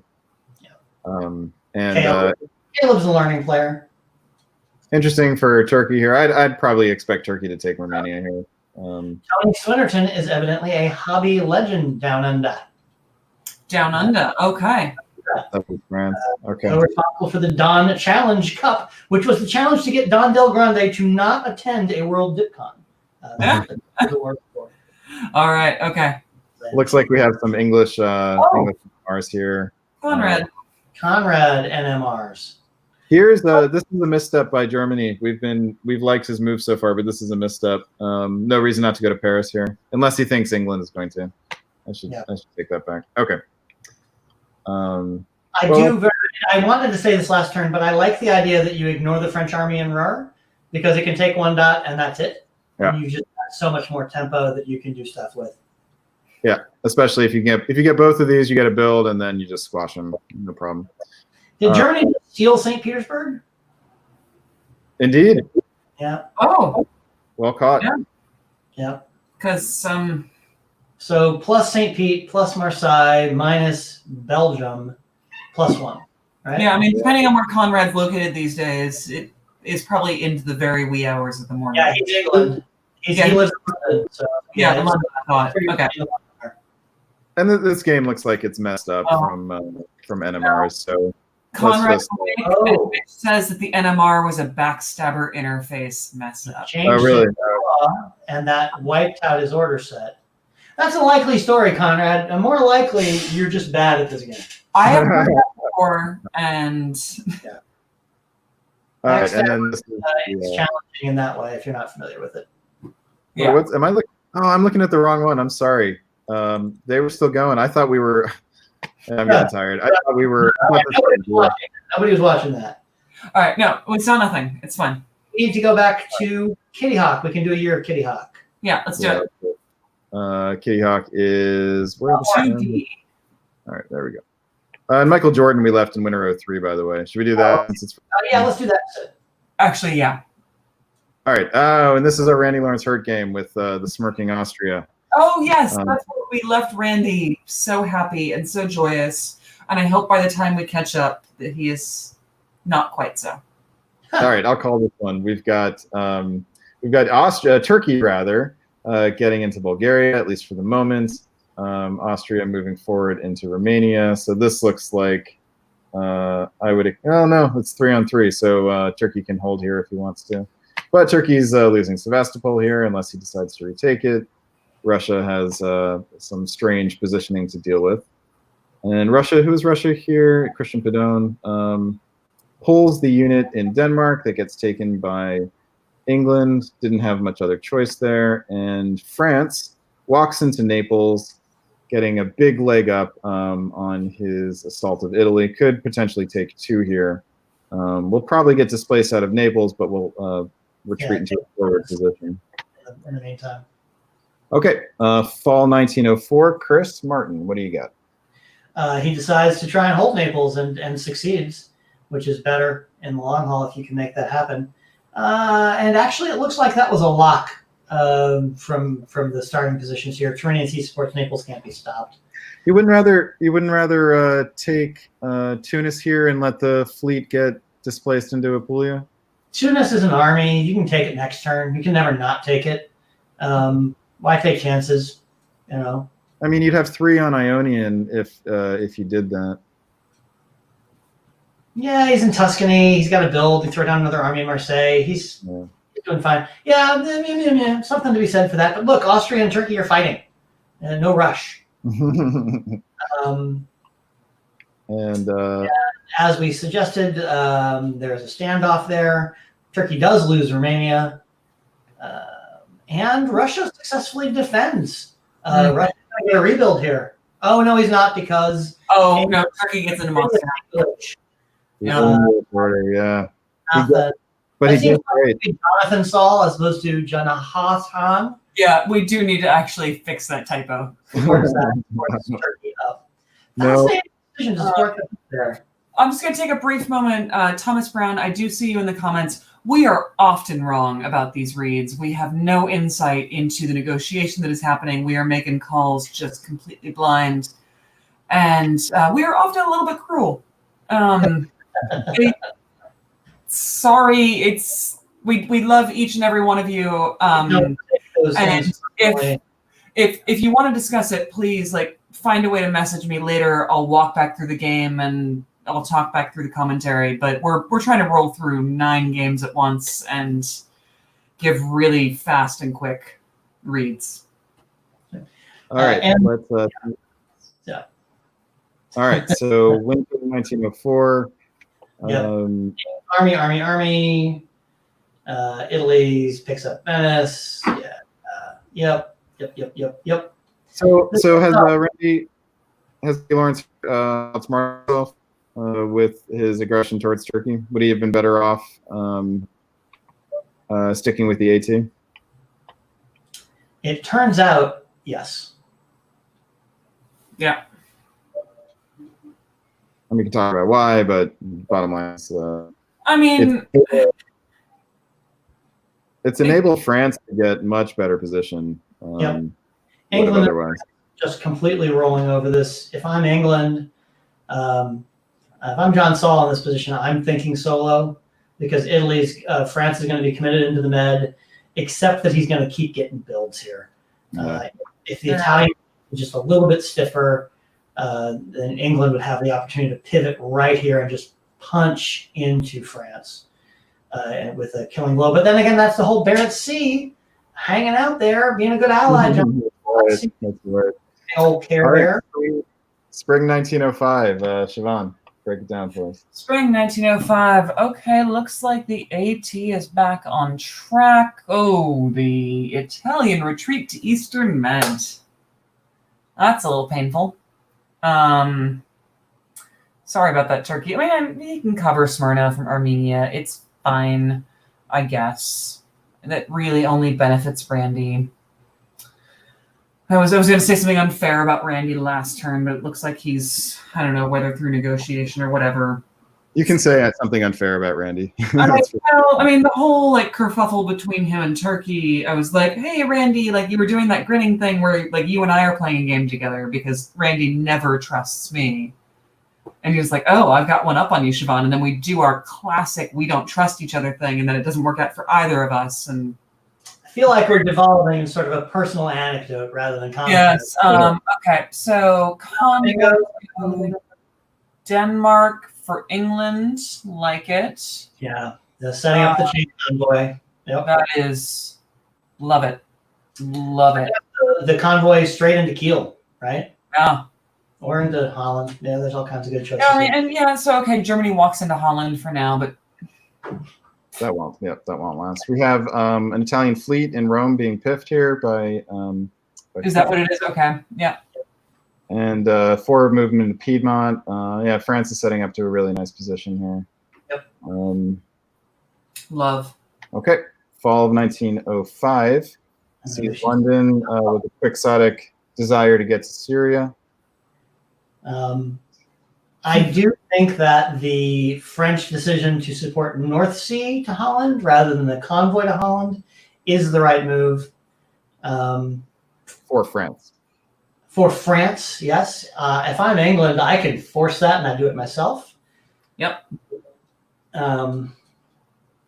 Yeah, this is, it looks to me like England picks up Moscow, Russia is out, losing Warsaw, losing Sev.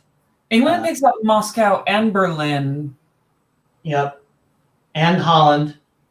No, Holland was already English. Okay. Yeah. Then France picks up Rome and Tunis. Yep. So 2 and 2. Yep. And they Austria, Turkey have a problem with not having enough fleets to hold the Ionian. Yep. And Austria got all the builds this year in Warsaw and Venice. And cannot. All we can build our armies. Turkey picks up Sev. But loses Moscow. Yeah, but loses Moscow. You're right. Yeah. And yeah. Let's just look at the English setup here. Army in Kiel, Berlin, Livonia, Moscow. That's not bad. That's not bad. But he's not going to take advantage of it because he's left the North Sea. And he doesn't have that ambition, I would argue. Love you, John. But you could have gone a little harder here. Whereas France certainly does have that. So Italy eliminated, Russia eliminated, Germany on the brink of elimination. It was a busy, busy turn there. Yep. And Jonathan, we at least got your name right. But look, England is sitting on 11 here, plops down a fleet and another army. France is behind at 9, so that's not that big of a deal in this scoring system. Tiebreakers. Mm-hmm. Although, we're not supposed to talk about who might be going for a tournament championship or anything like that, right? There's too much to keep track of here. There have been several people in the comments asking about previous round scores and various things, and I'm like, you know what, y'all can go back to our previous stream and watch that if you want, but not answering those questions. And if they're not sharing the information with each other, then you can ask your other players, or you can ask your tournament director, who has the final ruling on whether or not this information is public. What he said is that they're going to announce awards tomorrow, but not sure exactly when. So. All right. Well, we are now a full year behind Michael Jordan. They're finishing up winter 06. So and I would like to just say in Michael Jordan here that Thomas Brown, who seemed really flaky at the very start of the game, turned out to have a really good game. Yeah. I mean, we make wrong judgments on occasion. So, who do you like here? Who would you most want to be? Who has the best future prospect? So are we looking at Michael Jordan here? Yeah. Just after these winter builds. Yeah. I'll make a joke answer and say obviously Russia, but no. We're not. I mean, let me just expand that question a little bit longer here. We are not looking at a stable path to a draw result, as far as I can see. For Austria to eliminate Turkey and end up in a 3-way with England and France would require moving units away from England and France, right? That's really bad idea. The only stable path here is if Austria and Turkey make up, and then I think we should be able to get to a 4-way draw. But even then, look at France forces the Ionian. Yeah. And then he has his choice of Adriatic, Aegean, Eastern Med, Albania. He can keep pumping. I mean, if this board goes, it's only 1905 for crying out loud. If they are willing to play another 2 hours, this could be a 17-17 2-way draw. I mean, I'm just saying I am here for whoever wants to hold this stream with me because I want to see this to completion. Hey, I'm okay. I'm talking to Brandon, not you, Chris. You're tired. I get it. Yeah, fine. But I'm inclined to try to stick it out. all right, Brandon, I am here with you to the end. So England France is the likely two-way draw, but that's assuming no shenanigans. Yeah. Yep.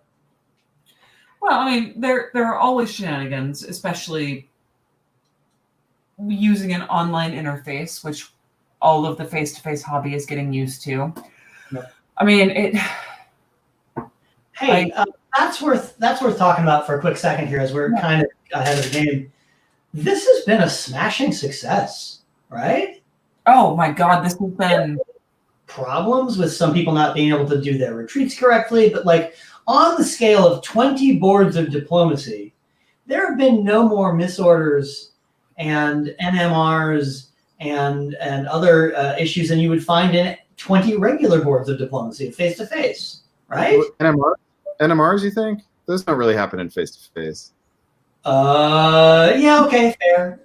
You do sometimes get people shenanigans, or they end up being outside of the room. They don't hear the timer going. DixieCon doesn't really a drop dead kind of timing system, but seen a fair number of NMRs under actually drop dead timing. Oh yeah. Either because they failed to get their orders in on time, or because I've actually seen like players pulling shenanigans for various things. Yeah.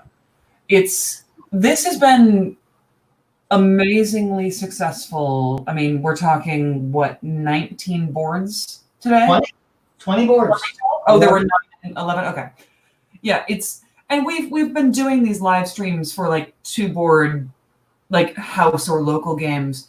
And we've seen all of these problems before. We're fleshing them out with every go round. But the fact that we had this many boards and this many players who have been unfamiliar using all of these interfaces to come together and do this has been mind-blowingly amazing in my mind. As a GM who's seen the kind of chatter in the rooms after the games and kind of during the games, people haven't had the kinds of trouble negotiating that they thought they would. I mean, Ed Werson and a couple other players put their phone numbers in and said, just call me on my phone. No, you can use this app to call. They were like, we can? What? But there people have been doing video calls. People have been using Backstabber for the press. There's some improvements to be made. We have some suggestions for the Backstabber devs after all is said and done to make this specific experience of diplomacy different. But this is new, man. I talked about this in my interview with Ambi and Kaner, and maybe in my last Diplomacy Academy. But like, I used to play speedboat press games, right, on the judges. We'd pay like flat 5-minute deadlines, write as much press as you want to, and the games flew by. We played in real time, but it wasn't like this where you get to have real negotiations and you can see the other players. I think this has just been a real a step forward as far as diplomacy moving online, face-to-face players coming online players coming into a kind of hybrid face-to-face environment. Yeah. How are negotiations being conducted here? Tell us a little bit about that. People can do whatever they want as far as negotiations are concerned. We've got WebEx Teams, which is a platform like Slack or Google Hangouts, where all 7 players are put into a room with the GM. They can all then form independent one-on-one spaces, or they can negotiate sort of in the general room. They can have voice calls, they can have video calls in using the WebEx Team platform. Simultaneously, Backstabber has a press interface where you can just say, I'm Italy, I want to send press to Austria, click send. Now you do have to do a fair bit of refreshing your browser, because it's all browser-based for WebEx, in order to see if you've had new press come in. And that's something that we would want them to do, is incorporate something that has like a chat-like interface. If that's something that they'd be willing to do, add a module in or something. But people also said, hey, here's my Discord number. Here's the number that I have for WhatsApp, and just my regular phone number. So I think Eddie Brisson wrote somebody a letter, put it in the mail. That was in the first round this morning. So no, he took a letter that was sent to him, doctored it, and then sent it back to someone else. But do you know if people have been mostly using text-based negotiations? Be interested to hear some feedback from the actual players. I saw some of the GMs say that some folks were just using Backstabber. Like I know Vanessa didn't use Teams at all. Vanessa Smith, she only used Press for Backstabber, and some people just used Press and Teams. Like it was very much a announce in the room how you want to do Press, and then people will figure it out. Yeah, only using Backstabber Press would be, I would think, a little bit difficult with this, just given the tight timelines. It's 15 minutes, and it just doesn't, it's the Press on Backstabber is you get an email notification or you have to keep refreshing the page, so it's not quite as immediate as using the WebEx Teams chat. But if they're making it work, that's great. Be really interested. I agree that it's a little bit of a handicap if you're not when you have the option for having just a chat. Hey, let's do this. Hey, let's do that. Here's my idea. Here's my idea. Pop, pop, pop, pop, pop, pop, pop, and you can bounce. As opposed to, here's my letter sending my proposal. Send. Wait for a reply, and then you do your next letter. So it's but this platform was designed for long-term online games. It came out of sort of the Judge model where people are sending Press across a server. So it's we are using it for something it was not super designed for and making it work. Yeah. Well, let's so we take a look at some more games. Chris, how much you got left in the game? I'm gonna go ahead and tap out here at 12:30 my time. So 5 more minutes if there's a game that we want to look at. Well, Chris, do you want to instead? Would you like to pull up Diplomacy Academy and tell us a little bit about that? Wow, self-promotion? You're gonna let me self-promote? That sounds like a thing I could do. Sure. Let's go to playlists and Diplomacy Academy. Okay.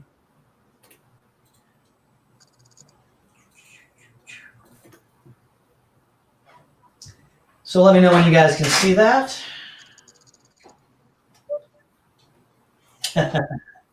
All right, looks like it just showed up.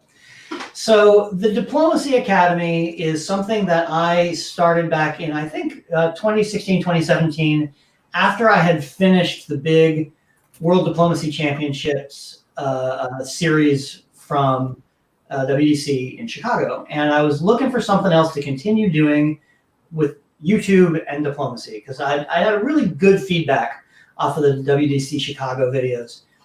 But I didn't want to do more of the same thing. That was a ton of work. I wanted to do something where I could say, where's the gap in the coverage for diplomacy information? There's a lot of good stuff for beginners. What are your openings? What are your strategies and tactics? What do you do for negotiations? And there's a lot of endgame stuff like, okay, what are the stalemate lines? And where do I need to go? What centers do I need to have to win? The mid-game in diplomacy is super tricky. Transitioning from the beginning to the middle and the middle to the end is super tricky. And I thought I had an idea 20 years ago about writing a book about diplomacy that would kind of cover like how to play well at diplomacy and just kind of generally do kind of the same thing that had been done in the 70s for the game. But actually getting that off the ground wasn't happening, and I was enjoying doing the YouTube videos. So I said, okay, Diplomacy Academy. And I got about 7 videos in before I kind of burnt out a little bit. And these are the series you can see. We talk about negotiations, talk about the concept of tempo. The next conversation is a video about what to do after you've lied to somebody and you now have to talk to them and keep working with them. Number 4 was about when you are under pressure and you don't have the tactical strength to make people do what you want, how do you negotiate from that position? And you get out of that. When should you stab? Why should you stab? Why shouldn't you stab? This was just a pure tactics episode. Episode 6 was like trying to understand where, if there's a 50-50 guess, which guess is better for you. Some game theory there, some decision squares, if I remember correctly. And then an example from a game that I played where 2 players, another player and I just completely went at cross purposes to each other and were not communicating with each other at all. So then we came back. And the reason I came back to doing this again was when David Hood said, we're going to take DixieCon, we're going to do it online. And I was like, wow, what a huge undertaking that is. What a service to the hobby to say, we're not going to let this keep us from playing diplomacy and hanging out with our friends and doing something. So I said, how can I help? And I said, okay, people don't know how to use Backstabber, and he wants to use Backstabber. So let's do that, and let's just put together for how to use Backstabber. So, and it turns out this is the most popular video that I've ever done for the Diplomacy Academy. Nice. Like 3 times as popular as anything else that I've done. In the month and a half that it's been up, it's had more than 4,000 views, which is more than any other video that I've had since I started doing these in 2016, 2015. Then I put up an interview with Eddie Brisson. Eddie is as I think we've already checked off, hobby legend. Yeah, he's a hobby legend. He's amazing. Knows everything about the game there is to know, and has been there from very early days. Then another one talking about communication and negotiations. And then finally, the video which was kind of prepping for this event, which was how to use these tools that we've got. How can you negotiate? What am I going to do moving forward with this? I'm going to keep having these ideas about how to improve from middle positions, how to improve in the mid game, how to get out of the early game. I've had requests. Oh, hey, did I mention that I have a Patreon?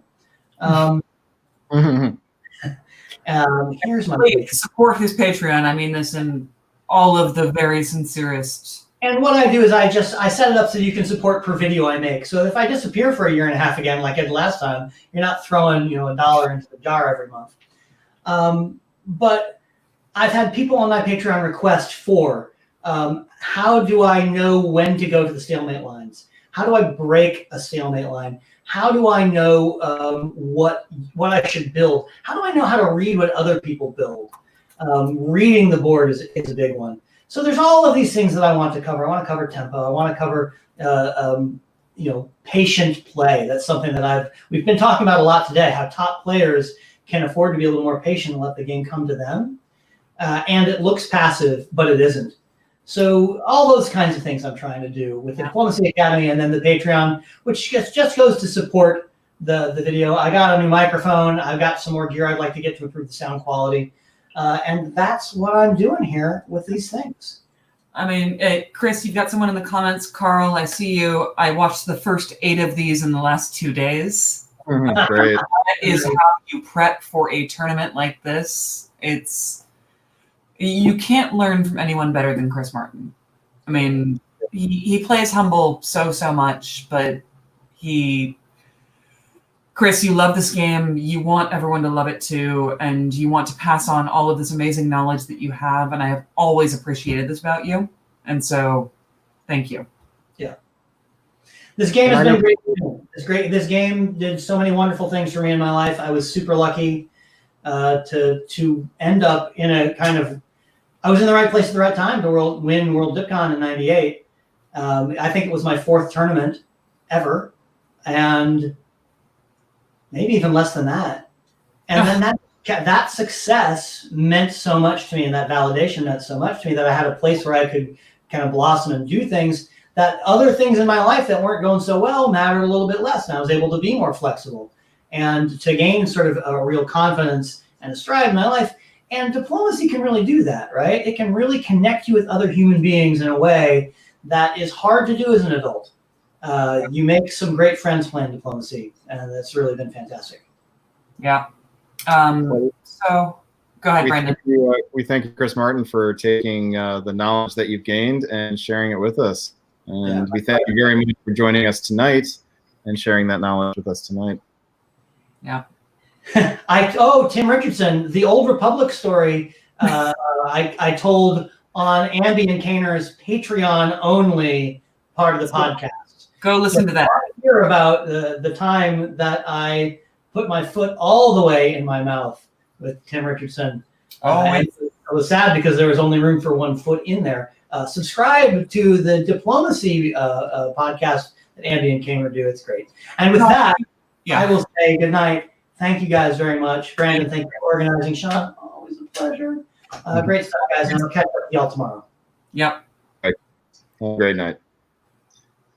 All right. We lose a Chris. We're going to gain a Mitch. We're about to bring one person I love and gain another person I love. So So let's welcome to the live stream, Mitch McConaughey. Mitch, Hey, folks. welcome. Hi. So Mitch, you've been a GM for this whole tournament today. So tell us a little bit about what you were doing for the tournament. With the whole plague stuff, Backstabber has, from what I can tell, been having a lot more traffic than they're used to. Because I have had, most of the time when I'm playing games on Backstabber, there's no problem with, like, as soon as everybody has their orders in and checks the little box, it just adjudicates immediately. That has not been the case today. So most of what I have been doing has been going through the various games that I'm GMing and checking if everybody has their orders in and are ready to go. Checking if if time is up and they need me to push adjudication. It's all been stuff like that, but it's been fun because I get to see the different ways that everybody's negotiating. When you're GMing a game on Backstabber, you can see all the press that gets written. So you've been reading it. You were reading people's press.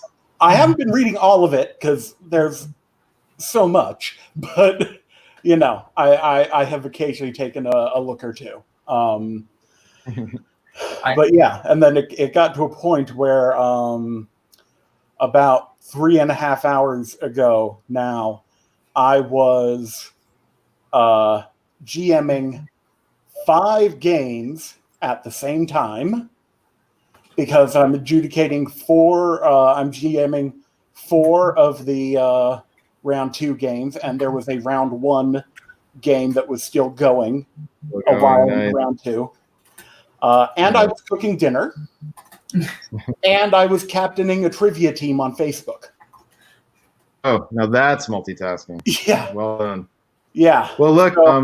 So I talked the ridiculousness of it. Well, you look like you're holding up well. So thank you very much for having some energy to join us on this live stream and help analyze some games. By the way, I chatted with the Backstabber devs on Twitter earlier this week, and they told me that they've had a 5-fold increase in website traffic since the quarantine period started, which is dramatic. And they also said none of them play Diplomacy anymore. They haven't played a game in like 10 years. It's really a labor. Like they just feel like it's a service for the community, and they'd feel really bad to shut it down. But that is admirable. They care a lot about it, and I remember even like a couple of years ago, Chris Martin and my husband were just like trying to do an interface to get the chats to go through WebEx Teams, like not even using the Backstabber chat interface, but like where they would natively interface with each other, and it was a whole thing. But they were so responsive, and the Backstabber devs have always just loved this community and wanted the best for it. And major props to Backstabber. Love y'all. Absolutely, yeah, 100%. And with that, and I think it's good to have that positivity because there's a lot of the private conversations have been. It's easy to complain. Yeah, it's really easy to complain. What I'm going to say is, I think we need to get back to a couple of games, and Mitch, I'd love your insight on some of them. Absolutely. If you were actively GMing anything, no spoilers. Yeah, none of my games have ended yet. Okay, well, if it's a game you were GMing, don't give us spoilers beyond where we are. I will not. So I'm going to take us over to a game that has ended. This is Fusionists, which we left in fall of 1905. And this was with Doc Binder and Adam Silverman and Melinda Hawley. Yeah. And this game, let's see, looked like it was heading towards some conclusion, if memory serves. We've got the multinational convoy into Livonia and sort of just some bouncing over here in mid-Atlantic. All right, let's see where we end up 1905 with builds. This is with Doc Binder. It was a solid EG. and the East was still a bit of a mess, but it looked like I mean, Italy. a solid EG, but a stronger and stronger Italy by the moment. Yeah. I mean, I sort of counted Adam Silverman out a while ago. Right. This is where Italy looked really dire, and then managed to get some purchase on the Austrian centers. Yeah. Okay, so then let's see, winter 1905. All right, so let's jump into spring of 1906. And Siobhan, you want to break it down here, and then Mitch will come to you for the fall. Okay. Yeah. So, okay, Italy, who has made it into Vienna, is supporting Romania into Budapest. It looks like. Am I reading that right? It's hard to see where that dotted line is going. Oh yeah, must be because Trieste is doing so as well. So I mean, so sorry, Austria, Melinda, you have been fantastic, but so it goes. But as Russia piles into Austria, Turkey's just like, hey, here I am. let's just that's very Dave Miletsky, and his giant hat is just growing over the board. Meanwhile, in the middle, I mean, okay, so Italy takes Marseille. Fine. It's probably not going to be taken. Well, it's not going to be taken back from him. He moves Tyrol to Piedmont, so fine. Yeah, but it may be a rental. We'll see about that. It may be a rental. The EG chugs along, but possibly not as effectively as it could have. I don't know. Here we've got it looks like, I mean, I'll be interested to see here whether England gets supported into Spain or whether Germany tries to take it for himself. Yeah, I mean, that's the question. And the fact that Belgium, North, and Denmark all held tells me that as much as they are working together, there's some lingering just general distrust. Because if they wanted to be truly effective, like some of those fleets are moving. But although England has the luxury of a little bit of slowness here, just because it takes, you can only get one fleet through here at a time. So, yes, but I'd expect to see north down to English Channel and Norway. Yeah, I mean, now that Barents is in Norway, England feels a lot more secure moving north to England next turn. Right. But if there had been real trust, some of that would have started moving already. All right, so let's look at fall 1906. So, Mitch, I will toss it over to you. What do you think? Well, goodbye to France, I believe, is the first thing that I'm noticing. Because Italy stayed in Marseille and Germany got in there. And gave Portugal to England coming from the Atlantic. But with the fleet in Portugal rather than in Spain, it's setting up for a stalemate here. It's not trying to set up for a forward advancing position. Yeah, and Germany, I think, also felt fine about giving up Portugal to England because Germany's picking up Warsaw this turn. So we end up with, so Germany goes up one, England goes up one. Yeah. Right. Italy goes up one. Okay. Can we talk about the entirely useless set of self-bounce in Sweden? It's something to do. It's something to do, but there's really no reason not to follow north to English Channel here. And how much do England and Germany not trust each other in this moment that we've got a self-bounce in Holland, which, fine, okay, I kind of get that one. But self-bounce in Sweden and a hold in North? Yeah.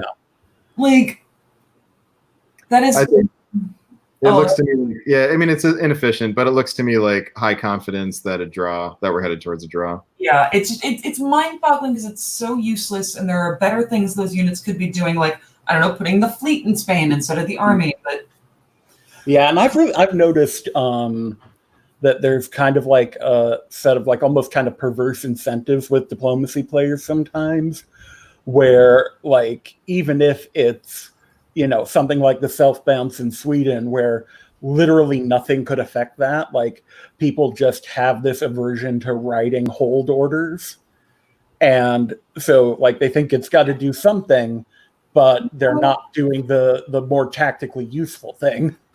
Yeah, it's you have heard player after player, those of us who have been in face-to-face for many, many years, talk about how you should always order a unit to do something, even if it's sort of objectively useless. Like, okay, yeah, self-bounce here, or write a support that you don't even need. Like, no unit should just hold for the sake of holding. Is this the game where France convoyed to Albania? It was. And there is a comment here about this specific season. Manus Hand is saying that, so with 1 minute to go, thinking that it was a spring turn, he went to Picardy instead of Gascony. Oh well. And he could have held on, but the writing was on the wall for I mean, the writing was on the wall. Manus, we loved, there was so much about this game from you that we appreciated. The convoy to Albania from Spain, I think it was. Yep, along 3 fleets to 2 different nations, 2 different nationalities. Yeah. Okay, then winter 1906 with the builds. Russia has to pull a unit here, and the question is whether Russia or Russia or Austria survives to the draw here. Spring 1907, I'll take this one. We have a nice little convoy. England's getting in position to make sure nothing happens. Mm-hmm. I think Dries is, but also potentially getting in position to make a little mischief, but not really. He's only got 2 fleets on north. Italy getting in position, and then the question really is whether Russia or Austria survives to the draw, and it looks like nobody really wants to eliminate them. So yeah, I mean, no one's making a commitment to taking them out. What we really cute here is in the fall if Russia eliminates Austria. Yeah. I mean, Turkey's getting units in position here. Austria is helping him do it, so you kind of wonder what Trieste is going to do here. But let's just zoom through it. And that's it. The game ended just like this. Question will be, did anybody vote themselves out of the draw? I can answer that momentarily. This is 2B Fusionists. And we have a 4-way draw. England, Germany, Italy, and Turkey. So Russia and Austria both agreed. Okay. That checks out, honestly. It was only a matter, Austria was, love you, Melinda, but I wonder here, though, in a situation like this, I mean, if Russia wanted to, would they be able to imbalance, get, say, Germany to try to go for a solo? Probably not. Germany's pulled back units and decided to. It's also Doc Bender. Doc will take a solo when he sees it, but you cannot convince Doc that a solo is there if he has not already counted it himself. It's really not. England has him surrounded in the north, and Italy is strong in the south. So, a different player who isn't former world champion, maybe, but not Doc Bender. All right. I have to say, so far, I'm a little disappointed that more games have not had legit solo threats. We really haven't seen somebody break out, except for a couple times. But you expect to see someone break out, and then the rest of the board goes, "Oh shit, we gotta get together." Well, as is a little bit common and draw based, is like, well, okay, I'd rather take the 3-way draw than let that one person solo. Yeah. Yeah, and to be honest, it feels a little bit easy, right? The strategic decisions, they tend to be straightforward, I think. In this stuff. All right, let's jump over to another game here. Looks like nothing else is finished, so let's do some catching up. What are we most behind in? That looks correct. Yeah, Kitty Hawk. Okay, this is the Zach Moore, Wes Ketchum, George Zhang. Again, I'm naming the players I know because they're familiar to me. But I don't love the rest of you. So Zach Moore in France is a strong player. Oh, right. This is the George thing in Turkey. And he and Austria have gone back and forth, a little love hate relationship that looks like they're back in the love phase. Yeah. I just want to pause real quick. Yes, Dave Miletsky, we see you, and I super appreciate that you figured out how to use YouTube. Thank you. That was a whole conversation on the side. So, okay, George, go. Oh. So, tell us about Spring 1905. Yeah. Spring 1905. Major props for Austria to just convoying straight to Naples and going to Apulia. Ooh, that's pretty. Doing it with a beleaguered garrison. A beleaguered garrison, and whether or not that was planned, well, I mean, I guess maybe the logic on that was if Italy, if Turkey got in, then Ionian could retreat to Naples. Yeah. Yeah. So, I mean, yeah, so... That's nice logic, actually. Even if Tyrrhenian Sea goes to Naples and bounces him, then he has a retreat. The retreat's to Adriatic in that case. But either way, you're getting units forward. I mean, there's a lot of questions around that entirely, but I appreciate the boldness of this because I am convinced that this AT is working together. They're in no position to stab each other. The fact that Black held tells me everything I need to know. So that beleaguered garrison has to be intentional, and kisses. Love it. Yeah, that strikes me as a George plan. And he, I believe, can guarantee Rome as long as France doesn't interfere. Yeah, as long as Tyrolia doesn't fuck it up. Why wouldn't it? I mean, what else is it doing there other than to fuck up? Sure, I know, but this is masterclass taking a risk, evaluating the player you're up against, watching what they've done in previous turns, and making a very risky choice. I mean, all of this could have gone so badly. Yeah. And this is, thank you. I love you all. It's really nice. I mean, George or Mike Walsh in Austria, whichever one of you was behind figuring this out. Well done. Love it. Yeah. Let's talk about some England convoys. We got a 2-convoy turn here. One succeeds, one doesn't. Thanks to some savvy troop movement by... George, well played. Bouncing Livonia was the right move to make. You do not want an English army there right now. Convoy to Norway. Yeah, obviously. What else was it going to do? Where does London go next season? It looks like... Well, he did just open up Holland, so they might go for that. Yeah.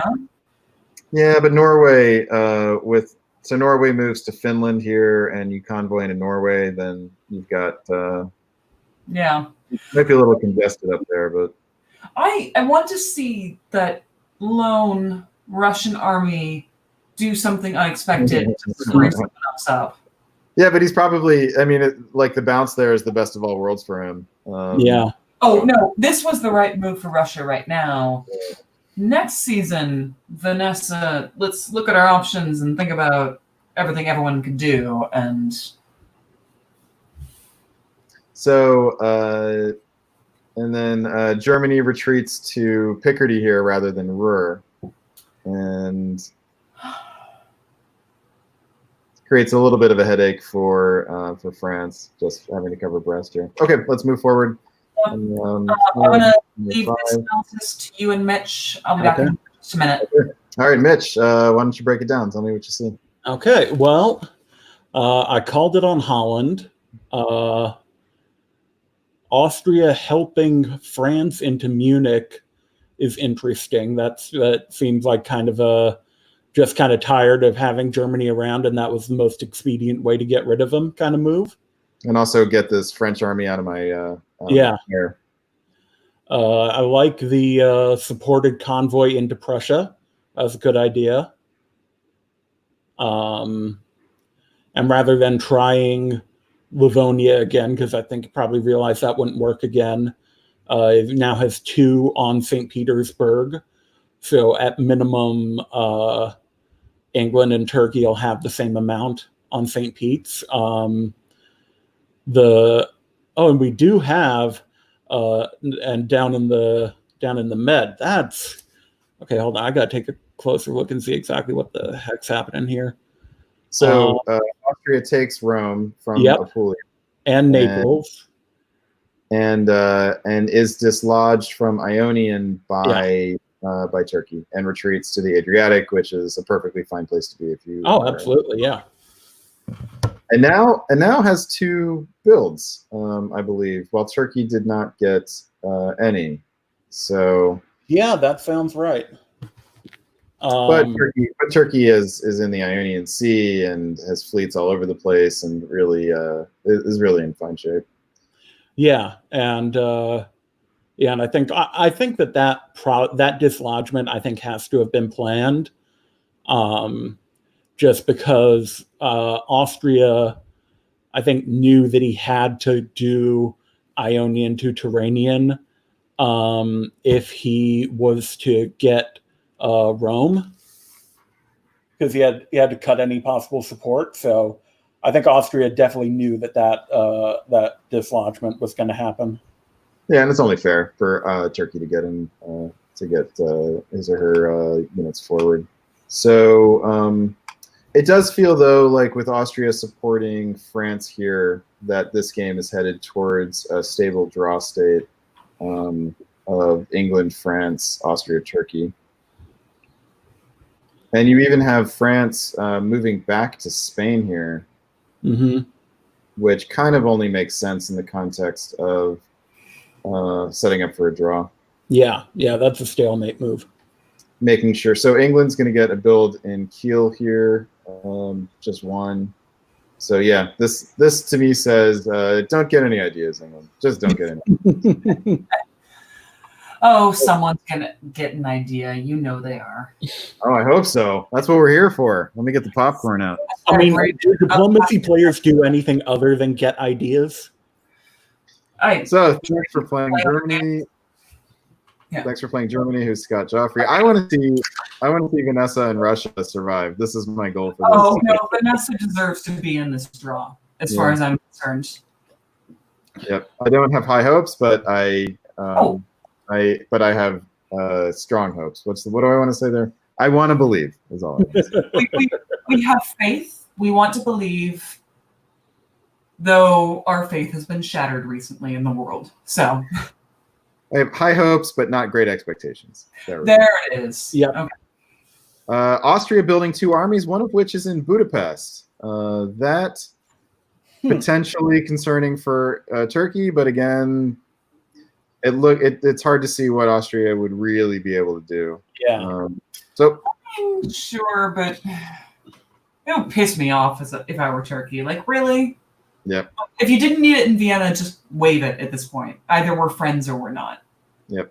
Well, I feel like maybe if I was Austria in this case, what I think I would be doing, talking about the builds here, would be I would go to Turkey and would say, if I build in Budapest, I can use that in negotiations with France and England to make it look like we're going to be going after each other, or that we don't trust each other. So yeah, there could be bluff going on. To what end, though? I mean, these guys aren't going to fight, and so the only way this game explodes is if these 2 guys fight. Yeah. So no, this looks like a 4-way draw. But the game is not yet. So let's see what happens. All right, I'll call this one out. We've got France now moving units back into place, taking an Italian support into Tyrrhenian Sea.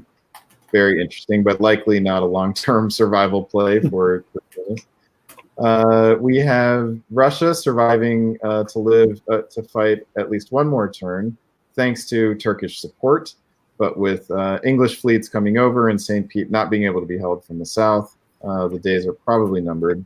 Yeah. We also have Austrian armies Not going to Piedmont. Yeah. And also There- going to Galicia and not Vienna.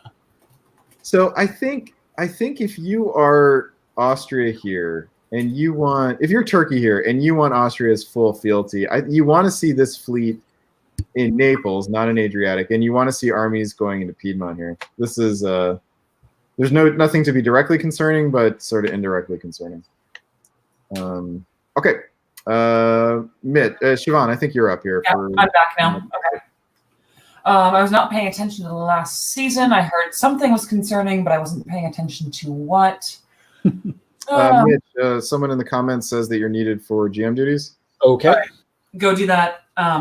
Just kick him back to the waiting room for a second. Okay, so, Vanessa, it's mildly disappointing. I wanted you to make it, even though I knew you wouldn't. Okay. England but this is clearly Turkey saying, you know what, I'm more worried about what Austria is doing than anything else. As he should be. Yeah. Very clearly. I mean, Gal to Ukraine, Bud to Gal. Everything else just holds. Austria is doing nothing anywhere else on the board.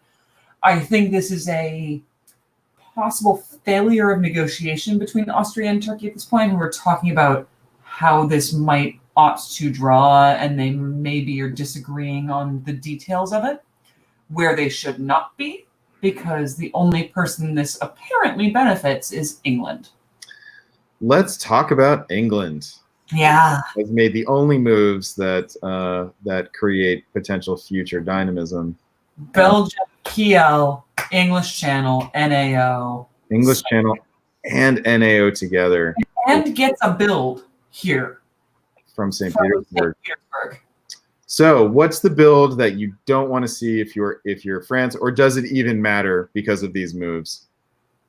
It doesn't even matter. I mean, he has 2 on MAO. You only have 1. So, Fleet Liverpool at this point, I mean, sure, it just backs it all up. But, I mean, let's presume... I mean, he's in Belgium. He can convoy to Picardy with support. I mean, like, there are so many options here. Yeah. I think I'm going to guess he builds Fleet Liverpool. That's my guess. I'm not saying I think it's right. Yeah, no, it's right. I mean, the other option would be Army London. You convoy into Picardy here. Which is guaranteed. It's a slower play. It's safer. I mean, you could, in theory, even do Fleet London, put Fleet English into MAO with support from NAO and follow up in English and have 2 on Brest. Yeah, it seems, I mean, it doesn't seem, that doesn't seem that different to me from putting in Liverpool and going to Irish. But he doesn't. Yeah. All right. Well, no, you're not wrong. Okay, so let's see what happens here. Army London. I don't hate it. I really don't. I don't either. The only thing though is that actually he can try to force Burgundy here and prevent you go North Atlantic to Mid Atlantic, bounce that, you do, or get in. I mean, you can force Burgundy with if he's willing to risk. Yeah, it's not a risk. I'm sorry. Yeah, force Burgundy here. Force Burgundy, no question. Convoy. I mean, Gascony has to cover Brest at this point. Convoy to Picardy here. Take Convoy Burgundy to Picardy in a heartbeat. And if Burgundy is smart, it goes to Picardy to bounce it, because you can either force Burgundy or support into Picardy. Yeah. Oh god. I mean, there's a little bit of a guess, and I don't know either of these players. Well, I mean, I guess I do that more. Zach is a good tactical player. He'll probably go to Picardy here. So then the question is, does Belgium support London to Picardy? You could do that. Belgium supports London to Picardy, and then Berlin to Ruhr, or Berlin to Munich with Ruhr support. I mean, I don't know the English player from Adam, so Let's see what happens. let's do it. Convoy to Picardy. Oh, Zach. This is very passive. This is a real surprise. Zach, okay. This is a real surprise, yeah. I am not going to walk out of this room as is on the bingo card. All of this. How bad? All right, let's talk about how bad this is for Zach. He has gone to Spain. He clearly is deciding to hole up in Iberia. Breath of cause. Although he'll just. I mean, I understand that there is the argument, and I'm seeing him on the side here, even though I'm trying not to look. Yes, okay, France believed whatever England sold him. But there is no sell for me, if I am France, that tells me that England is doing anything other than hurting me. Yeah.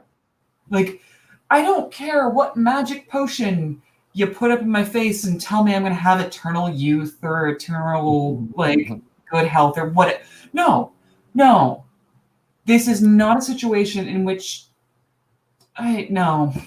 You got so all right. If you're going to try to defend your home centers, you got to do something with Burgundy and Munich here. Like you got to hit Ruhr. You got to maybe go to Paris and pull Munich back. You need Austria on your side. My guess is what he wants to do is to make sure that he's on a stalemate line and makes it to a draw.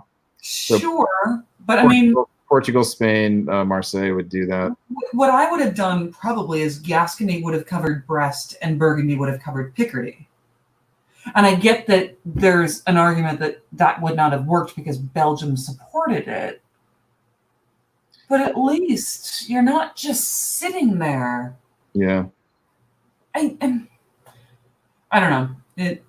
And West goes to North Africa. he's trying to get all his units into play, but yeah. Oh God, I'm sorry. Like, it's not the worst thing that has ever happened, but there's.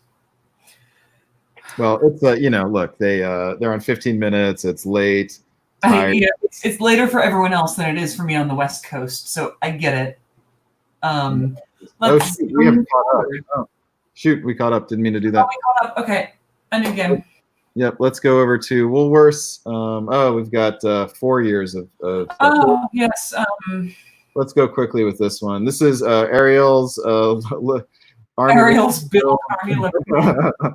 France, John Jameson, who is blowing up. Italy has also and Turkey has. What else do you expect? Yeah, this is where Chris Brand was doing the triple bounce in Tyrrhenian Sea repeatedly and took Serbia here and dropped an army. I was surprised. I thought fleet. So let's see what happens here. We have got John Jameson takes Liverpool, guaranteed by tapping York. But takes London back. And John Jameson decides to pull. I can only imagine that was an error. There did not seem to be any strategic reason for him to not retreat to Wales here. I'm seeing John in the comments. I'm just gonna put my hand over it because I don't even want to see it. That seems like a terrible decision. I also don't like. Sorry, John, we're going to pick on you for a little bit. I also don't like taking Liverpool from Irish. Or from North Atlantic. I'd rather see you take it from Irish here and keep leverage over the ability to get into Norwegian. Absolutely. Other noticeable thing here, though, is we have a breakout from Brand moving lots of units west. Chris. Followed up by Turkey. This is potentially concerning for Italy. We'll see if that matters. Oh, Yaroslav, I have given many props to over the stream. I don't know you, but you have played beautifully. Yep, this is a really nice Turkey. And I mean, look, honestly, there's a lot of possibility for a big result here from Turkey, depending on how messy. I mean, I see this is essentially devolving down to a fit three-way. Yeah, FIT. but with I think we're a fit where everyone of FIT, their eyes get kind of big and say, yeah. oh, maybe if things break right. So let's see. I don't know where Yaroslav is based, but I do know that Chris Brand and John Jameson are on the West Coast with me, so it's only about 10 o'clock. So they might have the energy and the stamina. All right. Well, things don't go well for John Jameson this turn. He loses Munich, has another unit picked, and does have 2 spots open for rebuilds. So, but only one. Only one will go. Own unit in London, so he was already down 1, but picked up Liverpool, so we'll call that even. Loses Munich. And Chris Brand gets another build in Italy here. Loving it. Gains position, but also has a Turkish fleet in Tyrrhenian Sea. I mean, this is not long-term sustainable. There's no shot for Italy unless he really. I love Italy because, I mean, this position is amazing and it's Chris Brand, but oh god! And he's gotten Turkey to move. I mean, look at this: 6 armies in Turkey north of Galicia and stuff. That's great. Sure. Turkey, you've come at it a little too hard in another theater that is unnecessary, and we can talk about that.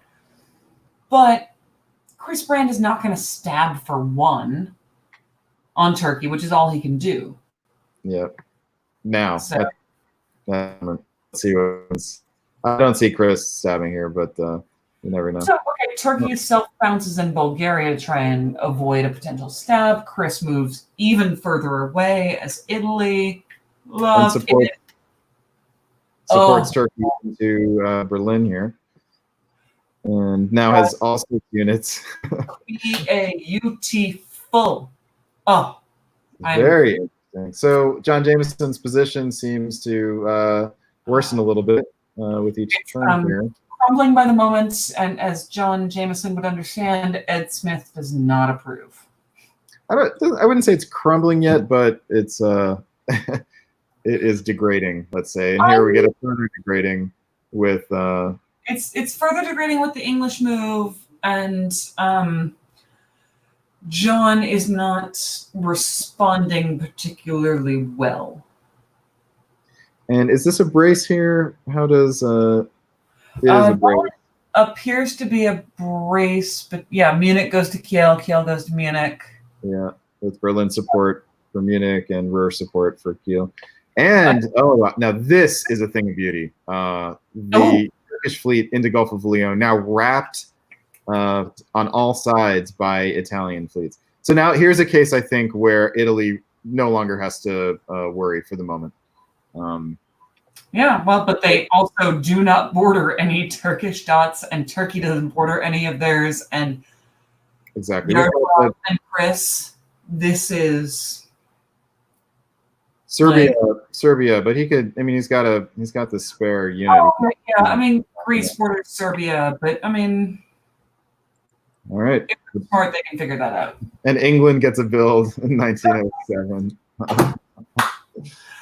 Oh, it's beautiful. Oh, so now you got to start thinking, right? If you're Italy and Turkey, is how do we keep pressing without giving the other one an easy shot to a solo? And I mean, it's a balance here, but it's a precarious one. It's a very precarious balance. I mean, I think they both put themselves into slightly awkward positions. But equally awkward, right? They're both, and that's part of the thing that I think is making the alliance quasi-stable at this moment. So the question is, how long will that last? Turkey, Turkey always has the ability to come from behind. I'm rooting for Yaroslav in Turkey here. I don't know you, and it's not that I don't like you, Chris Brand. Your reputation as Italy kind of needs to die. I want to see the Turkish fleet end up in North Atlantic, or in an English dot. Sorry, Ariel. Yeah, sorry, Ariel. Ariel, getting a build and building a fleet. Congratulations, I Ariel. have in my time seen a Turkish unit in an English dot. So it was a Turkish army that I convoyed there through a very weird series of events. Very nice. All right, let's push forward here. We got 1908. Let's see, this game is spring 1909. You know what? This game, so we are close to catching up with this game. Let's leave it here, and we'll come back. But since we've looked at it, let's watch. Let's see exactly what happened here. I mean, we can evaluate this one. We can get through this year, I think, if I'm reading your clock correctly. Yeah, they're in spring of 09. Yeah, we typically haven't been getting all the way up, but let's just do it. We just won't speculate too much about. Okay. I mean, Turkey takes Marseille. I already saw that. Italy does a whole lot of nothing in the middle of the board. There is some distrust. Italy goes back to Serbia. Greece goes to Bulgaria. We got those cute little orders. But it's a border, right? Nobody is I mean, now Italy could conceivably threaten Romania, but England takes Kiel. I mean, good on you, Ariel, for keeping the fight alive. You get back in the English Channel. You take Ariel on board here. Ariel at this point except for Clyde not going to Liverpool. That would have been the mistake. Always take the chance. If you were in this position, you've got nothing to lose. What do you make of Russia? What do you make of Russia supporting Holland in the Kiel here? I love it. Love it, Tanya. Tanya. So, Tanya, what you needed to convince Ariel of, because you two are in the very weak positions on this board, is, okay, I'm going to support you into Kiel. Take it. It'll work. I promise you. Which it did. And Tanya, I'm going to give you credit for that move in convincing Ariel to take it. You also should have looked at the English mainland and told him to at least make a swing for Liverpool. I get that we're seeing the results of where it would have worked, but there was no reason not. Unless he doesn't really want to eliminate France here, and this was because a unit needed to go. I mean, that's possible as well. I guess we'll see in the fall what the fall moves are. And indeed, he walks out of Kiel. He walks out of Kiel. There's a bounce between. Okay, yeah. France gets in, but Italy gets an army in Ruhr, and this is no small thing. Oh, that is huge. That is no small thing. He now has a supported attack on Burgundy if he wants it. And yeah, the only problem for the IT here is that the fleet more an army. You have an army if you're trying to advance here. I mean, there are so many complications here, but we do need to stop ourselves on this board, I believe. Yeah. Do you want to go for winter? Oh, you know what? One thing we missed was Italy taking Greece with support. So Smyrna supported Bulgaria to Greece, but Aegean supported Serbia to Greece. That is very curious. Yaroslav, you ain't nobody. He's not pulling one, but this means that Italy goes up to 10. Turkey was ahead. Actually, this makes a lot of sense, I think. No, this actually makes a lot of sense. Yaroslav, the whole Smyrna, Bulgaria nonsense, not fooling nobody. Cute. I get that you had nothing else to do, but... Very interesting, though. Be very curious to see how things work out here. Whether IT are, really going for a draw or or trying to set each other up for a possible stab. All right, looking for an opening. So we're going to move on. Yes. Let's move on here. And which game are we behind here? Michael Jordan finished. Let's go through that. Before we jump in, Tanya, I see you. I will not stop myself, and I will give advice where I feel like it is meaningful. No, I'm kidding. I love you, Tanya. And let's see, is Mitch ready to come back on yet? He told me a bit ago that he was, if he's in our... Right, I got the thumbs up. Mitch, welcome back. Hey, yep, Um, had some trouble with Backstabber kept setting the deadlines too long, so Oh, that's fun. had to do some work with that. Yeah.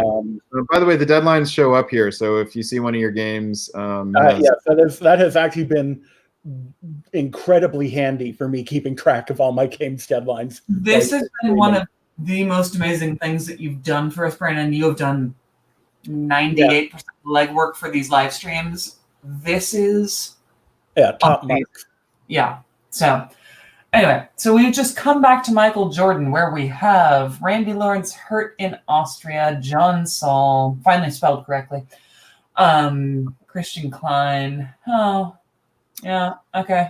Yeah. So here the question was, is there going to be any funny business? And since the game ended, I think we can be confident that there was funny business. So this looks like a 4-way draw that we're headed for. Austria, England, France, and Turkey. Let's see what we got. Mitch, do you see any funny business happening? Oh, right. So the question here was with France's advantage in the South. Will France be able to play this into an opportunity for a bigger result? I think Chris was predicting a possible 2-2 draw here. Isn't that right? There was some chat about that. These are all starting to blend together in my brain. We've talked about so many games today. I think this is the one that was prompting us to say we would stay up late. Mitch, what do you see here? Well, I see, and I don't know how to interpret the fact that Ionian moved to Greece rather than holding. Like that actually does seem like a bit of distrust. Like maybe he thought that Greece was going to support Romania into Bulgaria.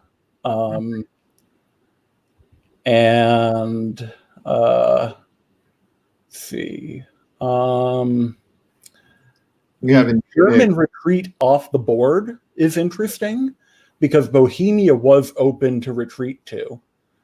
So he could have at least, tried to raise a little bit of trouble from there. Yeah, maybe go. He saw it on the wall. Thomas Brown. I'm going to chime in here and just I'm sorry to interrupt, but the English player, we were talking about John Saul looking super strong. All of those units on his mainland did absolutely nothing. Yep. Yeah. And for no reason. Why is there a self bounce in Wales? Yeah. I mean, he didn't have a convoy off of the islands available. He's got this nice four army set, but doesn't seem to want it. And now he actually can't hold on to Moscow. But I mean, he put the armies and the fleets in the wrong place to begin with. But that's a whole different conversation, John. Yeah, and Edinburgh shouldn't have held there. I mean, go to Norwegian, go to Clyde so you can follow up to NAO. Do literally anything other than that. So the French fleet movement is interesting. Clearly trying to keep open the possibility of him doing something mischievous. So let's push forward and see how far he gets along that line. French, okay. Goes to Adriatic. Christian. What's your game here, Christian? I mean, Adriatic and Apulia. He really wanted to ensure Venice. I guess that would have done it, right? I mean, sure, he's decided what he wants, and it appears that everything that's up in the west and north-ish is just guaranteeing he keeps what he has. And Austria and Turkey are really fighting here. So clearly the follow from Bulgaria to Romania was unexpected. So, well, I mean, Randy is a little bit offended here. And dude, I'm going to guess what this negotiation period went like is Randy was like, hey, man, I told you exactly what I was going to do. I told you exactly what you could have. Why did you do this? And Turkey did not give him a good answer, I'm going to guess. I have had that conversation with Randy. Yeah. We have all had that conversation with Randy. You've had that conversation with me because I'm actually a little bit the same way. It's... So and Greece supports Ionian into the Aegean. So this is solo throwing territory.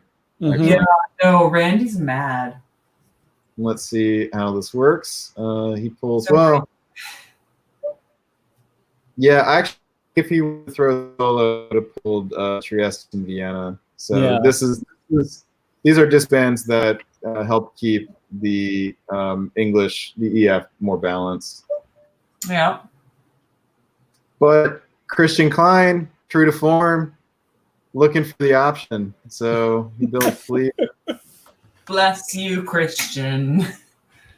Oh, I've watched Christian play too many games recently, and I'm grown to like him as long as I'm not on a board with him. We consider him a Scorpion for a reason. Although he has, I think he knows that board reputation is out there so much. He's been actively trying to counter. With the weasels, it is. Indeed. Not here, it ain't. All right, let's see what happens. We have got Jonathan Saul properly countering the little soundings that Christian was throwing out. Very well done. Christian sets himself up to take Trieste here, but not anything else. This is a bit of a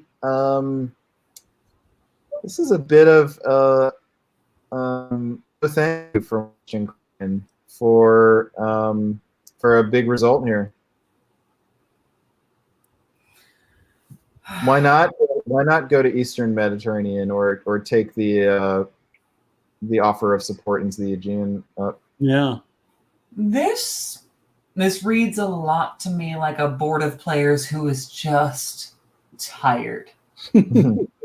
Like, honestly, I'm gonna call y'all out because I know you really well. Randy, Christian, come on. You knew you were playing 2 boards today. You knew you were going to be up late. You had to plan for this. Take a nap if you needed it. Chug some extra coffee. Y'all know what these tournaments can be like. You've been to enough of them. Randy, actually, no. Randy, respect. He's still playing it out. He's punishing the player he wants to punish. Mm-hmm. Christian just seems tired. He's like, I can get one more. Fine. I mean, we start counting dots here. Christian is sitting at 11. Yeah. And are there 7 more dots down here? Greece? 7 more? I think so. If he can get into Eastern Med, if he can get all of the Turkish home centers, that's 3. If he can get Greece, Bulgaria, Serbia, Trieste. 14, 15, 16. I get him 2 down there. I don't see him getting Vienna and Budapest. He doesn't need them. He just needs Trieste, Serbia, Bulgaria, Greece, and the 3 Turkish home centers. It would take a long time, right? He'll need to get more units over there and building them in Marseille, while also holding off England. Yeah, no, he's got too many problems, and it would take too long. And I think Christian knows well enough to know when to just be like, you know what? But England really is not set up to fight against France here. Oh, it's not set up to fight against him. It's just set up to give him too many problems. I just don't see why you wouldn't go for it. You got nothing to lose by going for it. You're not going to trigger a solo bid by somebody else. The worst that happens is that England gets in position to fight against you, and then you take the draw. Yeah. I'm not sure how much to say here since I was GMing this game. Oh, then. But I will say, yeah, since it's over,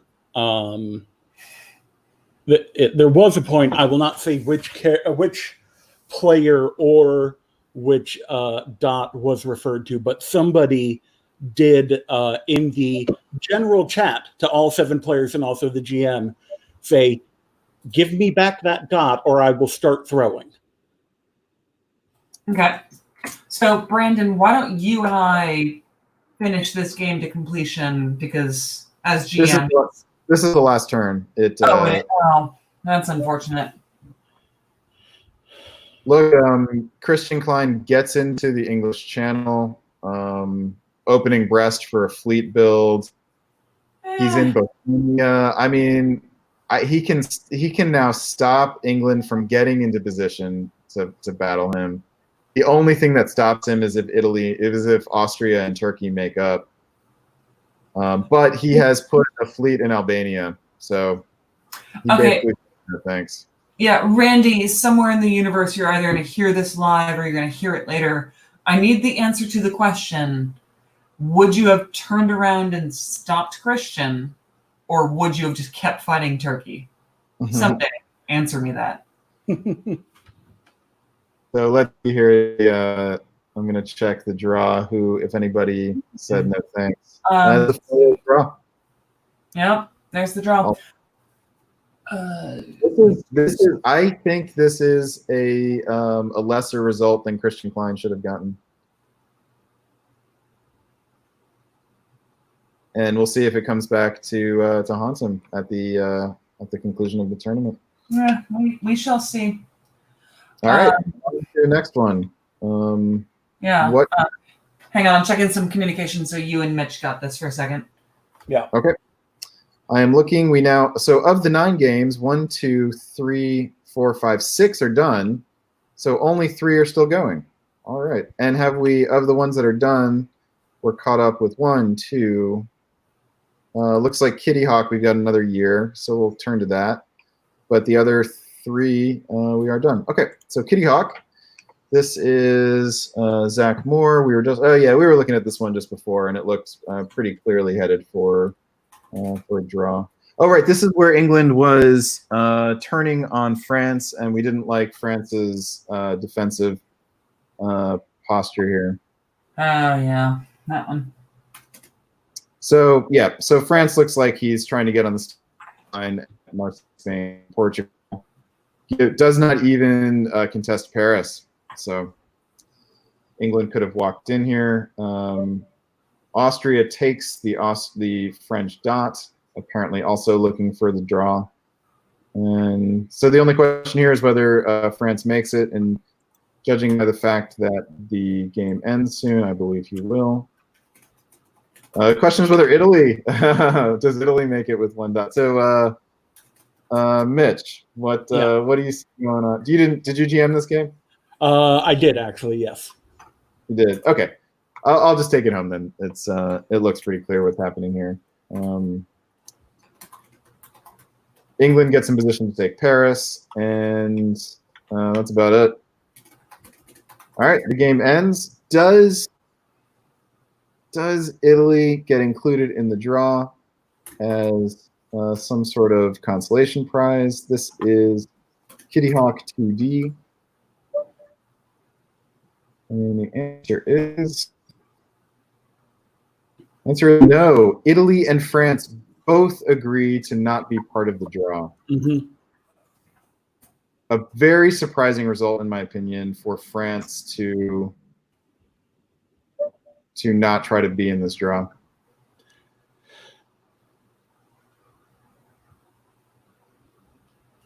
Siobhan, what do you think here? Sorry, I wasn't paying. Oh, so France vetoed the draw? No, France voted himself out. Oh, France voted himself out. Yeah. Okay, so we have drawn with a 3-way then. Mm-hmm. I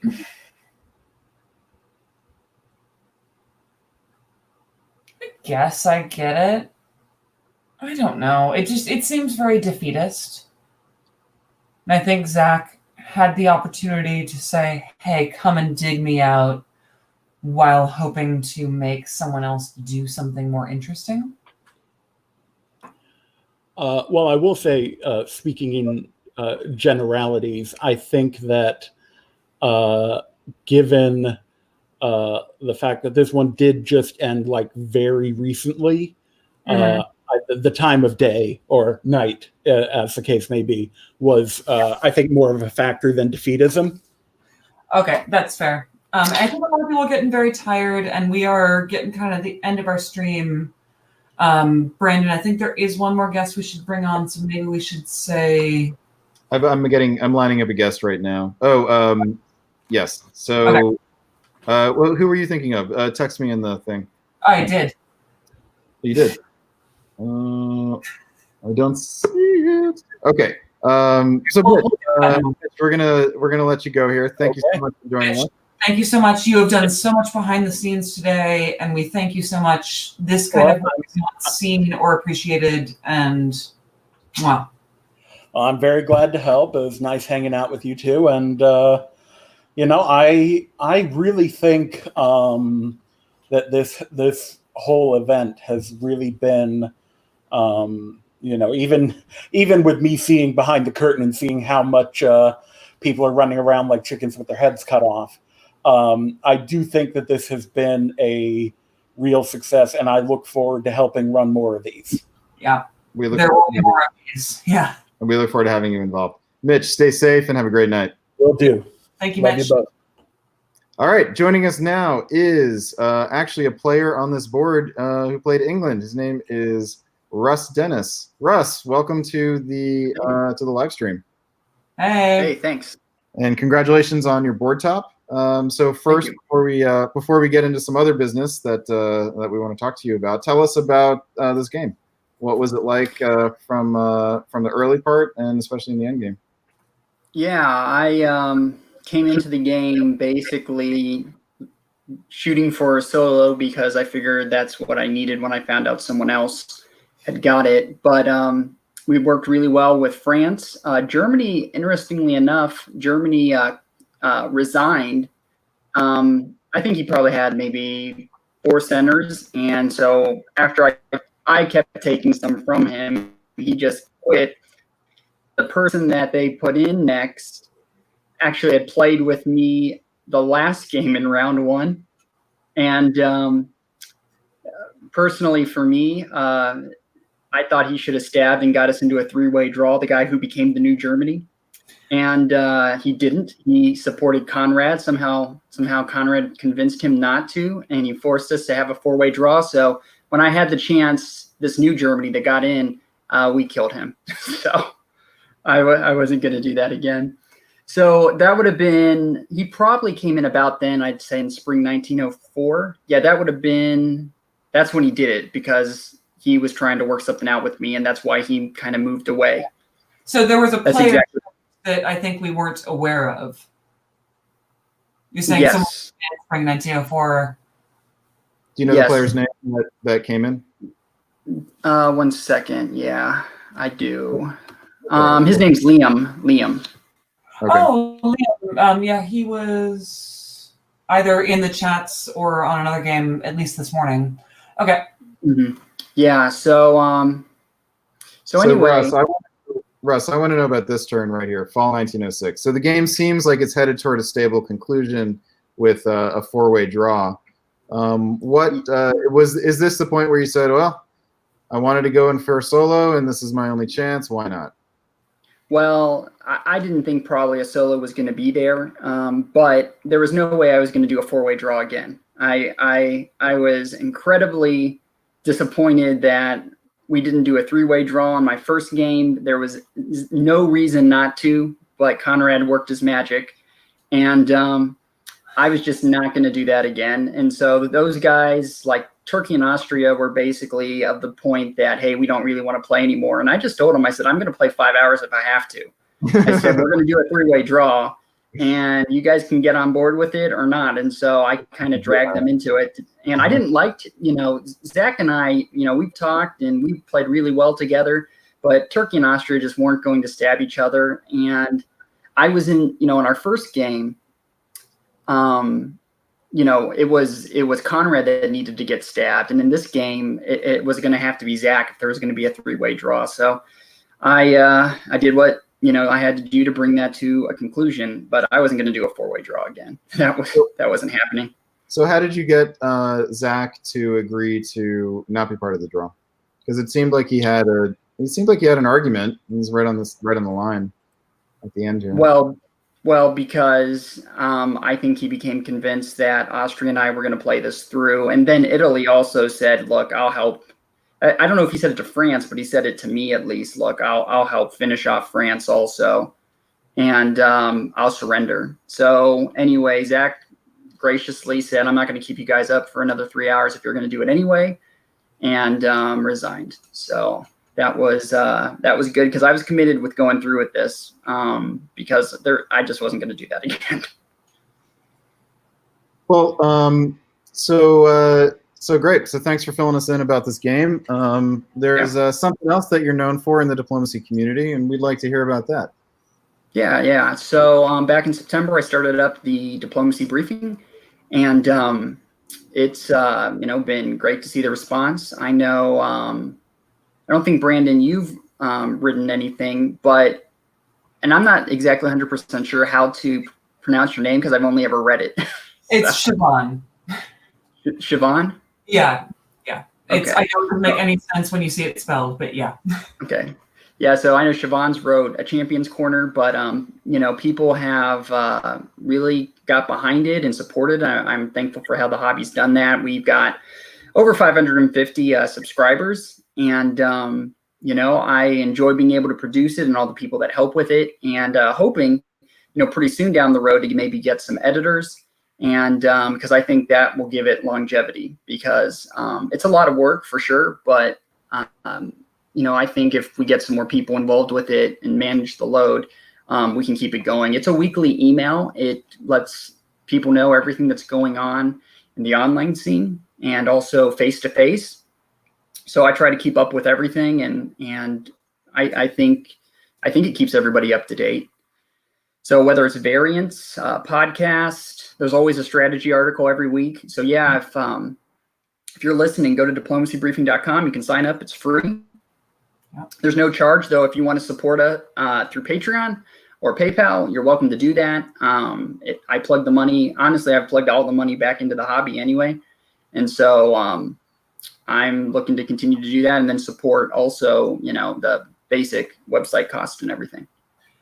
And this is one of the really nice things from our perspective. The whole newsletter is really great, but especially the announcements of tournaments. This is something that the hobby has really needed for a long time, and this is a really nice. It's a well maintained list, and easy to access. So we thank you very much for doing this.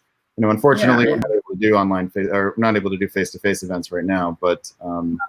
I think that conversation, and not to get too far into it, it's the NIDF and so you and I need to have a really serious conversation about interlinking the schedules and how we can get some funding into both of us, and just get it all linked together and make it really enmeshed, because this is the kind of thing the NIDF has talked about doing for so many years, and nobody has been willing to step up and do it. So sure. Everyone follow Diplomacy Briefing. It's amazing. They're doing some awesome work. If you have a couple extra dollars to throw to Patreon, seriously, I recommend it. Yeah. Well, and two, what we're doing right now, I think, is exactly what the hobby's needed to bring some more cohesiveness, because having tournaments that bring together face-to-face and online people makes everything more healthy. And so the live stream that you guys are doing, and I think that coming out of this, if we can figure out some kind of infrastructure to continue to do this,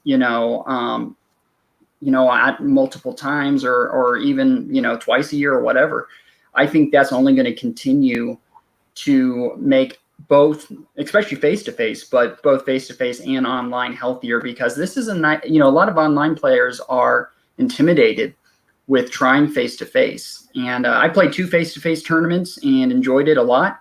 But I know there's a lot of, kind of worried a little bit. And so by doing this, it helps make people more comfortable to try it. Yeah, we're in talks to try to stage something in August in place of the Weasel Moot and some other tournaments. So we'll be in touch with you about that, and hopefully we can get some good attendance for that. Russ, is there anything else you'd like to tell us about the diplomacy briefing? No, I think we covered it, and thank everybody for the support, and encourage you to subscribe and become a part of it. Would love to have you there. You can reach out to me. Let me know anything that's coming up. It's called The Briefing because I do try to keep it brief. I try not to do more than 2 hobby announcements and a strategy article every single week. So I'm not gonna flood your inbox, and you're not gonna get so much stuff. You can quickly scroll through it and see if there's anything interesting, and continue about your day. Yep. Well, we thank you so much. It's a really great clearinghouse for information, and it looks great, and there's a reason why it's caught on, and that's because you're doing a great job. So thanks, Russ. Thank you, Russ. Thank you. All right, stay safe. Have a great night. You too. All right, Siobhan. Let's get back to it. Take Big it love home. to your sass in the comments. I'll deal with you later. All right. Let's see. We have how many games here that are still running? We've got Wilmington Insurrection. We've got Woolworths and Tobacco Road. Pick your. I think we should pick one that we haven't been to in a while, which seems like Tobacco Road. We've last been to in 06. Oh, all right. And here. Okay, this is the Conrad Woodring and everyone else I don't know board. Okay. Awesome. Former presidential candidate John Anderson. We all know him. Obviously, I know him, but who has been growing and is now sitting at 8 centers in 1906. This is not. It's not a terrible Italy. However, the lack of any presence in the Med. Yeah, his problem is that he's got English fleets on his backside, and he has not dealt with the Turkish problem yet, and it looks like it is a problem. So I'm kind of liking, not that I think he's in a position to win this board, but I'm kind of liking Conrad's position right now in England. So this was a case where I'm thinking I'm getting this mixed up with another game actually. Okay. But they did get into the Western Med here, and the fleet in Portugal. It's a good place to be, but it's a good place to be for a stalemate line, not necessarily for advancing. Conrad's position is nice. I mean, the question is whether he gets dots off of Germany or not. I don't know. I mean, maybe he gets Tunis, maybe not. It depends on whether he can pump some more fleets through here and get the edge. I'm not saying I like the English position because I think they can top this board. I don't think they will. I just enjoy the possibilities. I mean, it's really nice not to have to deal with fleets from the east. But these are these 2 fleets sitting here. Yeah, I'm actually surprised this game has continued to go on. I'm curious to see what exactly has propelled it forward. Are we going to see German armies pushing forward across the stalemate line? We've got a French army disbanded Holland so that he could stay on the front. Okay, fair. So there's been some chatter about what units can do the best use where. So, all right, let's zoom it forward. All right. England gets another fleet into... England gets into Lyon, West, Spain, South Coast. How does he get into... Oh, because Spain... Germany walks out. Presumably this will keep moving and pass through, but man, this is really nice. Love it. Go to, you got options here as England. You go to Tuscany. France, you kept Piedmont to hold? Yeah. Like, I'm sorry, if you're going to keep only one unit, do something. Yeah. Yeah, maybe the player just stopped paying attention or something. Yeah, I think that might have been the Australian player who was tapping out of exhaustion. Oh yeah, Tony Swinnerton, a legend of the Australian hobby. Okay, let's keep going forward here. I mean, Germany's pushing forward, and it doesn't look like Turkey and Italy are totally on the same page with this move to Eastern Med. They are not. but also not necessarily really attacking each other. This looks like defensive movement. That all just looks too... Just weird, right? You know, get on the same page, help each other out, and fight a very potent EG. Yeah. All right. Yeah. Ball. Love it. Convoy. Convoy to North Africa from Wales. And a convoy to Tuscany. I don't like this convoy to North Africa. I don't like it at all, actually. I don't like it, but much rather have a fleet here. There's really no reason for. No, there's no good reason for it. I mean, there's no reason to have the army on the island, but I mean, why wouldn't you just push? Yeah, no. Better to leave it on the island and put Mid-Atlantic into North Africa. There's just no good reason for this, other than it's cool, and that's a terrible reason to. Yeah, well played convoying Marseille to Tuscany so that you have the opportunity to just take Marseille for yourself next year. Yeah, this looks to me like a German player potentially pushing him or herself too far forward. Fleet moves to Baltic here, moves from Baltic to Kiel. I mean, this should concern England to see any fleet movement west at this point. It should concern England a little bit, but I mean, what else is English Channel going to do at this point? Just pull yourself back to North Sea and just be like, hey, no, I'm here. You have one fleet. What are you going to do with it? Now, Germany has a build here, I believe. Picks up Holland and Warsaw, loses Spain. That is correct. Italy builds one. Italy builds 2 from Greece and Romania. Oh, Romania. That's what I was missing. Okay. But Turkey gets into Ionian. Okay. Interesting action. Okay. So bye-bye France. Yeah, this game should be ending. I'm very curious why this game's still going on. I mean, I think there's some interesting play here, and I think that I don't think everyone's really copacetic here, and I think there are some bad feelings. So all right, so it seems to me that England is setting themselves up in better shape for a move on Germany. And Germany is a little overextended, especially with that unit in Tuscany. Yep. Which is why I love that convoy over there. Like, that was Conrad. Like, A+. I haven't played with you in years, but well done. I'd rather have a fleet down there if you're going to try to break through. But maybe the fleet. It should have been a fleet in North Africa. Like, as much as I love me a long convoy to North Africa because it's cute. Hey, but look, you know what? But here's actually a counterpoint. You know, if he's gonna take Tunis, it's gonna be from west. He's got a fleet in Spain to backfill. Sure. If that convoy gets Germany to let his guard down and enables England to keep fleets in the north for, you know, I mean, that's an argument for it. All right. Okay. Fair. I mean, and I think that England is not playing for like a huge board top or like there's no solo here. I think they're just like.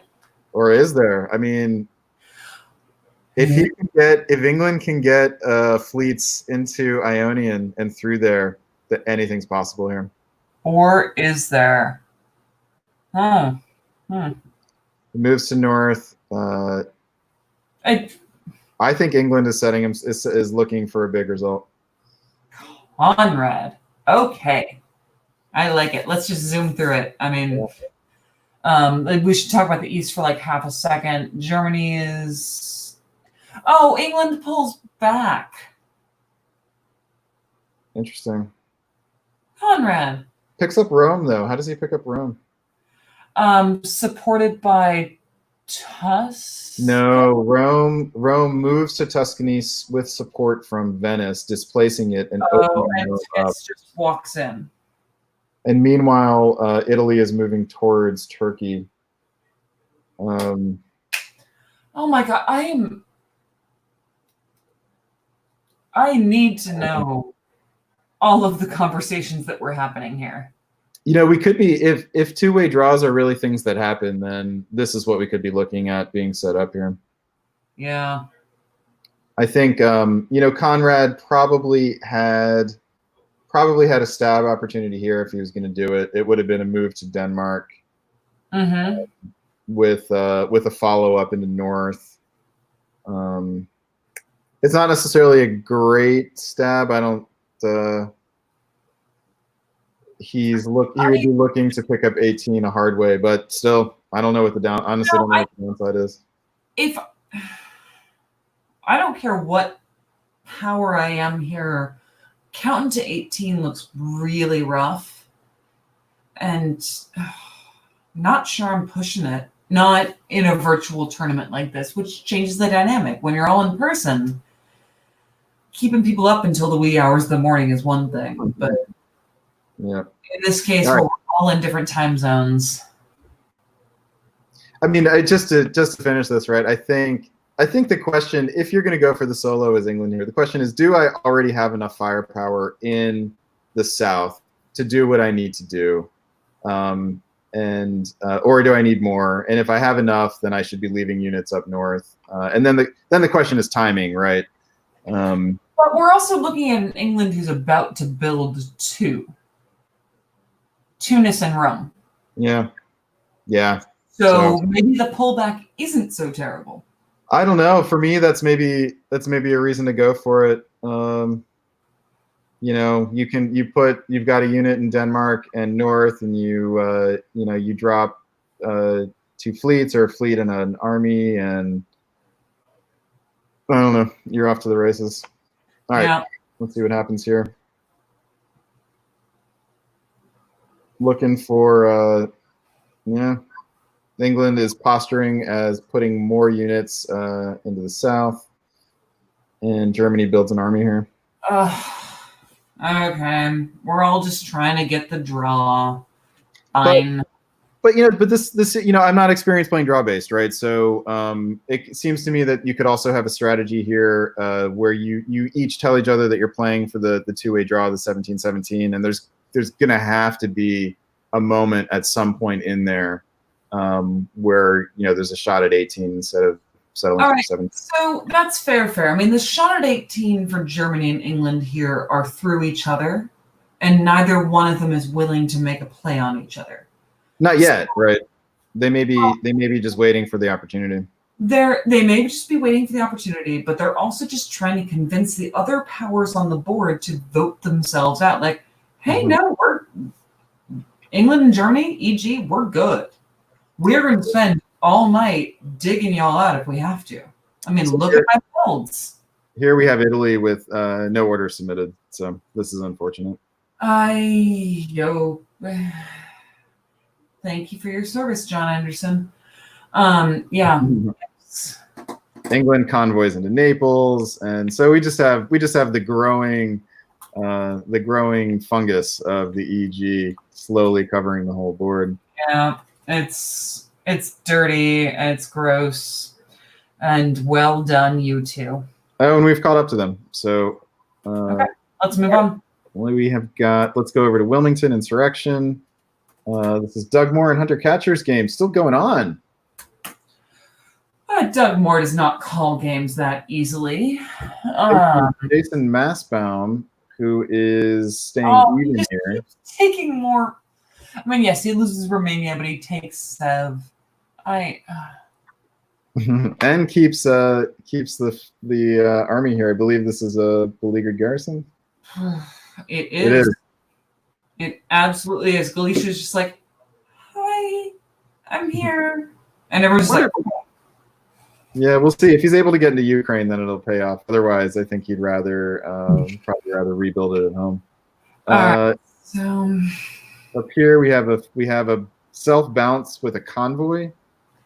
Oh, this is where we left it. I remember commenting on this. Yeah. Okay, let's push forward here. Yeah. More self-bouncing from Doug Moore. Oh, and that's so cute. Does get piffed here, but we have either a stab or an exchange. Oh, that was a spring term we were looking at. Hey, so Jason Massbaum actually picks up a unit here, and with the rebuild is dropping 2. So yeah, he picks up 7. Bull loses Romania. This is Serbia. This must be a missed order. He's moving. This should either be supporting Romania here or going to Bulgaria. There's no way that isn't a misorder, and Matt Krill is smart enough to not order that intentionally. So, sorry, Matt, that's very painful. In the comments, we've got Dave Miletsky rooting for Massbaum to top the board late, which would be... Dave Miletsky, I always knew I hated you for a reason. No. and Jonathan F. Doug didn't play 2 Germanys today, did he? Or do I just assume he's always playing Germany by default if I hear him mentioned? Both of those are potentially true. They're both perfectly accurate, but no, he did not play 2 Germanys today. But even when Doug Moore plays 1 Germany, it feels like there's 2. It doesn't matter what power Doug is on the board, he is always also Germany. All right, let's see what happens with the builds. Dropping 2 armies. Ooh. That's curious. It's really curious. I mean, what are you gonna do with them? What are you going to do with them, and why? Given where everything else is on the board, wouldn't you at least drop 1 fleet? Yeah, I would think fleet and care. Yeah. I could even see 2 fleets, to be honest. But I mean, I'm thinking fleet con and an army. Like fleet con, you can argue, oh, it's not coming after. It's not fleet Smyrna. It's not like.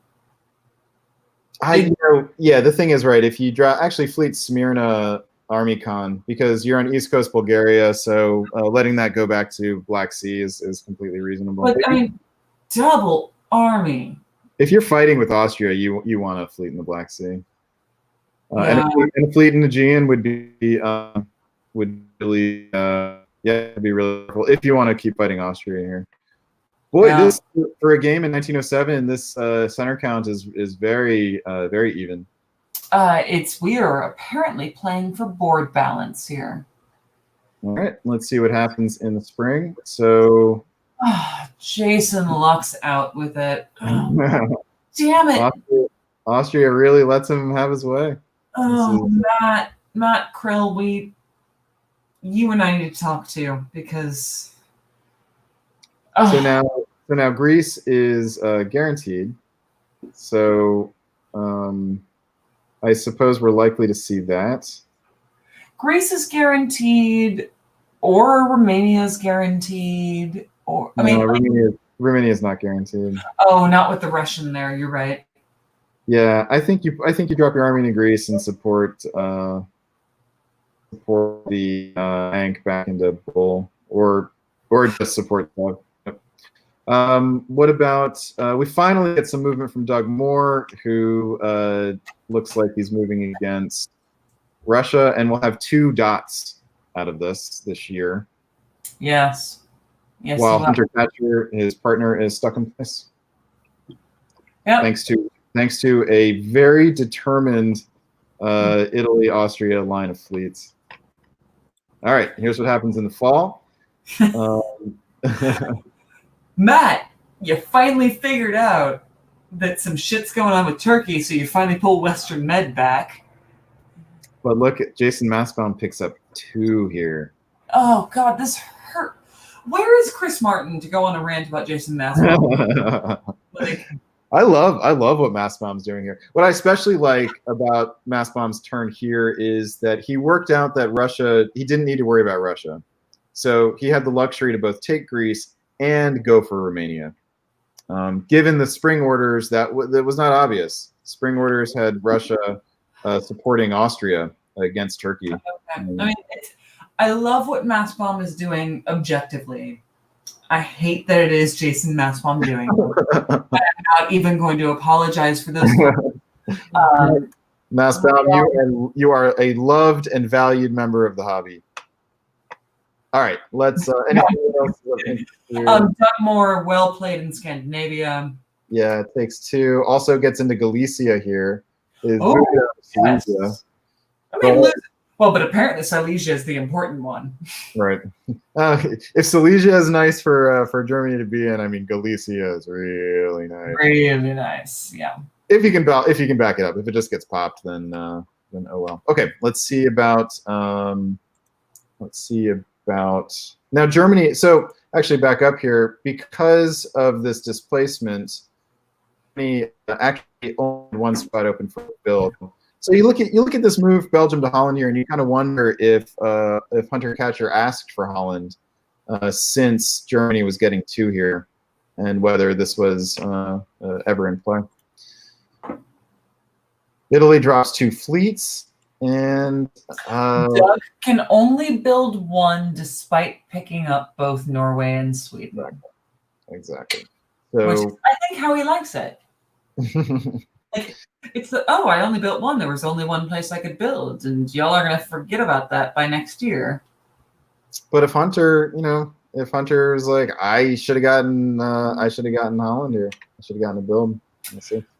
All right, well, let's see what Hunter. No. Hunter moves into Burgundy, Sure. but tries to rotate other units away.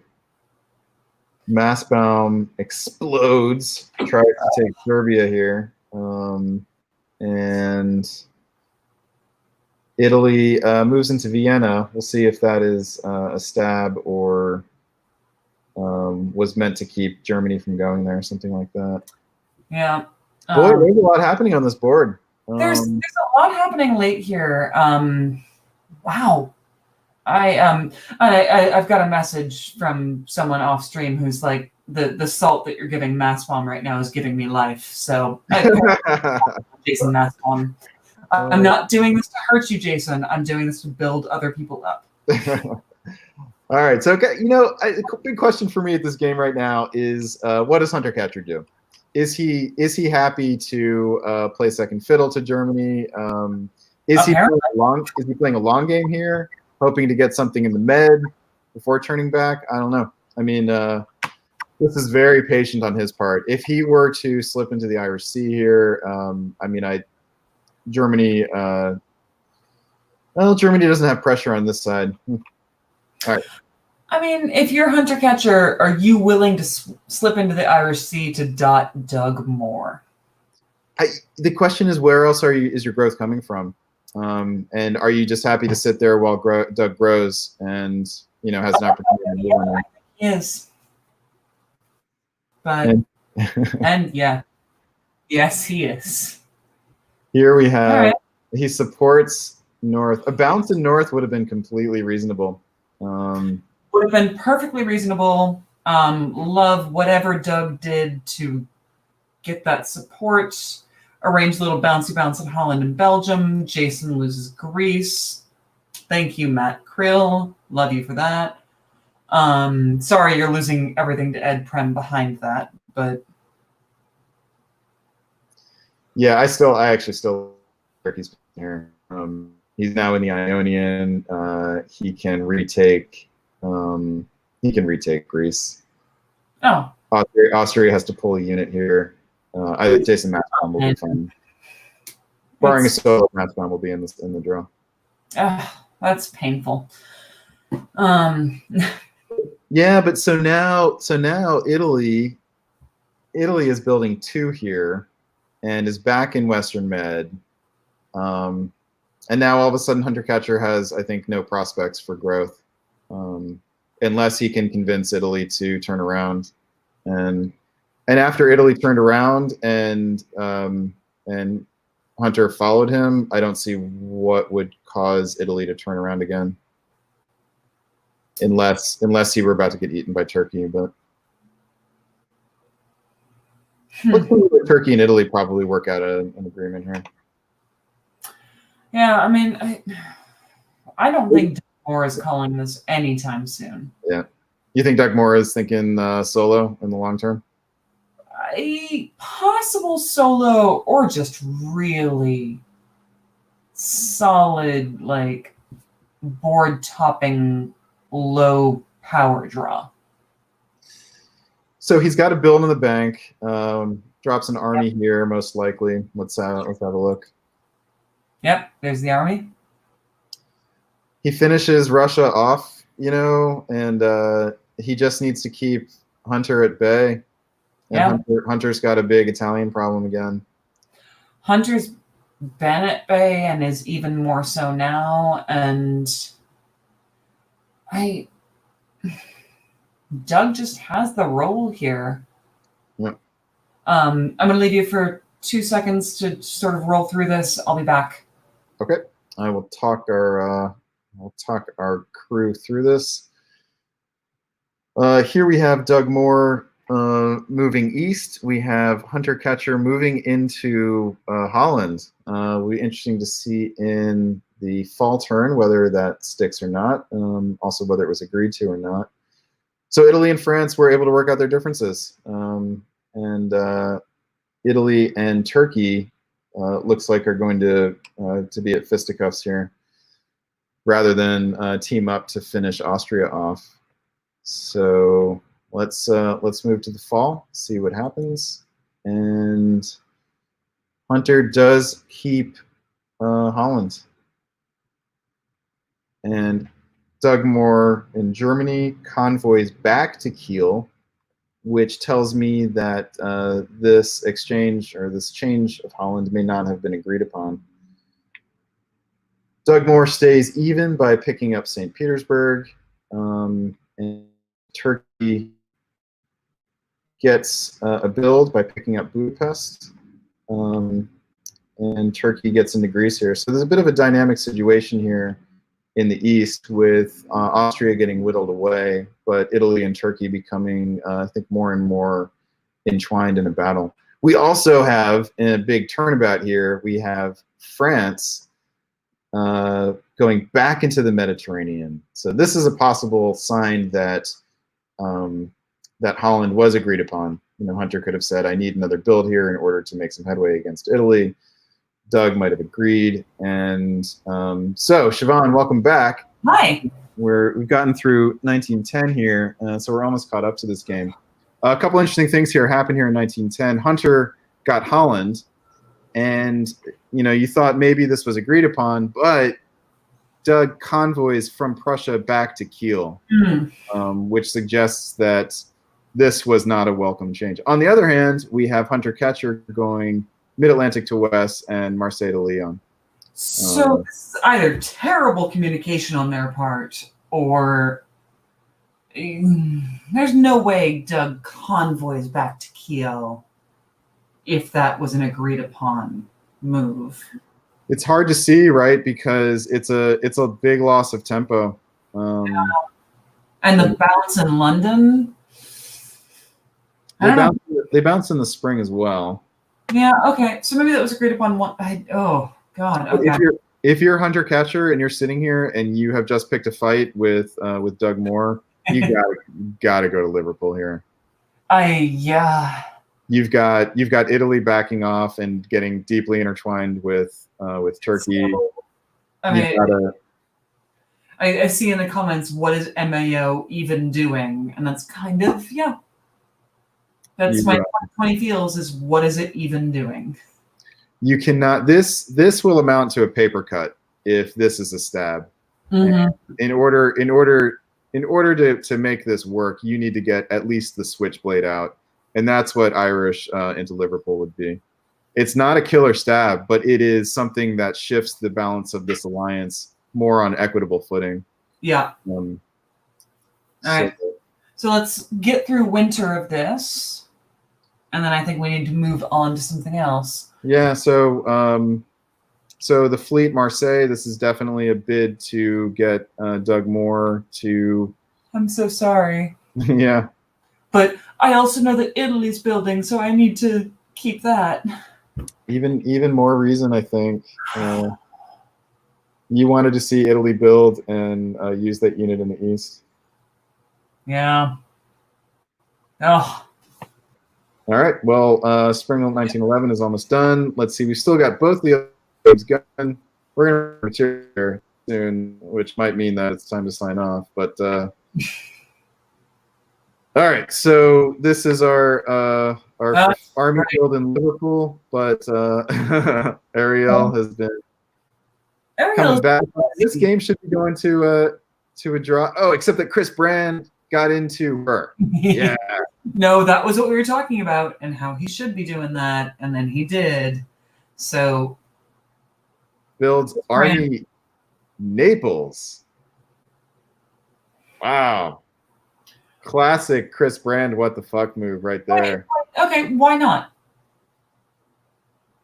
I mean, looking at this board,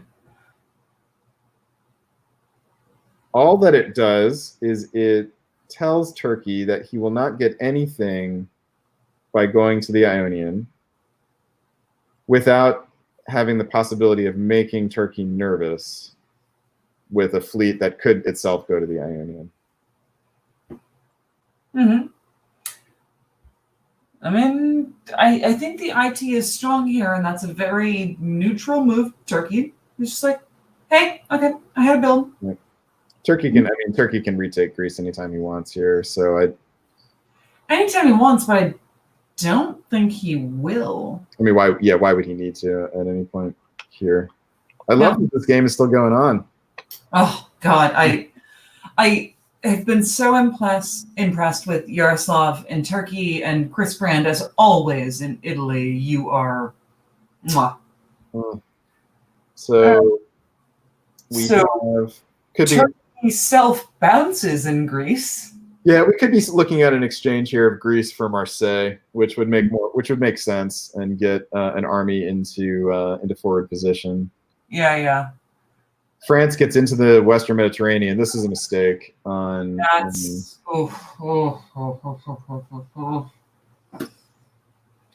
okay. I think if you're going to do this, NAF supports Tyrrhenian Sea to Western Mediterranean here. I think NAF to Mid-Atlantic is pointless. Like, what did NAF to Mid-Atlantic achieve? Nothing. It didn't. Yeah, it had no. There's literally no. I mean, I can see Western Med to Spain in order to try to prevent some coordinated attack on Marseille here, but to Mid-Atlantic, it actually makes zero sense. Yep. Anything else up here? Dave Miletsky, Chris Brand can write orders. He just plays the bumbling idiot as he's needed to, which is how he has won a world championship. We should all learn. All right, fall of 1910. We've got the army in Marseille being blown, which is a direct consequence of Western Mediterranean having been lost. Yep. Turkey takes Greece, which I'm sure was part of an agreed upon swap. Turkey takes Greece, loses Marseille. Italy loses nothing. Loses Greece. Oh, loses Greece. So Italy is down one. Right, and as the unit was piffed in Marseille, so that is. But he gets into Burgundy, which is no small thing, except that France gets a build here. If France were not getting this build, you'd be very happy to beat Chris Brand in Burgundy right now.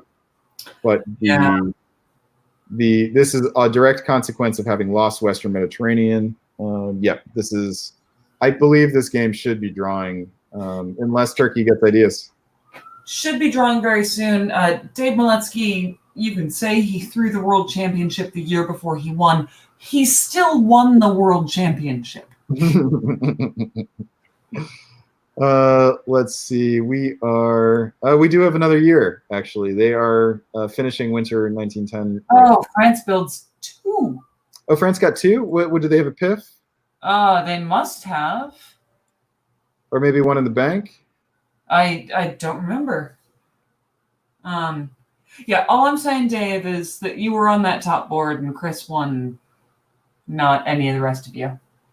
No, I love you. I don't want to talk about Haver. We're not. He had Western Mediterranean piffed. Okay. All right. Oh, yes, okay. So there's a piff, so oh, God. I mean, but Turkey, Italy's not getting anywhere here. And even if he gets back into Ruhr, he's not doing anything with that. So And Turkey's not in a position to stab Italy at all. This should be draw status. Turkey waved a bill here, eh? They're sitting on 10. 1, 2, 3, 4, 5, 6, 7, 8, 9. No, they have 10 on the board. So what? They gained. Oh, they lost Marseille. Lost Marseille. Yep. Yeah. Okay. Even. All right. So spring 1910. Italy retakes Marseille. Ugh.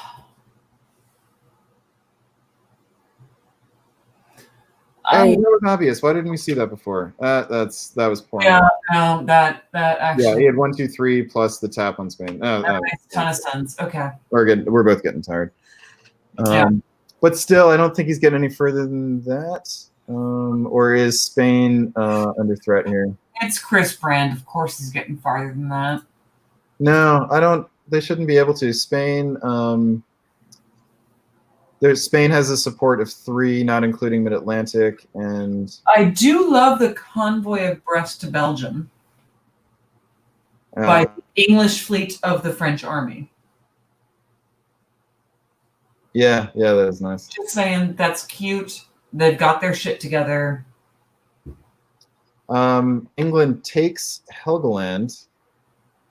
No, England takes Kiel. It's Kiel. Damn it. Yeah, from Helgoland. Thank you. That's a curious one right there. Help. Thank you, Tanya. That's a curious play. Maybe they were hoping for a beleaguered garrison here or something like that. No, I don't mind this. This is the last time I'm talking about Worlds 2016. I am never bringing that top board up with Nathan ever again in my life. And Peter tried to build in Serbia as Austria. Not going there. We're done with that. Okay, so right, let's just bouncing in Bulgaria. Let's see what happens in the fall. Oh no! France lets Italy back into Burgundy. Oh my God! Why do people let Chris Brand do this shit? This is not good for France. So okay, so there was a bit of a rope-a-dope here. An exchange of Holland for Kiel. Oh. In order to get this is all in order to get the English army onto the other side here.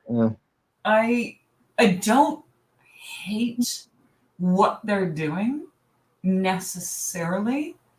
I hate it in terms of what is going on around them, and this. Oh God! Losing Burgundy here is so damaging because now you've got Spain is now susceptible, and you have to cover Picardy.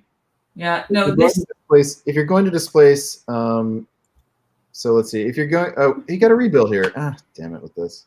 No, this screams John Jameson coming up with a cute plan for everyone to deal with the Italian problem and getting England and Russia on board with his France.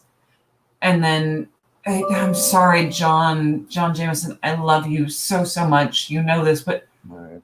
Why? You don't always think out the consequences. No, it's not as bad as that because I'm sorry, because there's a rebuild in Brest. No, I'm sorry. Because of the rebuild in Brest, it's not as bad as it seems. Not terrible for John. I mean, Spain should be a lost cause here, correct? But we that shall see. But I mean, he is literally everyone else. Oh my, Sean, you were.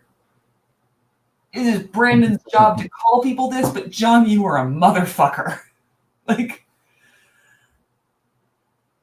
wow. Okay. I don't see the.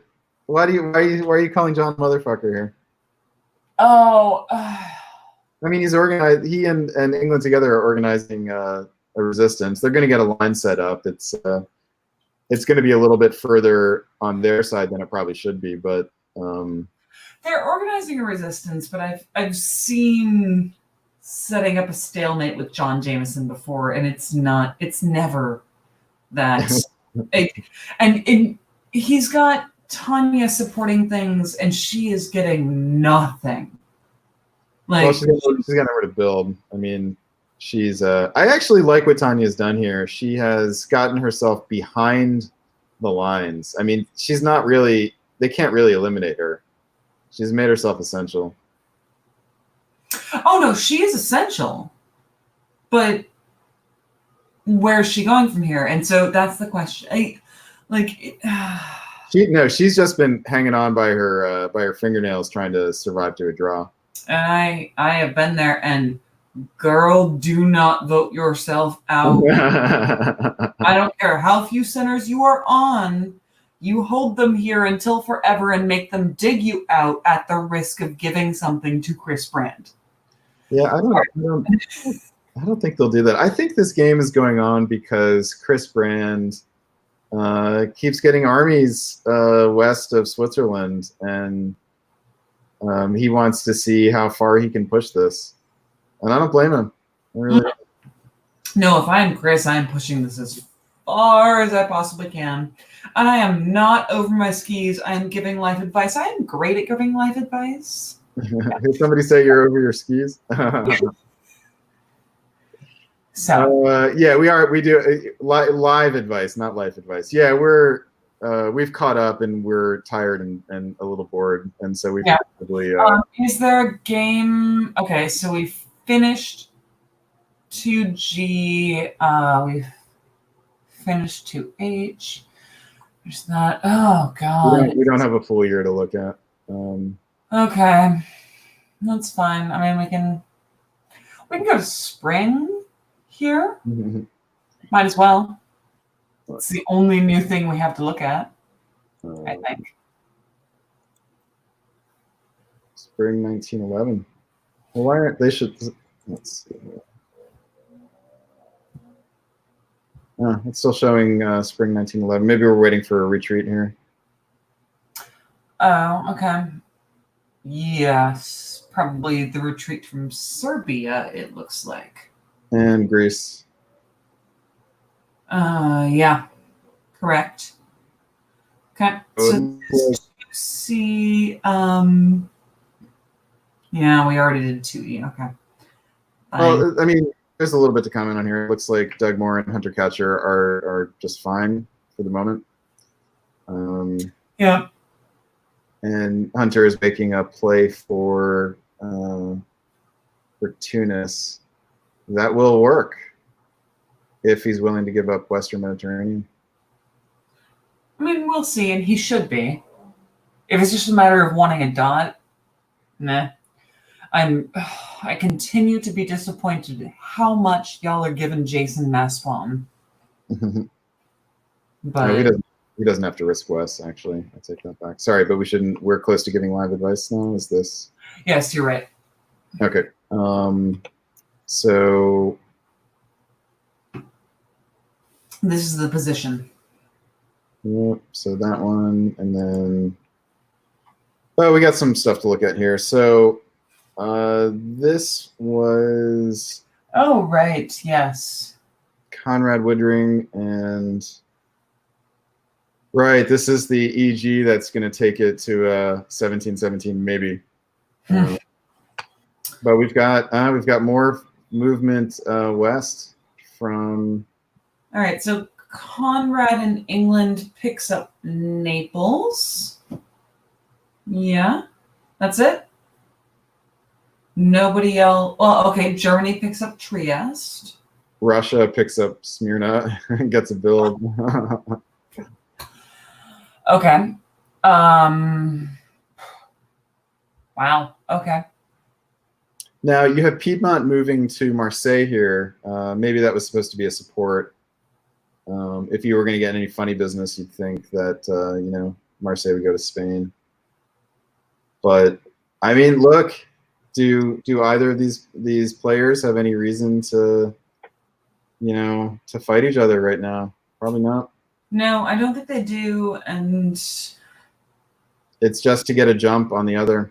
I said this earlier, is like they're putting themselves in a position to just be like, hey, don't do it to me and I won't do it to you. let's call this draw and convince the other idiots to either vote themselves out or just take the draw as needed. But I honestly think that these guys are thinking solo, and they're just biding their time. I don't know. I mean, if you're England and you've got a fleet in Ionian now, and a fleet in Naples, I don't feel like I have enough armies on the proper continent to be thinking solo as England. Like, I mean, yeah, sure, there's an army in Apulia and 2 in France. if you're getting this many dots across the line, all you have to do is Yeah, if you, I mean, the power I'm thinking solo as, honestly, is Germany. yeah, I think they both are. And now with Germany moving, I got a fleet on north, Yeah. and another fleet heading west. Germany picks up 2 here in Romania and Trieste. Oh yeah, it picks up Romania as well. Budapest, which, oh my God, why did Galicia go to Ukraine? It should have gone to Budapest to hold it. Right, it could have had 3. Oh, Just saying. But I mean, only has 2 spaces to build in anyway. I don't know why Munich was holding. I mean, if he thinks he's gonna have 3, then Munich goes to Ruhr. And Yeah. if you're Germany, I mean, both of these players, if you're pushing your units this far across the stalemate line, If I am Germany, I see the solo all day long. if you're England, you don't think. If I'm England with the units where they are, not sure I see the solo. Yeah, I mean, he has moved so many fleets to the south. It's Yeah. a little bit like France overcommitting as part of a Western triple. Yeah. That's what this reminds me of, just to a much greater degree. Now, on the other hand, Russia getting a build here is an issue for Germany. It will likely mean that fleet, depending on where the build comes in, if the build's in Moscow, then that fleet will be frozen. Yeah. I mean, I love it, but it's still, if I'm Germany, I think I push this as far as I possibly can. I mean, we drop a fleet here. I mean, you have to, don't you? Let's see. Well, if you do, then it's a signal that you're. Well, he's got 2 builds, so there has to be at least 1 fleet. But if you do, then it's a signal game on with England, right? So what? Yeah, 2 fleets. Yes. Love it. But I will also take this on the bingo board as an ill-advised 2 fleet build, because probably needed an army. Wow. Well, he's got 3 armies on Burgundy here, but he's a Russian, an English fleet in Lyon. So,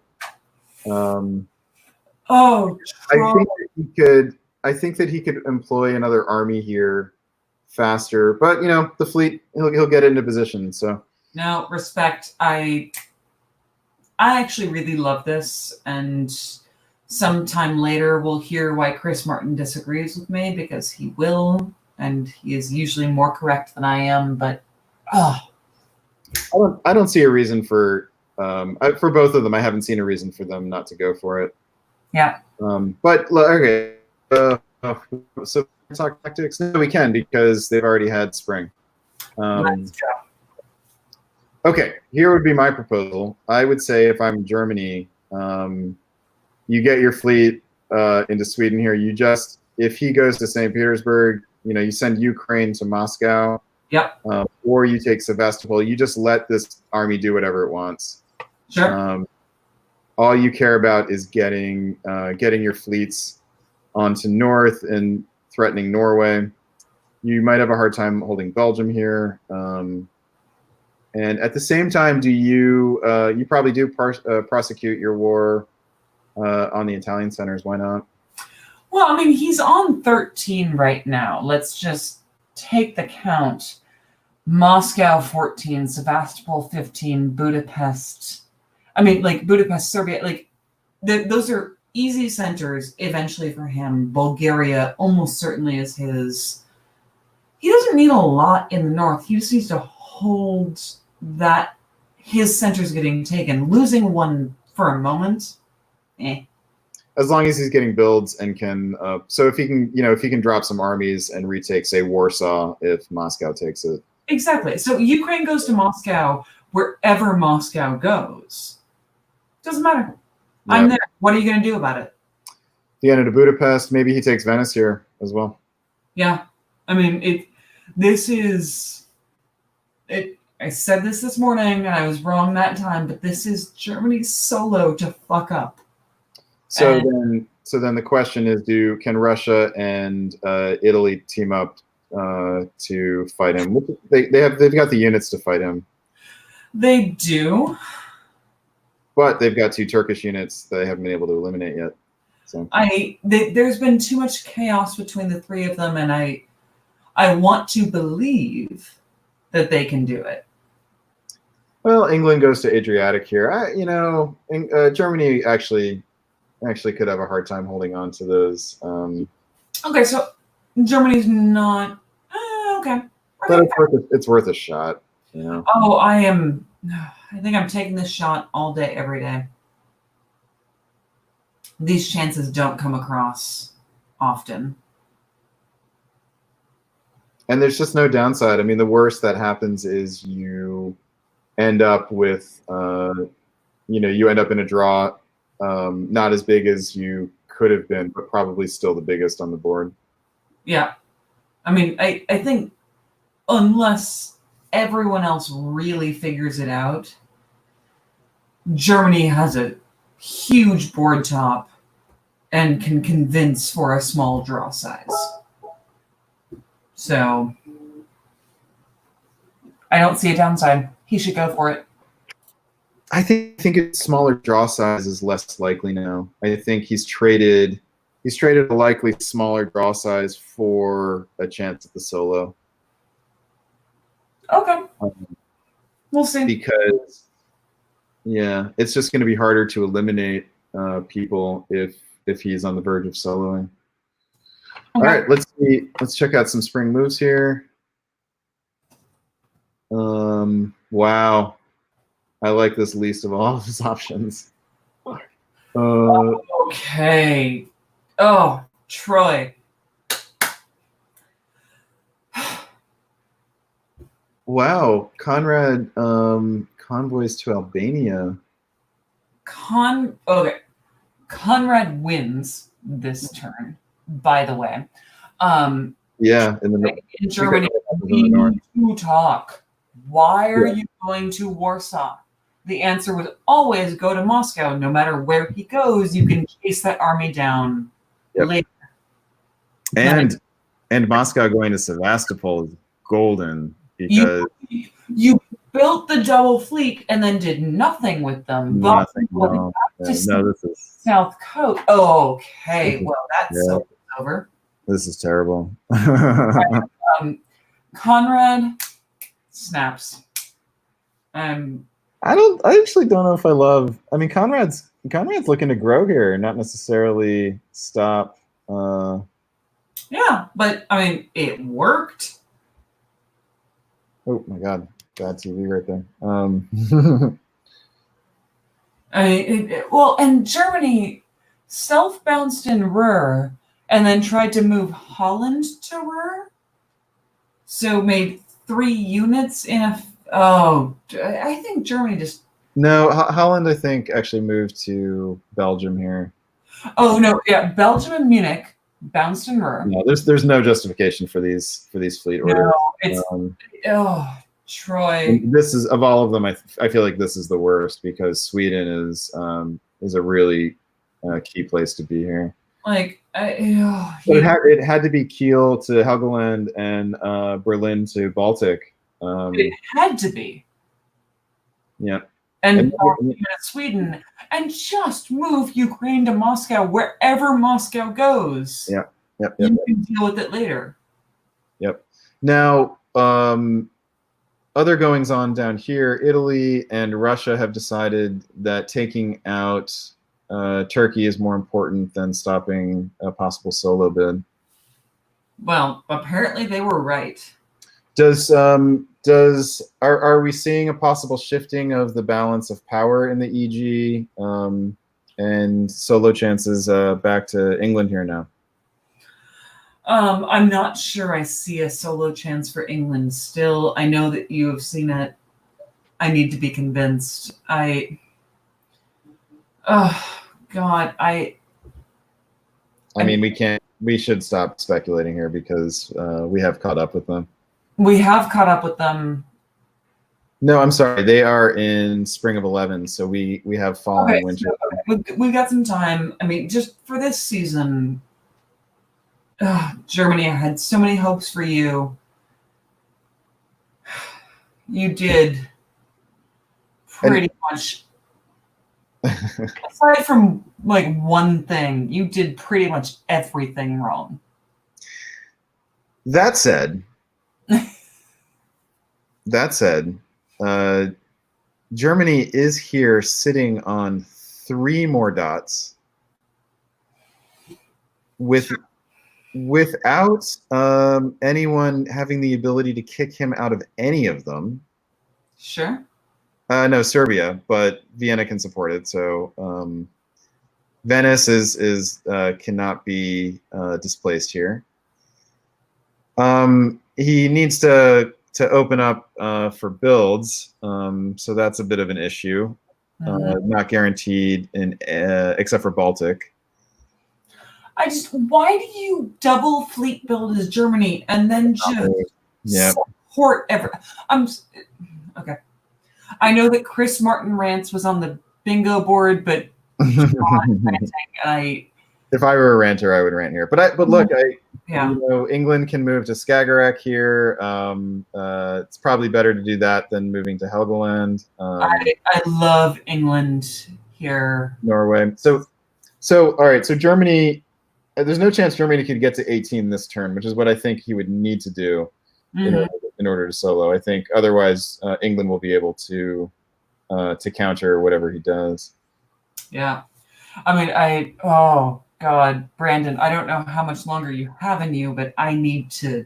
You want to see? I am getting very tired, but I know. Let's move to the fall here, see what happens. England takes Belgium, which was guaranteed. We weren't looking closely enough at that. Sure. Yeah. Forces a retreat to Ruhr by covering Picardy, but does have a potential problem. Oh no, he's got this retreat. England lets Italy back into Serbia with a support. Now, how did this make it? Oh, because there was a double bounce in Romania. Oy. There was a triple bounce in Romania. Oy. Oh, I don't like. Cute by self bouncing. Don't like the self bounce at all. No. Well, Trieste supported Serbia, who moved to Romania. Yep. Troy, we've all been there. Does Russia get? No, Russia doesn't get another build here. In fact, no, losing. In fact, Russia has to pull one here. 1, 2, 7, and Enk, is it? Yeah. Oh. Not a good move here for Russia. You really got to go to Moscow here. Yeah, all day, every day. Oh boy. Oh, or support yourself to Romania, she says after seeing the moves. So Italy now is sitting on 1, 2, 3, 4, 5, but it has 5 units. Okay. So. Yeah, no, it's Mitch. We saw that Trieste supported Serbia to hold when Serbia moved. Yeah. Within a 1 power. Yeah, it's I don't like these moves. That's special. Okay. I mean, oh God. Oh, actually, let's zoom through this. I think I see a game over notification. So great. Then let's just look at the builds here. Another fleet. Germany. Troy, do something with it. Now, Germany has so Paris should fall here. Should be able to protect Brest here. North did not go to. That's right. Instead of going to Skagerrak, he. Germany is sitting on 15 in this winter. Yeah. Do we see 3 more for Germany? Paris, you were saying.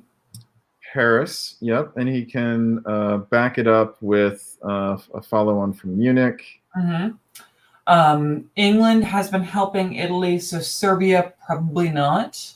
The problem, I think, is now that we've got, if these two guys can cooperate, and they might, then it gets harder because now there's a lot of problems in the Balkans holding Romania, trying to take Sev. I mean, there's a lot of guessing there. I don't think. So one problem that the Eastern powers will have is an inability to build if they do pick up any of these German dots. Only Russia will be able to build, and that's if they can manage to keep Sevastopol open. So this may be a place where England's success on the Italian peninsula has actually increased Germany's chances. Yeah. But for 3 more dots, I don't. He shouldn't get Serbia. I don't think the solos. It should have been there, but he certainly needed he absolutely needed to pressure England in the north to enable him to send more armies into the south. But England's got to be able to protect Brest here, so that might put Belgium at risk.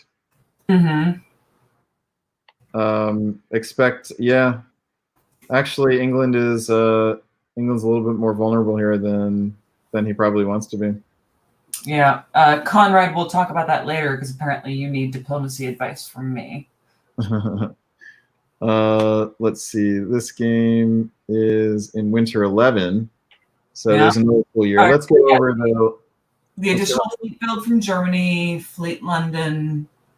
Oh wait, I'm sorry. This game just ended. It has ended. We are not there yet, which is why I'm telling you to zoom us forward because it ended on the next turn.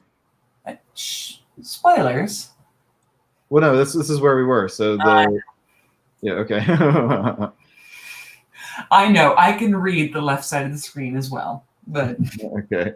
So then, what was this draw? Let's see here. So yeah, tell me how many. This was 2F. And we have a 4-way draw. 4-way. Yeah. Well played, Russia. Yeah. Wow. I think that's the right result, I have to be honest. It is the right result because Russia's sitting there like, well, who's going to come and dig me out? Y'all got bigger problems. Yeah, and I think that had England and Germany not fought, they could have gotten a smaller draw, but perhaps not without risking a solo by either of them. Yeah. No, Caleb, super right call. You fight to be in the draw all night. I see you in the comments with the smiley face, like, respect. Oh my God. All right. They hated it, including you, and I guarantee it, and it brings me joy that they hated it. And Conrad had to sort Germany out. Yes, you did, Conrad, and thank you. All right. Conrad, how did you get him to not move his fleets that one year after he built 2? That's what we want to know. We need to get Conrad on the stream for a minute, but well, look, the question is to who knows how long these games are going to go. Yeah. Well, it's Doug Moore, so forever. So yeah, this was so Doug Moore. Have we seen this? Oh no. No. Wait, we're ahead of where we saw. This is where we left it. And then sure, poor sweet Matt Krill. I thought Hunter would convoy here. Rather than risk West being open. We did talk about that convoy. But we do have an elimination, and We've got builds for both Germany and France. Germany is going to have to sit on one because it only has one spot open for a build. But that puts, they're in winter now. And Doug is on 11 and Jason is on 9 and Jason is on 10 and Hunter is on 9. Okay. I don't know how many times I can express my disappointment that y'all let Jason come back. I'm happy for him. All right, this game is 2C. I wonder if this one drew, and it just hasn't shown up yet. Yeah. It says adjudication is paused. It's paused. Okay. So it'd be nice. Is there anything in the back chat? I'm getting random messages from people who I won't name. One of whose game I'm not looking at. Yes, no, other person who's doing me separately. No, I cannot answer that question. All right, Siobhan. I think I'm ready to call it quits. Yeah, I think that we're kind of at the end of the live stream capabilities. Can we just take a quick look through each game that is still, well, it's only just the one, right? Just the two, yeah.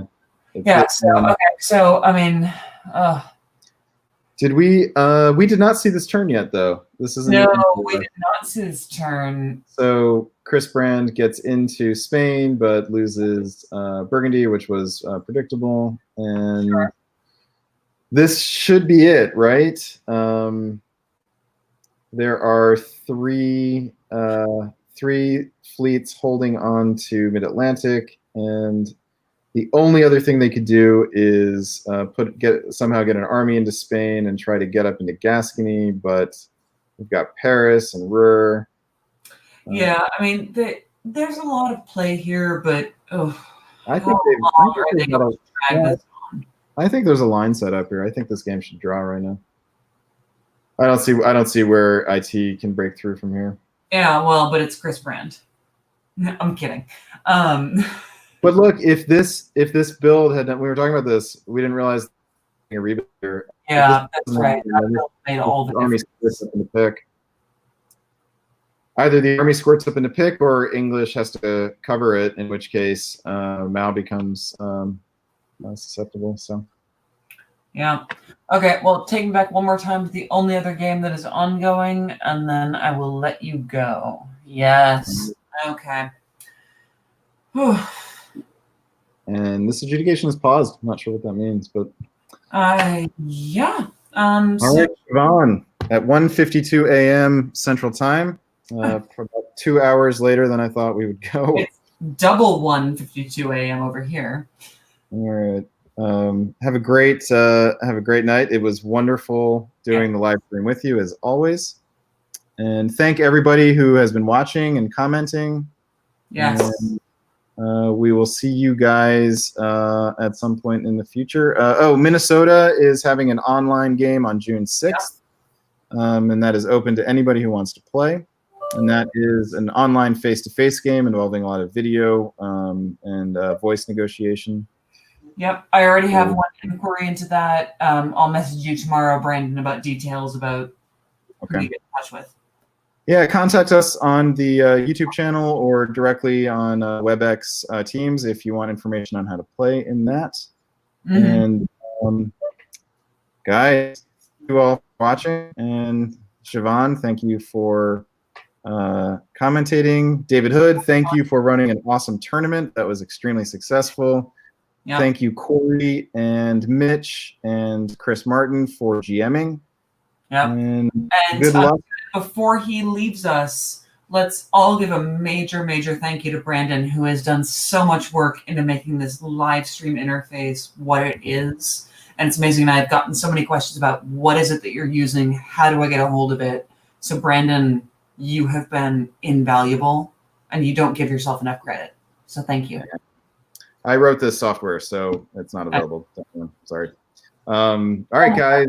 Thank you for that, Siobhan, and we'll talk again soon. Yes. Good night, all. I'll be back on the chats to talk with y'all. All right. Bye. Bye.